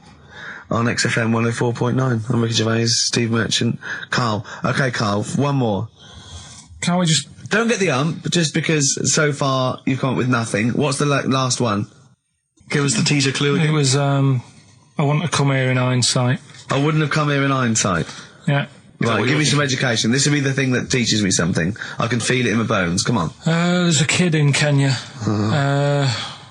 He was messing about with some beans. Magic. We guessed that as well. You did, yeah.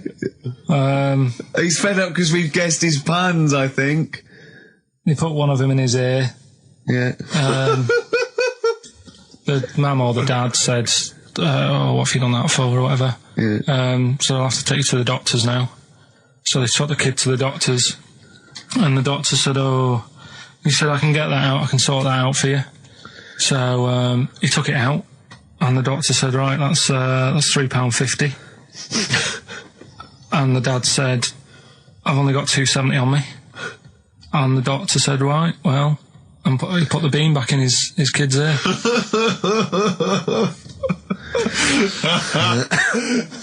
I don't know what to say. I don't know what to say. I mean, a couple of questions from me very quickly. Are you sure that those were definitely the sums involved, were they? Well, the equivalent of whatever the deal with in Kenya. Yeah. It was the equivalent of So what currency was it, Karl, that you translated into sterling? I don't know. No, it was saying in the thing. It said the equivalent of £3.15, £2.7. Did it say that? Yeah. Sorry. Did it say that? Yeah. Karl, look at me. Did it say that? Yeah, it said that was the. Did it say that? Yeah. Yeah, it did. It definitely said that.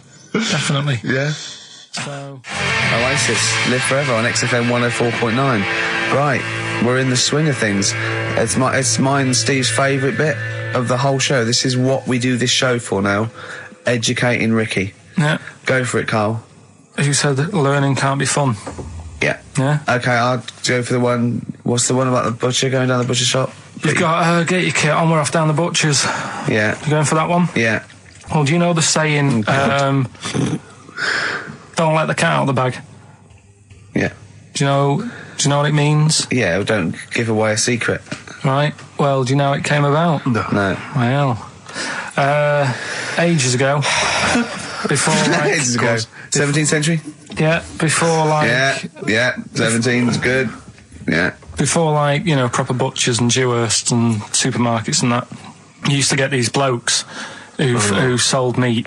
Right. Butchers they were called then, I think. Yeah, but the difference was they didn't stay in the same place, they moved about. Right, so they'd turn up on a street corner, and he'd have loads of carrier bags of carrier bags. Yeah, with meat in and that, and people would plastic carrier bags. Yeah, with mobile butcher on them. Yeah. Right, so and an email address.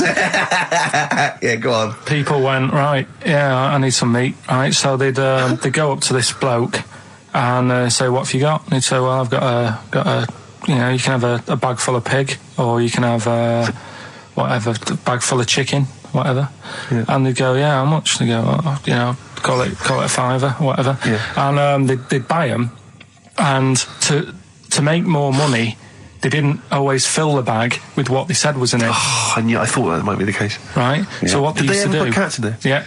But I don't see what. Okay, so sometimes they would put a cat in the bag and pretend it was chicken or whatever else. Yeah. So why was a cat any cheaper than a chicken? Because cats are wandering around the streets, aren't they? Chickens aren't. So they'd get a chicken, they put a chicken on the top so that when they look in it, they'd go, yeah, that's all right. Got a bag full of chicken. They'd get home to make the dinner, and they'd be like, what are we having tonight? And they'd go, well, you'll never guess. And they'd have well, you can have a chicken leg, and, But it wouldn't be a cat. They'd have to defrost a pizza. Yeah. Did they mind that they were eating cat then, in those days? He didn't say. He just was saying about the saying, don't let the cat out of the bag. It's like, you know, if they see that, they're going to go mad. Well, so it was the people that were doing this, it was the dodgy butchers that coined this phrase. Were they saying to each other, don't let the cat out of the bag? I.e., what I mean by that, Jack, is don't let them see the cat. Yeah. What we've stuffed in there. Yeah. Dodgy butcher, that's another phrase, isn't it? Yeah. So that's the first one. Is that a euphemism or is that dodgy butcher? As his meat delivered round the back. Sure. So that's that one. So let's get your kit on. What does that mean? It's a euphemism for homosexuality. Okay. And meat, presumably, in that means different things. It doesn't. It's a word that is also a male would bird. it mean chicken or cat necessarily in that context? Or well, I suppose it could. Yeah. Carl's look at him. Carl looks at you like a cat. Yeah. Whenever we leave him behind, if we don't talk like straight at him and let him see our lips moving, and it's, you know, monosyllabic and very sad. Look, he's lost in that conversation there. He just drifted off, didn't you, Carl? No, I just was also thinking on animals and that. Something else I was going to use. Go on. Alright, that's Aqualung. Good time's gonna come, innit? Right, Carl, come on in, educating Ricky. So, don't let the cat out of the bag, that's where that comes from. Comes from a crafty butcher. Black Rebel Motorcycle Club, spread your love. It's time to give Carl... You're actually nervous, aren't you? I'm a little bit nervous. Just to recap, Carl is 30 this year. He never went to get his results of his GCSEs. So myself and Steve took it upon ourselves to phone his school, track them down, and we actually got your results. What did you think you took? Did English. Right. Maths. Yeah. Art. Right. And I think I did physics. Okay. Well, you didn't do any of them. Eh? You didn't do any of them. You didn't register. You registered for one exam and took one exam. And got results for one exam. So I don't know what you thought you were turning up to, or you weren't registered, or you didn't. You're familiar with the notion of registering for an exam. You have to kind of officially register in order to be eligible. What do you mean, register? I turned up for a couple. Yeah, you can't just show up. You have to register for them. You have to pay this because it costs the school money, so they have had to have paid for you if they thought you were going to pass. You can't just turn up on the day and ask for some paper at the front. I never got a letter telling me that. Well, that's because you were never at school. But you did somehow register or registered for one exam. You registered for history. It's a topic that you've always been interested in. I was saying to Ricky before, World War II, I loved it. Not the actual event. No, the study of it. all the stuff like, you know, about the Anderson shelters and stuff like that. Yeah. And the bombs and that. And then when I took it, it had nothing to do with that. It was more about the Tudors. So the Second World War didn't come up? You mean there were no questions about the Anderson shelters? Nothing. That's devastating. So what are you expecting the result to be? Is that seriously? Is that it? Yeah, it's the only one you took and registered. As far as the school is concerned, or certainly in it's the only one that counts. us. It's the only result. It's the only one that counts. Yeah, you've got. I don't. Did you register for yours? Yeah. Yes. I've got certificates and everything. So what, do you do that before the exam? Do you have to go somewhere and sign something, or...? Yeah, you don't check your results and then decide if you want to register. It's not like Millionaire, when you look at the question and go, I think I'll take the money. Yeah. You go. No. But anyway, you must have registered for one, or maybe your teacher put you in for it. Well, I didn't do it. They must have been confident. They must have been confident. They must have thought your best bet was history. Right, so... What did they get? You got an E. Which I think, technically, is a pass. E? It's a bad pass, but there's F, and there's you're not going to be doing a PhD. You can get an F, right, which is fail, and then a U, which is ungraded. Now, I don't know why the U exists, because F means you failed. U is like them going, you not only failed, but you wasted my time. So... We're annoyed that you took this exam. So you thought they'd register me to get an E? Well, they didn't. I think they were hoping... It was rather like you with the lottery. They were hoping for something better than You nothing. see, I assume that the man who registered for that thought he can scrape an E if Anderson shouters come up. Yeah. Well, that's it. You've got... Now, what I'd like to do, Carl, is... I've started your re-education. You've read a book on Rasputin. I'll be asking you a few questions about that later. I've got another book for you to read next week. Next week, I've got a I'm little... not in the mood. What? Not in the mood. Oh, come on. Look, what's that? What does that say? It's that fella, it's the picture of the bloke that he used to use for Citizen Smith. Yeah? Che Guevara. Yeah. Yeah. He was quite happy, I think, when he found out that Robert Lindsay was involved. He went, yeah, of course you can. No worries, yeah. What are your feelings, Carl? What do you think? Are you depressed? I'm just a bit annoyed because I'm sure I turned up for more, so it just wasted me time.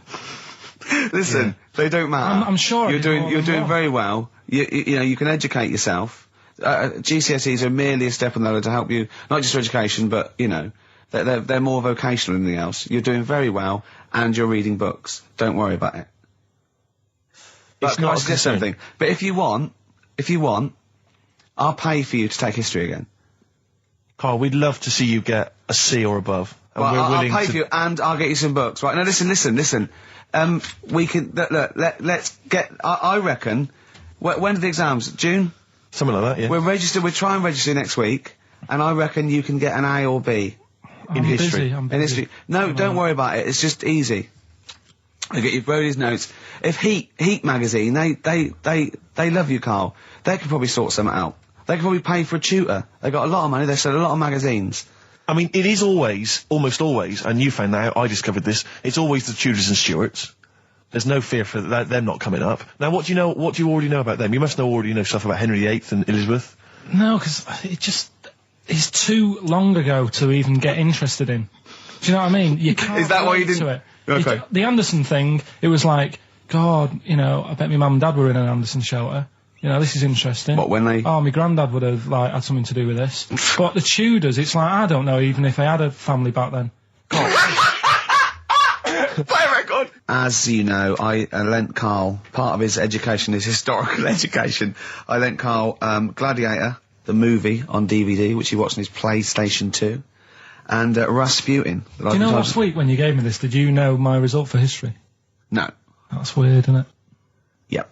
Now, right, okay, it's the film review. Carl, you just tell it from the heart, tell us what you thought about the film, what you thought the... Can I just ask, is this the first time you'd seen Gladiator? You'd never seen it before? No. Okay.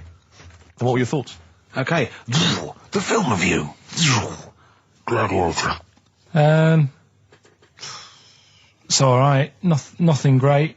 It's like an old, sort of an old version of Rocky done in the olden days, really. Right. A bloke fighting other people. Sure. How sort of well known is the story? Do you reckon people know the basics? Well, just very quickly, just do the plot. Quickly. There's a guy called Max. Maximus, yeah. Yeah. There's Caesar, and there's Caesar's kid, and Max goes to war, sort of wins it, comes back. Caesar says, you're good at what you do. I wish my son was as good as you. So I want you to be in charge when I die. His kid finds out, a bit annoyed about it, kills his dad, because he don't want anyone to hear that he said that he wants him to be in charge. Yeah. So his kid gets in charge and thinks, I'll show you. You're not going to be king, I am. You're going to be a slave or something. And then, next thing you see is... Sorry, can I just stop there? My only thought is the film's 3 hours long, so maybe we shouldn't go through the whole plot, right? We've done the first 10 minutes, but Yeah. go on. So, yeah, he's a slave and then... Yeah, but then, that was an interesting bit that I thought, right? I mean, I was watching this with a girlfriend, she was already annoyed because she wanted to watch Friends on E4. Okay. Yeah. It was a good episode as well this week. Was it? Yeah. Don't tell her that. Okay. Right, so she was annoyed and she said, come on then, put it on. And I got it wrong straight away because it says on the back 149, so I thought that was an hour and 49 minutes. It turned out it was 149. No, I thought it was 1 hour 49. Yeah. But it was 149 minutes. Sure. So it overran anyway. By 40 minutes. Yeah. So anyway, the interesting bit was where he was going across the desert on a horse. And I think to show you how long he'd been going across the desert on his horse, he's showing you a shot of the horse's knees and they were bleeding. And I just wondered whether that's what horses do if they run for a long time. Do you know? I don't. Good. Right, so anyway, so he goes on, he keeps going on like this. He's a slave, and then he has a fight at the end with the Caesar's kid, and he kills him. And that's how it ended. Okay, good. What did you think of it? Just generally, what bits? What do you think was wrong with it? Right, well, I've read up on it, and there's already a fact that is wrong. Right. Max, no, Caesar's kid, he didn't actually kill his dad. His dad died of a natural death. Right, in real life, you mean? Yeah. Okay. And, what's Caesar's kid's name? Comedian or something? I think it's comedian, yeah. Yeah. That's where the name comes from. When a funny person is called a comedian. He didn't actually get killed in real life by Max. No. He died by his sister poisoning him, and he didn't die. No. Are you saying that this is not a historical document? It's wrong. All over the place. Yeah. Well, next week I'm giving you Braveheart, and that is actually true. That is factually accurate. I can't handle it. It is. It was a little Australian fella that helped him out. Just for people who watched it, you know that the guy, Caesar's kid. Yeah. He died. His sister tried to poison him. That didn't work. Apparently, he was a gay fella, and his boyfriend, who was a wrestler, strangled him. Where did you get this information? On the internet. I thought I'd look it up to see how much of it I actually got right. Yes. And that's what I read. Okay, so out of 10? 5. Really? Yeah. Okay. It's no good. I wouldn't get it out. It's annoying the way it says, like, you know, this film's got to be seen at the cinema, because I saw it at home, and I don't think I missed out on anything. Very good point. I think that's probably the point they're making, but yours is valid too. We'll play a record, and after that I'm going to ask you about Rasputin, the Mad Monk. But anyway, Gladiator, just was going to add on the end of that. If you're into that sort of film, Jason and the Argonauts is probably a better bet. Is that factually accurate? Did you look that up along? Did skeletons actually come out of the ground and fight? Yeah. I don't know, but it's a more enjoyable film. Okay. It's shorter. Okay, now, just moving quickly on, just to the last item on Karl's re-education this week. Rasputin, you read a little book about Rasputin? What did you know about Rasputin before you read the book, Karl? Can I just tell you, when I handed him this book, it was my house, he went, is he the one that lived under the bridge? And I went, what do you mean? He went, the fella that lived under the bridge, and you had to pass him and Jane, went, you're thinking of, Rapunzel. And he went, yeah. And I went, well, that's not Rapunzel either. Rapunzel's, you had to say, isn't that, you know, you had to guess his The person name. who lived under the bridge was a troll in the Three Little Brick Rough. I'm a troll, foldy well. So, to answer your question, Steve, that's what he knew about Rasputin. Okay? So have you read this whole book? Can I just have a look at it, Rick? This whole book, it's about the size of a beer mat. Yeah, I'm just thinking, but did you read the whole thing? No. You didn't Well, manage you to read the didn't whole even thing? do that. Well, again, some of the names in there are so long and foreign sounding that I just thought, I can't remember all these. So I just got to the meat of the story. Go on, Okay, what is did it you then? learn about Rasputin? Right. He was a monk. Yep. And, Mad? Was he a mad monk? Hang on a minute. Don't confuse him. Sorry. Right. Go on. God. You see, this is what happened in the exams. Right, it was... Oh, don't do that when I'm drinking, Karl, please, mate. He loved his women. And that's how the story started off. He had really nice... story started off? Yeah. He had really nice eyes, and that's what everyone fell for, especially the women. Yeah. Anyway, the people back then thought he had special powers because he could hypnotise people or something. Oh, yeah. And it was about a little lad who had some sort of blood clot on his leg. And he said, just calm down and you'll be alright. And people thought he had special powers, but what he was doing, he was saying calm down and he relaxed and it stopped the blood flowing sort of as fast. And that's how he got better. But anyway, that's the only bit of special work that he did.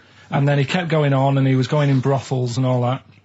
And the people in the town thought this isn't right. He shouldn't be going about doing this. And, where did he live? Russia. Right. Is that right? Yep. What sort of era? I thought you'd like now, you know, Now about 1800. Okay. All right. Okay. And then... Do you want to check that, Steve? You got the book? People got sick of him. People got sick of him, and they said, "Oh, we'll have to get rid of him." So they tried to. He loved cakes as well as women. Okay. So they said, "Let's poison a cake," and they poisoned a load. Easier than poisoning a woman, wouldn't it? And And he ate these cakes, and it just didn't kill him, and they were like, God, what's going on? And they kept giving him more and more cakes, and... He was suspicious. And that didn't work, so the fella said, that's it, I'm going to shoot him. So... Well, I imagine it was the end of his tether. So... I mean, he was back and forth to Mr. Kipling's, He shot him once, and that didn't work, and the fella thought, oh my God. And he started running away, and Rasputin's running after him. And he shoots him like another. I think he took 4 Face bullets. full of Battenberg. Four bullets. Did you swear then? 4 bullets it took to kill him. And then this fella who was after him chucked him in an icy lake. And that was the end of him. But I don't understand sort of... What don't you understand, Carl? Well, the fact that, you know, he's a bit of a name in history. And I don't understand why, because it just sounds a bit like my brother. Does he love women and cakes? And do you think that'll be his downfall? Right, I want you to study. Right, if you want to do, that's the first introduction. Right, if you want to do some extracurricular, What would that stuff, there's a song by Boney M that lays it out. Suzanne told me about that, saying about Russia's Greatest Love Machine. Yeah, but it didn't say anything about cakes. No. I think if you get the 12-inch mix, no, but they say according to Boney M, and I don't know who's correct, the bloke wrote that or M. They put some poison into his wine. Now I don't know if M have done their research or whether they did shoot him until he was dead. According to them, he was the greatest love machine in Russia. I don't think it says that in the book, but M might know more than that fella. So what's your final verdict on Rasputin? Just a normal bloke who didn't have that much luck, really. That's what I don't understand. I was waiting for something special at the end, but just a normal fellow, really. Yeah, just an everyday. Happens all the time, doesn't it? Just an everyday mad monk. Yeah, just an everyday mad monk. You have to shoot and poison and throw in icy lakes to kill him, and who loves women and cakes. I mean, come on, do we need another one of them? Boring. So what would you say about him then? How would you sum him up? I think you've done it. I think you've done it. There you go. So next week, Che Guevara, you going to read the book? I don't know. Come on. Next week, Che Guevara. Take it home. There he is. Give it here then. Anyway, okay then, well, you were tested on Che Guevara. Right, Carl. We should just remind people what happened, because This last is a week little series. I've got lots of these little books, right? They're about, like, 2.5 inches long by about, 2 inches wide. Those tiny little things you see in the, sort of, on the front counter of Waterstones or Smiths, and it's, The Life and Times, a series of all the greats in history. Last week you read about Rasputin. He wasn't impressed. No. This week... This book's a little bit thicker than the Rasputin one. No, it's the same, I think. Was it? Maybe the writing's Bigger writing or something. But, okay, Che Guevara. Who was Che Guevara? Just now, you learnt to pronounce it, right? And how do you remember? You told me the week how you remembered what his name was. Che is like shake, and his surname is like guitar. Right. Shavara. Okay. But anyway, right. Tell us what you know, and we'll ask. Right. First of all, his name isn't really Che. Right. It was something else, and Che means buddy in wherever he's from, Argentina. Mm-hmm. Right. That's right, isn't it? Yeah. Yep. Right. So anyway, he was born, and he was. By the way, Carl's not reading this from a book now. This is all out of his own head. This is not pre-planned notes. No, this is. I mean, I know it sounds written, but he's just. Right, here we go. Go on. He was born. He had bad asthma as a kid. Right. Which I thought was quite interesting because they didn't have cars and that back then, and that's what they're blaming asthma on these days. The bad build-up of traffic and that. Well, they did have cars, Carl. Not as many as they have now. Okay. So that was something I picked up early in the story. He had asthma. Yeah. His dad was into he wasn't a politician or anything, but he was, they were into the politics. Sure. So he sort of grew up around a family who was into, watching the news and that and keeping up to date on what's going on in the world. So that sort of rubbed off on him. He went to school. He was doing stuff on medicine. Yeah. Yeah, he wanted to be a doctor, or he thought he did. Yeah. Anyway, he learned really quick. He did 6 months work in about 3 months. So he could have some time off school or something. Right. So he took that time off and went to travel South America with his mate on a motorbike. Yeah. Yeah. And he saw all this bad going on in the world, and he thought, oh, this is bad, this. Yeah. I could do something here. I could change this, make it a nicer place to live. So he said, what I'm going to do is join a gang that sort of is against the like the government. Yeah. Right. Am I right so far? Yeah. You're doing very well. Right. And the woman who he met, who was like running this gang, is a woman called Hilda, who he later married. All right. And Hilda introduced him to Castro. Right. Who was like the head cheese of the gang. Right. Who wanted to change things. Okay. And so she said, like, this is I think his real name was Engelbert or something like that. Ernesto. What? Ernesto. She said, this is Ernesto.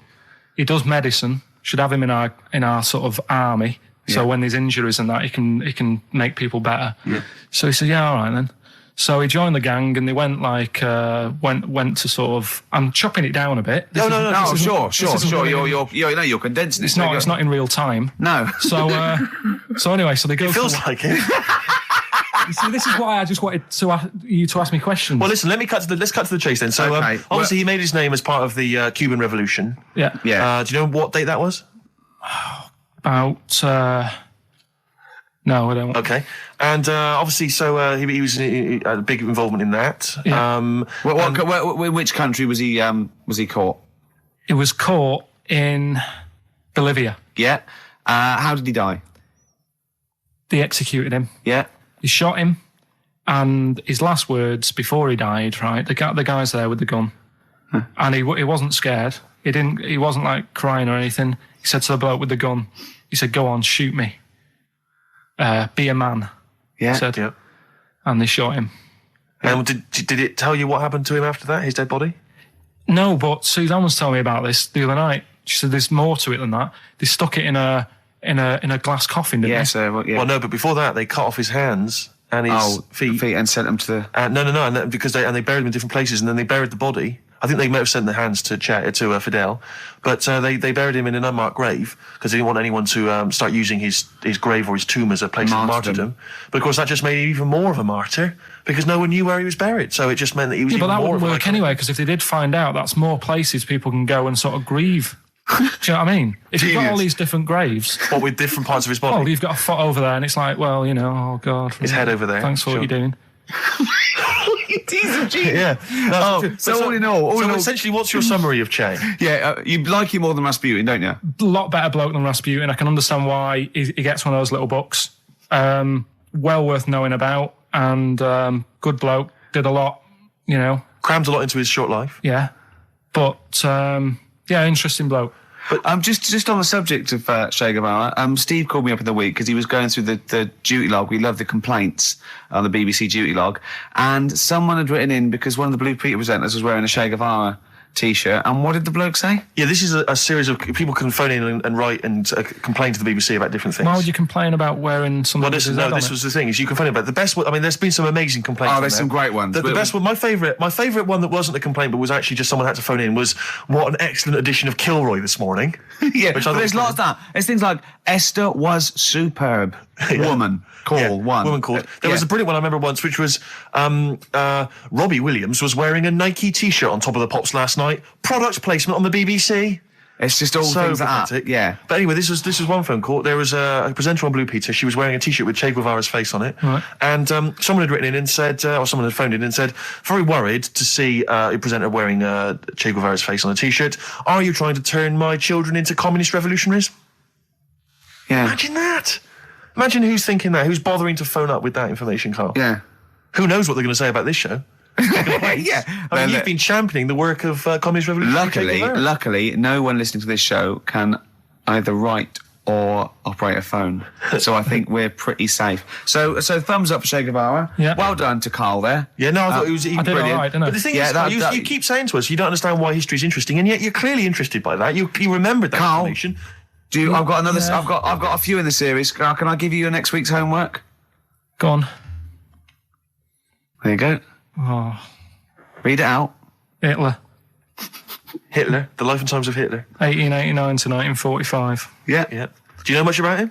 What was the significance of that last date? Why did he? What was that last date, Carl? Why do you think he died in 1945? End of the war. Yeah. Which I'm interested in. So this will have stuff about Anderson shelters and that. It might not be covered in the Hitler biography, The Anderson Shelter, but... Just check if there's a special Anderson chapter. Anderson Shelter chapter. Well, I'll look forward to this. It'll be interesting. Powdered Egg is page 4. Yeah. Excellent. Well, we're going to play a hip-hop. Yeah, it's time for a hip-hop hooray. People are absolutely in love with this feature, Rick, as you well know, and I know you're somewhat jealous of it. Yeah. This week, I know that Outkast are currently on the playlist, aren't they, with their new single, Whole of the World? Is that what, The Whole World? Anyway, this is a track from the big compilation, Outkast. It's just a sort of compilation of all their greatest hits. And this is a good one. It's called Rosa Parks. Play it, Carl. From their greatest hits album, that's Outkast, and a track called Rosa Parks. Like it. Yeah, enjoy it. Yeah. Now, we just had a call from someone impressed by Karl, and Karl's very pleased because this guy has actually done a PhD on Che Guevara. So in theory, whatever subject he chose, in theory, he's probably one of the experts in the world on this particular field. Now, hello, are you there? Yeah, I'm here. Hello, what's your name? My name's David. David, now where did you do your PhD? Did it at UCL. Did it at UCL, mild college. And what was the actual title of the PhD? It was Che Guevara's influence on class struggle in Europe in the 60s. And what did you think of Karl's performance? I thought he did really, really well. The only thing, I'd never heard those last words before. So Karl actually knows something you don't know. Yeah, possibly. Although you presumably not take that as verified information. You probably wouldn't take everything Karl said as gospel. You'd probably look it up yourself, would you? I probably would have a look, yeah. Did you know about babies' eyes? Sorry? Did you know that babies' eyes don't grow? I didn't know that. You see, that's why you shouldn't take things Karl says as gospel. Because it come out with something, vaguely intelligent, and then say, "Did you know about babies' eyes don't grow?" Any questions that you'd want to test Karl on? Any thoughts? Any things he missed there on the history of Che Guevara? I think he did really well, and I think he should be congratulated. Because Karl has problems with understanding why people are interested in history, and even though he's been reading these books, he keeps saying, "Why does anyone care about history? Why is it important?" What would you say to Karl? I think he should maybe then look at who Che Guevara did influence and why he still influences people today. Yeah. Well, he knows that he influenced Citizen Smith, and he knows that if McDonald's ever wanted to swap Ronald McDonald for Che Guevara, it would cost him an awful lot of money. So he is trying to apply it to the modern world. He is having a go. Well, maybe you should think like why Rage Against the Machine have him on their T-shirts. Good point, Karl. Why do you think of that? Why do you think they have him on the T-shirts, Karl? I don't know, maybe that was a design of the T-shirt. Maybe they wanted another T-shirt. Maybe they wanted Ronald McDonald. But didn't have any in. Sure. And they said, we'll have that one there then. Well, thanks very much. Dave, just before you go, do you think Karl would be an interesting subject for a PhD? Yeah, very much so, yeah. Okay, well, if you're not... Well, hopefully one day you'll become a professor and you can maybe set that as some coursework. I could do, yeah. Karl Pilkington. Imagine that. Cheers, Dave. Having an MA in Karl Pilkington. Thanks very much, Dave. Okay, bye. Cheers, bye. That's good. My teachers never did that. What, encouraged you in that way? Never said well done. So, really? Yeah. But you never showed up. Yeah, you have to be in the same room, They were too really. busy saying, "Who are you?" Yeah. No, but Mrs. Matthews, me head teacher. Oh, let's not lay into Matthews again. Not Matty she Matthews. said Not I'd Grimble Matty Matthews. I'd never be a high flyer. If she could see you now. What did she say? You'll never be a high flyer? She said that to me, mum and dad. Really? On a parents' evening. And that was after I'd played the drums in Little Donkey. She clearly didn't know what she was talking about. Table 60. Lisa Tarbuck. That's Corner Shop. Lessons learned from Rocky 1 to Rocky. I love that guitar. That's great. It's real glam rock. That's T-Rex and Bowie. I was going to play some from Ziggy Stardust today, but instead I brought in a different album. I want to play a bit of Bowie. Is that all right? Oh, of course, yeah, always. Yeah, always. Bit of Beatles. Still to come up, by the way. With The Education of Karl, last week he did Che Guevara. He did very well. Yeah. Before that, the week before that, you learned all about Rasputin, didn't you? And this week you've been studying Hitler, haven't you? How does that go? How do you like that? It's a bit tough. Okay. I mean, I'll give you the full story later, Steve. Do you know much about him? No. So, they're all linked. All these stories I've been reading, they've all got a similar sort of thing going through them. They have a bit of a tough upbringing. Things aren't going well, and they seem to take it out on other people. Okay. But I'll tell you more later. Okay. Yeah, I don't think you can... I mean, I don't think Hitler and Che Guevara...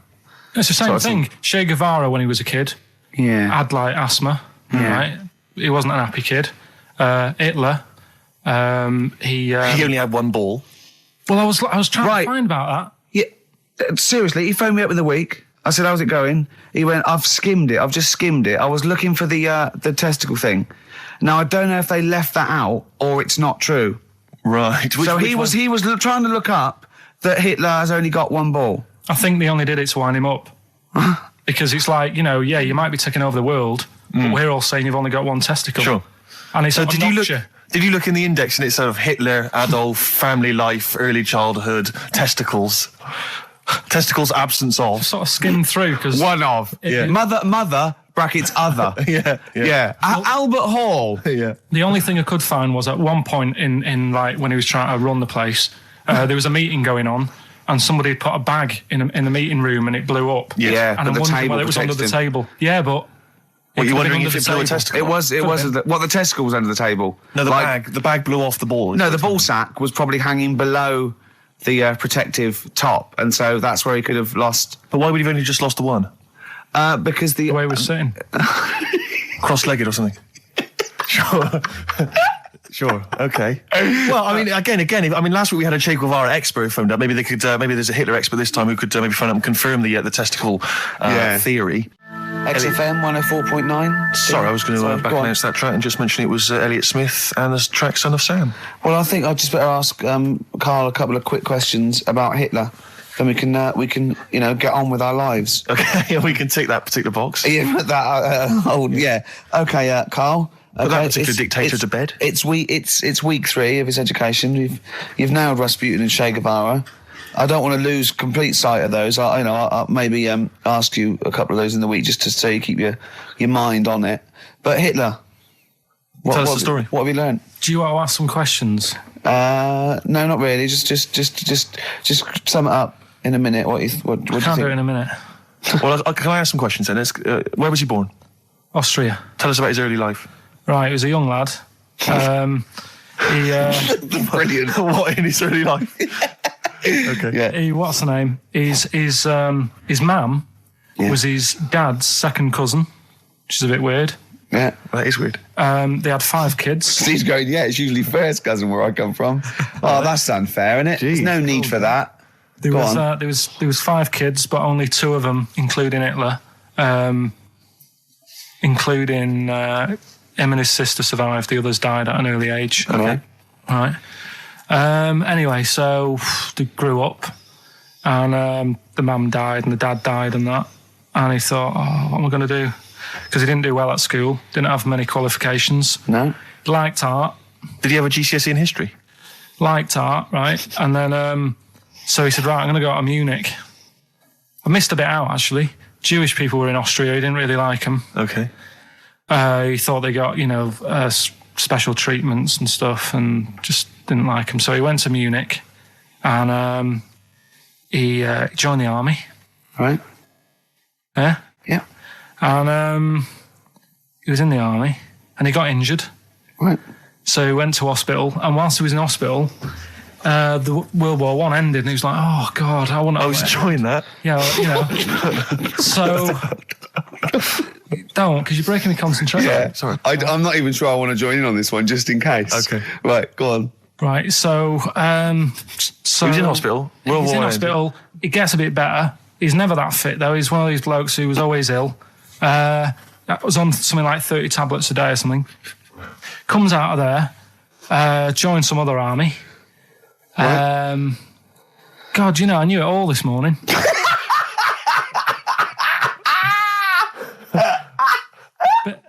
I can see it running to ground. I just see his face going, I'm not nailing the fact, am I? And joined another army, and he was moustache. Let's try and help you. Here's a good bit. I remember this bit. He thought that war to men, right, was like childbirth is to women. That's how important he thought he was. All right. Right? So it's like, you fight for 9 months, and at the end of it, you own something, right? Yeah. So, he goes on and all that. He's in Berlin. Yeah. And he's fighting his way through, trying to take over countries and that. And he does he do Berlin? Does he? Sorry, wait a minute. Is he Chancellor yet? What year is it? 35. So let's skip the kind of climb to power. Then he's now the dictator of Germany. Right, he's in charge. Yeah. And this is when, you know, he gets his own back on the Jewish people and that, and he's got his own little armies, and he's setting fire to Jewish businesses and all this. And anyway, cut a long story short, he please do. He when he came to like fighting Britain, came a bit sort of unstuck. Yeah, right. Started fighting. Not so easy, is it? This world domination, Adolf. Britain was there. France was helping out. Yeah. Americans were helping out. Yeah. So oh god, so a bit late, but yeah. He goes into a bunker in Berlin. Yeah. And it's all kicking off. Yeah. And apparently, like, Germany sort of surrenders. Yeah. Says it's all over, forget it, we can't beat you. He was really annoyed with this, and he thought, I can't show my face around here. So he because it would be embarrassing. He's with his missus, who nobody knew was his wife, right? Eva, in this bunker. Yeah. And so he said, I've had enough of this. He shoots himself. Yeah. She poisons herself, and the chauffeur buries him or something, or burns him. Right. And in all the time he was in charge, 50 million people died. So that's 1918 to 1945. Yeah. Between it felt like that. Between Travis and the Red Hot Chili Peppers. Next week. That's fantastic. That's remarkable. I have to say that you sort of lost your grasp somewhere along the line, because you started off confidently, but you lost your I've had a really busy week, and last night I was like whizzing through it. Sure. And then this morning I woke up, and you know, Suzanne had been away for about 3 days, right? Yeah. I hardly spoke to her. She's been busy, I've been busy. First thing I say when I wake up, just ask me some stuff on Hitler. You are romantic. That's great. That's how stressful it's getting. But I knew it all this morning, honestly. No, but that's fine. I think you've summed up you've done that. Right, just for a bit of balance, I've got your next week's homework. It's the same series. There's little books. There's tiny little books, just 3 inches long by 2 inches wide. Crammed with so much information, though. Winston Churchill. There you go. You'll enjoy that. Yeah? I'm getting a bit bored now, though. This is what happened in school. Think of the listeners. Did really well in infants. Once got to secondary, lost interest. Was it the breakup between you and Harris? And Zoe? I'm wondering if you spiralled into something there. Yeah, because it's like all these other, these men of history. They always had sort of things happen in their early childhood, didn't they? Maybe yours is the Zoe Harris dress incident. Well, let's just refer to it as the Zoe incident. Yeah. From now on. Yeah. Winston Churchill, the bit I left out in the Hitler story, Hitler was scared of this man. Yeah. And I can tell you something else about Winston Churchill. Go on. He said he can remember being in the womb. And he was born in a public toilet. Play a record. He texted me yesterday about Hitler. He went, stop making me read this heavy shit. He said, I've seen in the back of this book, there's one on Elvis. No, I mean, it is interesting, but not when you have to read it. Do you know what I mean? Right. But do you think you'd have read it in your leisure time? To be honest? No, you wouldn't have. I wouldn't. No. So do you want a week off? Do you not want to learn about Winston Churchill? Why don't you read it if you want to, and just if you get interested, then read on. I think that's because that's what I did with school, and it didn't work. No, you decided you didn't want to. Yeah. Yeah. Okay. So but hasn't that taught you something? Can't we just do it like a TV series? It doesn't go on forever. We've done 3 weeks. Give it a rest now for the summer. Yeah, because most series last for 3 weeks. Well, Yeah. I'll be testing Karl on the new re-education of Karl, as you know. He got a GCSE. It's the last one, isn't it? In history. It was the last heavy sort of one, yeah. No. So Winston Churchill. Because we're going on to more sort of metaphorical and metaphysical pursuits, aren't we? Not that book. Yeah, that's the Aesop's I can't Fables. read that in a week. You don't have to read it. Right, Just choose the ones about the foxes eating penguins. You'll like that. It's time for the re-education of Karl Pilkington. This week, Karl was studying the life and times of Winston Churchill. What did you make of it, Karl? What did Churchill do for you? Well, last week I made a bit of an error with Hitler. Yeah, you just tried to remember too much, and it was way too much for me. Sure. So what I've done this week, sort of flicked through, got a few of them basic facts. Yeah. And what I've learned, right? Bit weird the way all these people have something in common, that they're all a bit weird when they're younger. Okay. They've got some sort of illness. Go on. Well, Rasputin, he wasn't well as a kid. Yeah. Che Guevara. Oh, this is Rasputin, the mad monk, wasn't well. Yeah. Yeah. Che Guevara. Asthma. Really bad asthma. Hitler. He was only one bit mental. Yeah. Only one. His mother. He was a bit mental. That could be libelous. Yeah. And who have we done? And Churchill. Yeah. Very weak child. Was he?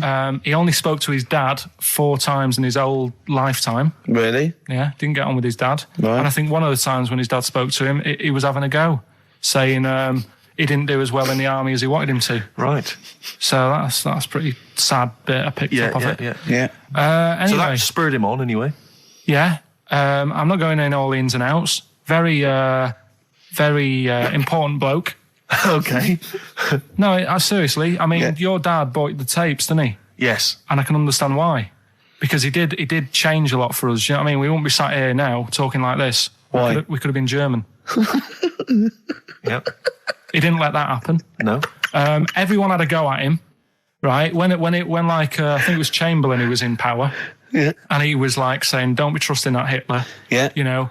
And everyone was like, look, stop causing trouble. Chamberlain sorted it out. You know, he sorted out a peace agreement. Yeah. And he was like, no, I don't trust him. And everyone's like, oh, you know, you're just causing trouble. You know, everyone else is happy. Then it turned out that Hitler did actually do the dirty and try and come over. I remember, didn't he do something? He started a war or something. There was a conflict of some kind. Yeah. Started a problem. And everyone went, hang on a minute, that Churchill knew what he was talking about. Yeah. Get him back in charge. Sure. And they got him in, and Hitler was scared of him because he knew that he wasn't going to be having any lies or anything. He couldn't try it on with Churchill. Yeah, especially when he was a little bit pissed up and coked and with a big cigar. Churchill. He wasn't He wasn't doing that. I think a lot were during the war in the war cabinet. I think they had to have things to keep him awake all night and stuff. And he certainly liked a brandy. Rick, Winston Churchill was coked up, was he? I mean, sorry, this is something I wasn't aware of. If there are any historians listening, if I'm wrong, I'm was that very in the sorry. World at War? No, I don't Winston think Churchill so. was Any historians or experts on war? Did Churchill and not some of the other people during I think the First and Second World War take a little bit of cocaine? So when he said that, Hitler, doctors certainly used to. Hitler liked cakes. Would they be like the funny sort of cakes? No, he probably did like a little bit of Madeira cake. Right. Yeah, that's probably nothing like that. Sorry, carry on. So anyway, he beat the Bosch. Yeah, did all that. Oh, that's steady on. His personal life's nothing to do with it. And the most amazing bit is, right, he wasn't fit, and he had a couple of strokes. He's a good-looking bloke in many ways. Well, he had a couple of strokes, but he had a stroke on, say... We've had that. He beat the Bosch. He liked to have a couple of strokes. Yeah. Let's not get into innuendo, Carl. It's stupid. Right, say he had like a stroke on a Tuesday. He was up and fighting again on a Wednesday. Really? He was a strong bloke. Yeah. And then he died at about the age of 86 or something. He's a good lad, wasn't he? He was really good. Yeah. Is he the one you favour most of all? I'd the ones say out of all, I mean, Rasputin, I don't understand why he got, like I said, I don't know why they made a book on him. No. He just didn't deserve it. No. Che Guevara, you know, he had his time, I suppose, and did a bit good for certain people. Sure. Sorted Cuba out. Yeah. Doesn't really affect me. No. Hitler, I mean, enough said. Yeah. Bad bloke. Churchill sorted it all out. Yeah. And like I so said, your favourite out of the four of them, the of those four, is Churchill. Yeah. I think Brilliant. Brilliant. I agree. I agree with you, I think. What I love with your kind of sort of summary of these people's incredible lives is the way that it's almost like, I remember in Looking magazine, I don't remember Looking, it was the Junior TV Times. They used to have half a page which was a comic strip summarising someone's life. You might have, say, 5-star, the story of 5-star. Yeah. Johnny Mango called in again. He's become our sort of official researcher on this show. There is evidence that Queen Victoria in Balmoral, with a young house guest, Winston Churchill, used to consume cocaine-filled lozenges. Mm-hmm. So there you go. Also, MDMA was a precursor of sort of ecstasy, a derivative, and that was big in the day, giving soldiers, you know, a little pick-me-up. So it's not so mad, is it? It sort of Winston makes Churchill sense taking cocaine, because he was into his speeches and that, and they say that coke gives you sort of... you know, the balls to stand up and say, like... Not that that's a good thing. And no, it's not. No. Definitely not. No. Right? But apparently it makes you confident, doesn't it? So you can stand up and say, you know, we're going to fight them on the beaches. Yeah. And all that. And sound like you mean it. It's exactly, yeah. When he was sort of like, you know, a little bit pissed up with his cigar on, coked off his tits, he wanted to fight. He didn't care where it was. He'd fight on a beach. He didn't care. He didn't care if he got sand in his new trainers. Exactly. He was boozed up. Yeah. You want to fight? yeah. That's why he was coming hard. He was very much. You got to think of him as the Liam Gallagher of his day. Yeah. Oh dear. Do you know what a fable is? I'll try to explain briefly. Do you know what a fable is? I've got a rough idea. Okay, it's a thing that uses sort of metaphor, analogy, just to explain sort of morals. I mean, they're very old for a start, and it's all. I'll give you an example of one. A quick one. Oh, the one about the dog with two bones. He goes to a dog's got a bone. He sees a reflection in the lake, and he thinks, "Oh, that dog's got a nice bone. I'll have that." And as he goes to get that one in the reflection, he drops the one he's got, and that's one about, you know. I think I was told one when I was younger. Go on. I think it was one.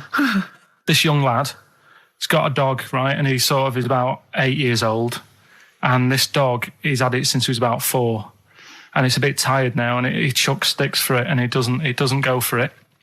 And he's saying to his mum, "Oh, I want a new dog because this one's useless. It doesn't do it doesn't have any fun with me." So they say, "Oh no, but you know, Rover's a good little dog. You should look after it." And he's like, "Oh, I don't like it. I want a new one." So they buy him a new puppy, and it's running around, yapping about, and he's loving it, and he's playing around with it in the grass. And then one day he goes to the park and he's messing about and rolling about with it, and he falls into the lake, right? And the little puppy's like yapping at him, and he's going, help me, the little dog's yapping. And then the old dog comes and gets his collar, and it pulls him out of the lake. And he goes, "Oh, God, you know, why did I forget about you? You're the better dog."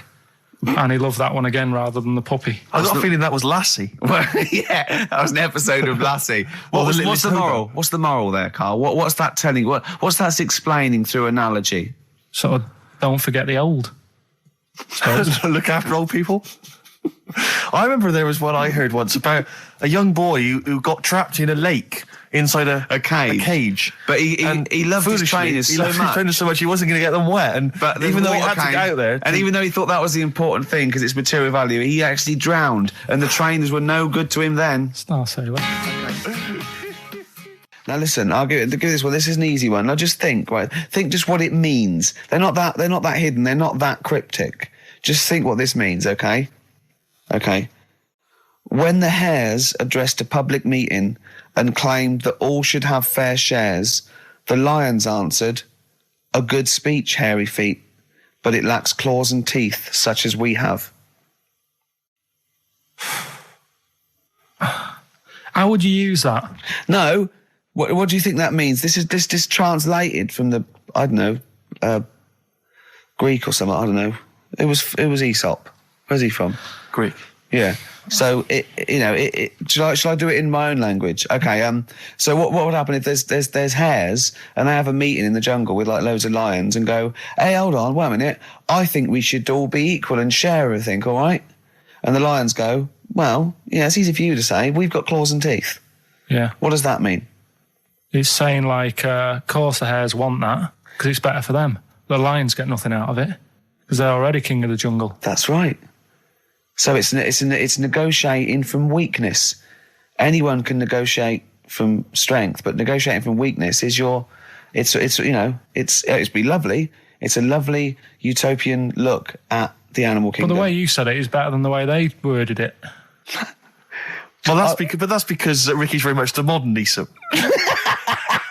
I mean, many people have thought that. You know, that's why he's getting a lot of awards with the TV show. For him, that's a fake. So look, hey, I'll take that home and read ones you like and tell me about the ones you like, ones that click. I don't care if you only come in with like one or two. Go, I'll tell you what, Rick, there's one thing that I've learned from that. You know, because sometimes you can know all these phrases and until something happens, you don't think, you know, everyone's heard, you know, to err is human, to forgive divine. And then something, you know, might happen. Do you go, oh, that's what that means. That's amazing. Well, you were studying Aesop's fables, weren't you, this week? Now, I'm going to be very liberal here and let you talk about it. It's not a test. I'm not, hey man, just like chill out. I'm not this like rigid sort of, box in society. Just tell us your views. Just tell us your vibe on Aesop. Tell us something. What have you learned from these fables? He made a bit of money out of something that's quite simple. I don't know if he did make any money out of it. I mean, I think it was published like thousands of years after his death, but go on. Yeah, they're just little stories. I mean, enjoyed them. Yeah. Didn't learn anything from them. Okay. Or did you see? Because it's teaching through sort of like metaphor and analogy, and maybe it all seeps in and it's all subliminal, and maybe in a way your subconscious is teaching you. No, it's silly, Ricky. It's silly. If the stories were done in like a real way, that there's like a man and a woman, and it's a little story that something happened to them in life, then you learn something. But it's all about, a gorilla and a fox are walking through the woods. How often does that happen? Sure. So you're saying if it was more like if it was more true to life, if it was more like, if it was more like real Yeah. stories, like a kid on his grifter and a magpie pecking at his head, or two frog boys with webbed hands. I mean, if it was real stories from real life that people could believe, actually happened, maybe it would teach us something. But why not do that? Like take a real situation, say like the So Solid Crew guy, yes, going down for carrying a gun. Use that in some way. Do you know what I mean? As a warning, maybe about carrying guns. What about something like if you carry guns and that is illegal, you could have some sort of punishment? Yeah, that's good. So it doesn't bother you then that the fact that these fables have been used for many, many generations to educate maybe young children or even older people, the fact that they've served a brilliant function and they've become classics, that doesn't bother you? You've seen through them? Well, they don't always work. Okay. When I was out with Rick the other day, he brought one up. I told him the one about the two mice, the industrious mouse, who throughout the summer he would be storing berries, nuts and berries, and he'd be storing it, and the other mouse would just be eating off the trees and running around and having a laugh. And they go, well, you're going to become hungry. He'd go, oh, I'll worry about that when it comes to it. And they'd do that, and he'd be storing his nuts and berries, and autumn came, and the mouse was still playing and not doing anything. And then winter came, and the silly mouse was like shivering, and he went and knocked on the mouse's door and went, I'm freezing and I'm starving. And the clever mouse said, well, I told you, didn't I? You should have been storing your nuts through winter like I did. Come in and share mine. And what did you say, Carl? Well, and the moral of that is whatever. Just be careful. But my thing is that it's not very good, because the moral of that is do what you want, and there's always a do-gooder, a share there. Sure. Yeah. But the way I think, which is more sort of 2002, the ending should have been, the guy with all the berries should have been going, I'll be all right come the winter. I've got loads of food. I'll be safe. But then as he's going into his little hut at the beginning of the winter, some sort of bus or something comes and kills him. Right. And it's like, you should have partied hard because you might die. Yeah. Enjoy life whilst you've got it. Yeah. Okay. And if winter comes, just starve to death. Well, worry about tomorrow. Okay. I'm wondering if there's a new book here. I really am wondering if there's a Karl's Fables. He's been coming out with some all week. He keeps going, well, that's a fable, isn't it? Yeah. So what's your favourite fable in there? Have you learned anything from this book? Is there one fable you liked? Yeah, I mean, what did you like? They're all right. What did you like? You've thrown it on me now there. Didn't you like one about a crab, you said? No, that was the one about messing about on a cliff edge or something. Don't mess about on a cliff edge. What was that? I don't know. There's not many around here, so I didn't take much interest in that one. You know what I mean? God. I'm doing my best here. Here's one. Here's one that was quite nice. There was a belly, like your stomach. Yeah. And it's this belly on a pair of legs. And the legs was saying, I'm more important than you because I carry you around. And the belly said, yeah, but, if it weren't for me holding all this food, you wouldn't have the energy to walk around. Yeah. And that means rather than working on your own, it's best to work in a team. Yeah. So, well, the one similar to that I was taught when I was little was a vision of heaven and hell, and it went down to hell, and in hell, right, there was these people had like 20-foot long chopsticks. Yeah. And they were getting their food, and they couldn't get the chopsticks into the food and get it round to their mouth because they were just too long. Right. Right, that was hell. And in heaven, they had exactly the same thing, but they were feeding each other. What? You don't like Chinese food? Is that what you're thinking? Is that what your concern is, Carl? No, I'm just... The one I remember, I can't remember the ending of it. It's about two nuns in a bath. Yeah, I know. I can't remember what it is. Yeah, that's that it, one. yeah. Or are they on a bike? That's two adventures. It's the same nuns, but they go to all sorts of adventures. They're normally quite erotic adventures. Well, they are. But there was one when they're driving down a cobbled street, I remember. Go on. And then there's the other... Then, of course, Whalebones on XFM 104.9. I'm Ricky Gervais. With me, Steve Merchant, and Carl. Well, Carl, I really don't think you got your teeth into the fables, really. I don't think you... There wasn't anything to learn. I read a couple, thought, yeah, that's all right, and put it down again. There wasn't anything to learn. It was all stuff I knew already, but made up with nice little foxes and bears and stuff. So... Yeah. But that one about, like... That's one we spoke about, like, when the hares are going, we should share all our food, and the lion said, that's a good argument, but it hasn't got the teeth and claws that we've got. That's lovely, because it's sort of like, that's an indictment on sort of, you could say it's an anti-equality almost. You could get really sort of deep into that. You know what I mean? You could... No? Big philosophical ideas in a nutshell, not interesting? No, not really.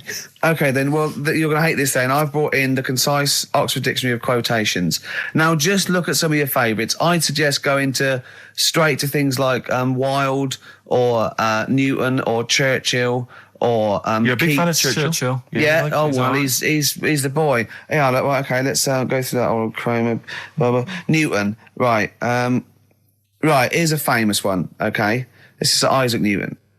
If I have seen further, it is by standing on the shoulders of giants. Do you like that one? So there's a meaning in it? Yeah. Well, he hasn't actually stood on the shoulders of giants. So remember, he's an amazing inventor and mathematician, and he discovered the incredible laws of the universe. And he's saying, if you want a good view, move into a multi-story. He's saying, if I have seen further than the people, and he's being modest here, it's because I've stood on the shoulders of giants to get that view. If it weren't for all the people that have come before him with their great insight and knowledge, he wouldn't have seen what he's seen. He's taken his learning, isn't it? Those people have given him say that instead of making up. That's what I've got a problem with. People don't say what they mean. Poetry, art, and... In life, though, people never say what they actually mean. And, there's loads of books on it. I don't know. But the point is that he's just summarised quite a tricky idea beautifully. It's beautiful. That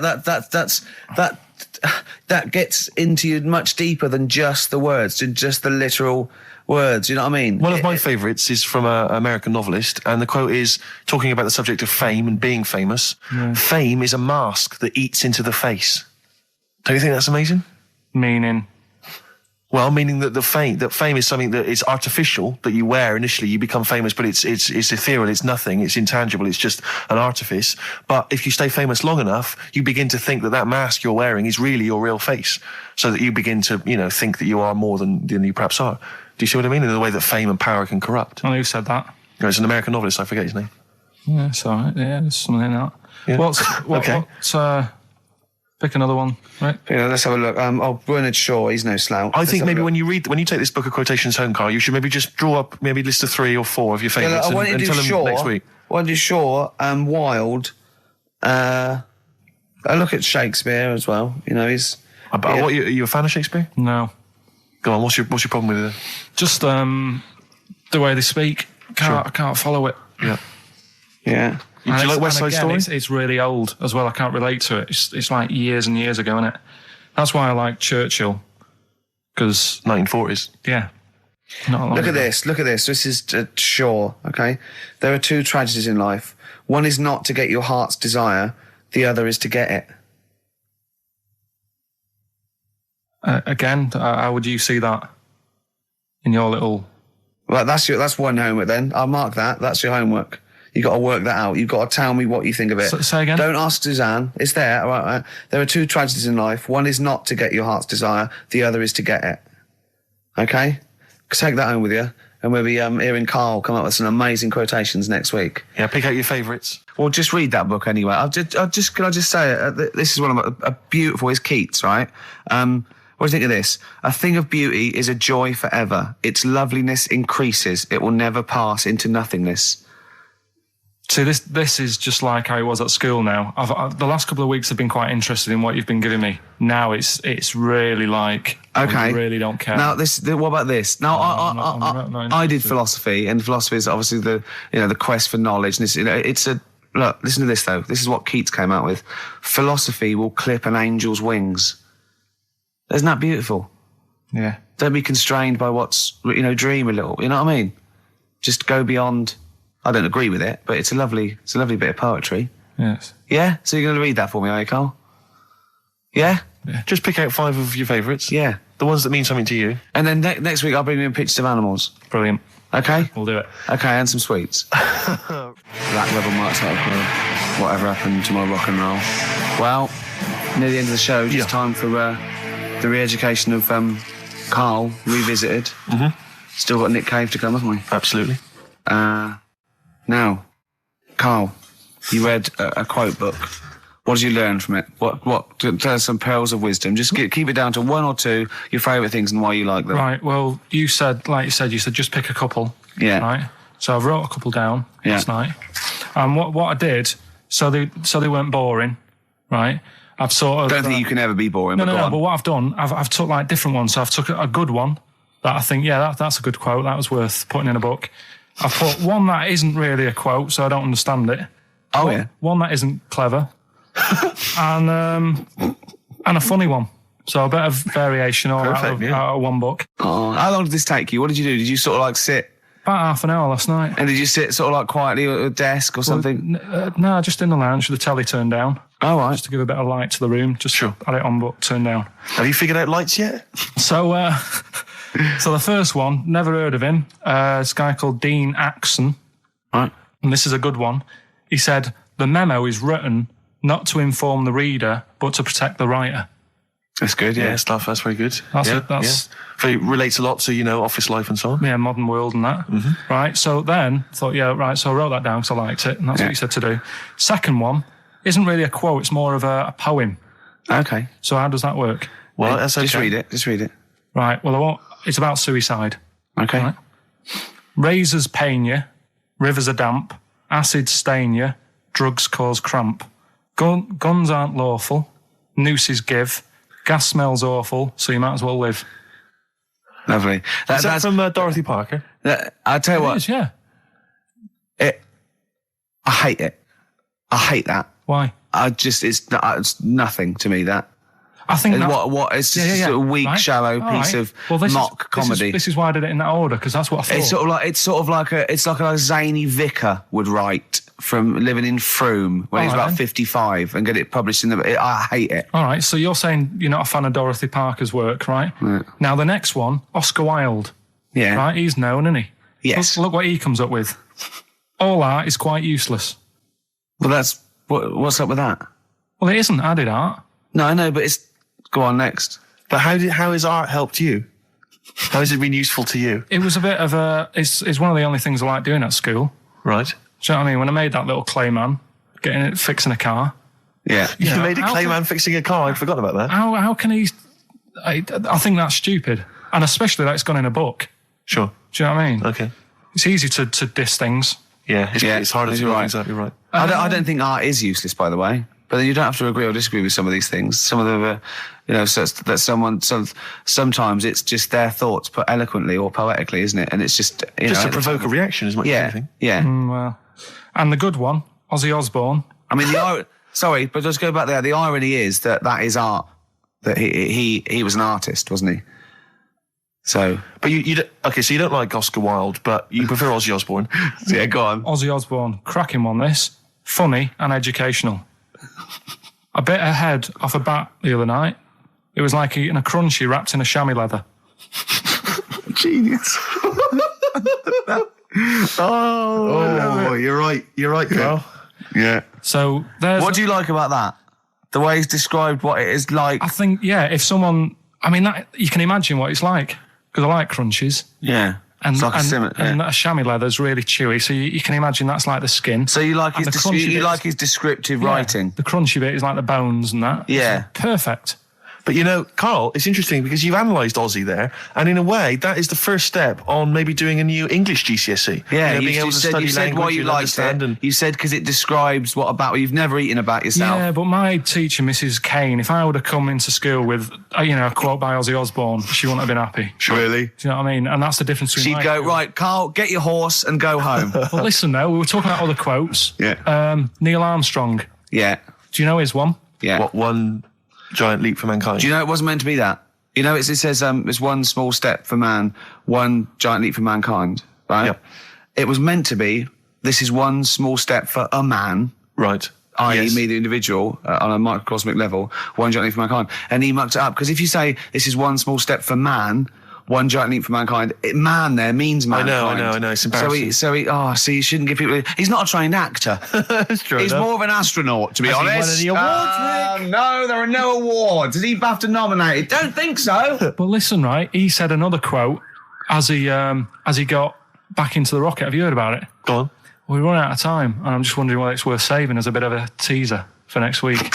What did Neil Armstrong say as he got back into the rocket? Yeah. Is it going to Chocks be away. something like, that was boring, wasn't it? The mic's not still on, is it? Yeah. They're not still listening. Well, that's what I was saying to you. He could have said that, and it would have That's still not gone down. cheese. It would have still gone down as an amazing quote, wouldn't it? Well, listen, I think you should save it, Karl. You tosser, I was meant to go first. No, I'll tell you what we'll do, Karl. We'll squeeze it in before the end of the show, because, Ricky, you got to play your song for the lovers. Oh, we should yes. play this. I don't think we'll fit it in. We might have to save it. Don't worry, we'll see what we can do. Well, Let's next play, week, by the way, you've got happiness quotations, a collection of thoughtful words and beautiful paintings. I'll just give you an example of one. Happiness is a perfume you can pour on others you cannot pour on others without getting a few drops on yourself. Lovely that, isn't it? Brilliant. You can't be happy with that. This is Nick Cave and the Bad Seed from the Boatman's Call. It's a beautiful song. Any song that starts off, I don't believe in an interventionist God is all right by me. And this is Into My Arms. Nick Cave and the Bad Seeds, Into My Arms. Well, that's it. We've run out of time. We have indeed. So no time for Karl's quote. That'll have to come next week. Yeah, we'll save that for next Neil time. Armstrong. Well, I hope you enjoyed it. Goodbye. All right, Rick. Come on, I'm sounding a bit chirpier. It's not that depressing. Well, yeah. Sports next. You know how excited you are. Go on. You love the sport, do you?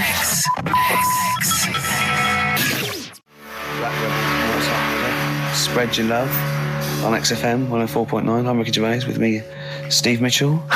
And now it's Karl's bit. It's the re-education of Karl. He's like Liza Doolittle. And now he's coming, or Lawnmower Man, if you've seen that film. More like Lawnmower Man, if you've seen the film. You'll know what I mean. And his homework was to just study quotes, really, on happiness and stuff and general well-being. He's not a big happiness quote fan, are you, Karl? Not really. So what have you done? You've come up with something, haven't you? Right, yeah, I told you, right? Because a lot of these are just things you say every day. They're nothing special. So what I'm doing... Well, you say them every day. Well, the sort of things you come out with and you don't even think about it, do you know what I mean? Yeah. They're on the TV all the time. People on the radio are saying these sort of little quotes. Sure. And what I've done is, remember that programme on Channel 4, Faking It? Yeah. Where they got some, like, posh kid to be on a door and all that. What I've done, I've... Imagine if that was the pitch for the show. Dear Channel 4, just going to get a posh kid on a door or something? Yeah. Yours Come sincerely, in, Karl. come in. Yeah. TV producer. Yeah, go on. So what I've done, this little book of quotes, happiness quotes, I've picked two that are real. Okay. And I've made one up. Right? And we've got to guess. And you've got to guess. Okay, then, go on. Well, I'll tell you what, Rick, why don't we, when we've heard them, we won't confer. No. You'll write down yours, A, B, or C, and I'll write down mine, and we'll see how it Okay, works. Karl, off you go. Right, and just because I'm looking at this book, it doesn't mean I'm actually reading. No, I know. Don't worry, I know. we're clever. No, we know. We can't see yet. Like, call my bluff. Yeah, go on then. Nothing is worth more than this day. Okay. Yeah. Yeah. All right. Yeah. The way I see it.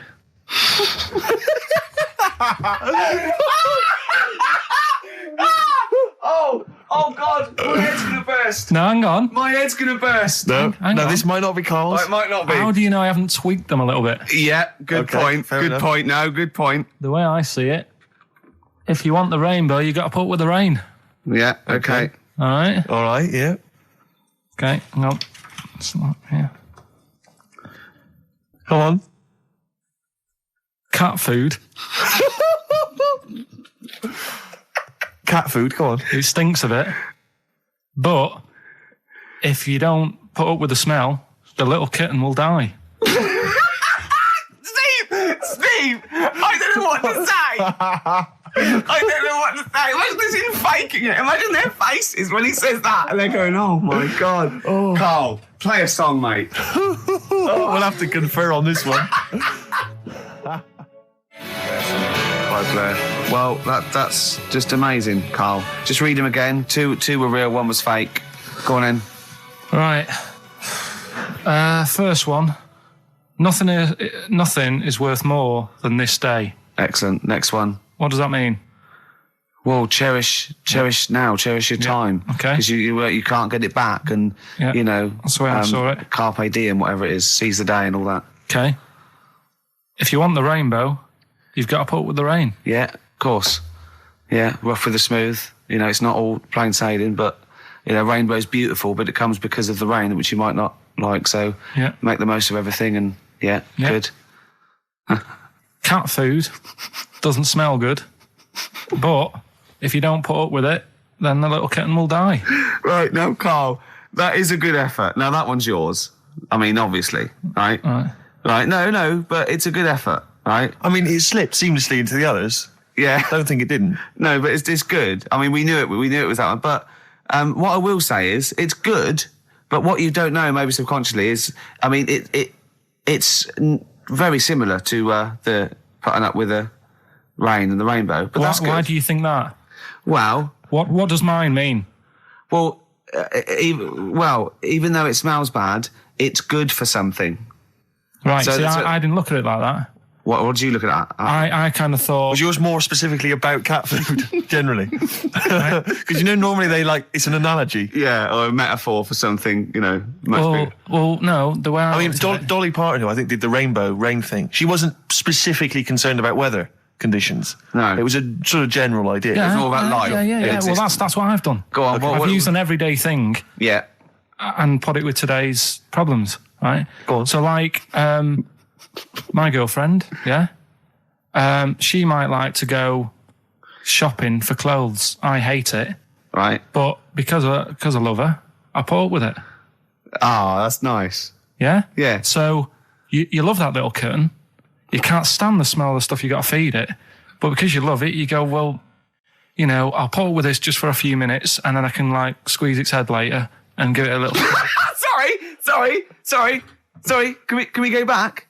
You know, stroke its head and stuff. Oh, right. Yeah. Sorry, it was a bit of a slip, was it? Squeeze its little head. No, yeah. Well, that's just the thing that I do with cats. Put it in a bag and drown it in a lake. I can feed it and then I can throw it against the wall. Exactly. So you didn't see it like that, did you? No, that's very good. So it's about love, is it? It's about putting up with the bad things for something you love. Yeah. Well, that's nice. But Carl, you seem now to be convinced and rather smug that you've tricked us and that you've fooled us and that we didn't understand it. Well, I say that's your fault, not ours. No, it's not, though. I mean, look, that man in Forrest Gump, he was a bit of a nutter. And he came up with the life as a box of chocolates thing. Yeah. Now, if that was in this book, you say, oh, yeah, brilliant, you know, good bit of work. But if he was sat here doing the show with you, you'd be taking the mickey out of him. Sometimes I feel he is. No, but Carl, I could. In fact, if people are out there, we're too lazy. Could you write down everything Carl's ever said? Because I think we could publish that. Yeah. He said one today. He saw my salamander. It's not a euphemism. He saw my salamander, and it's just sitting there in the tank. Your exotic pet. Yeah, and he's worried about there not being a lid on. And he said, I went, what are we worried about? He said, wow. He said it sits there for 24 hours a day, obviously planning to get out. Well, he's got nothing else on its mind, and the daft thing is, he has actually got the lid ripped up a little bit. Like, it's got nothing else to think about. And it'll be looking up there, and it's going to get out. But what's the worst that could happen? What's it thinking? What do you think it's thinking, this salamander? It's got its eye on the DVD player. I can have Ian be down the market. Well... Oh, God. Are they dangerous? Can I just say something? Are they dangerous? I think the salamander's thinking exactly the same things as you. I mean, to look at you, you've got the same expression on your face. You know what I mean? You're dressed in green as well. You've got a little round sort of Hamburglar type head, like the salamander. Very similar. And yet I think you bonded with it, didn't you? Yeah, but I probably would have tried to get out, but my little paper round bag would just hang on the corner. Yeah.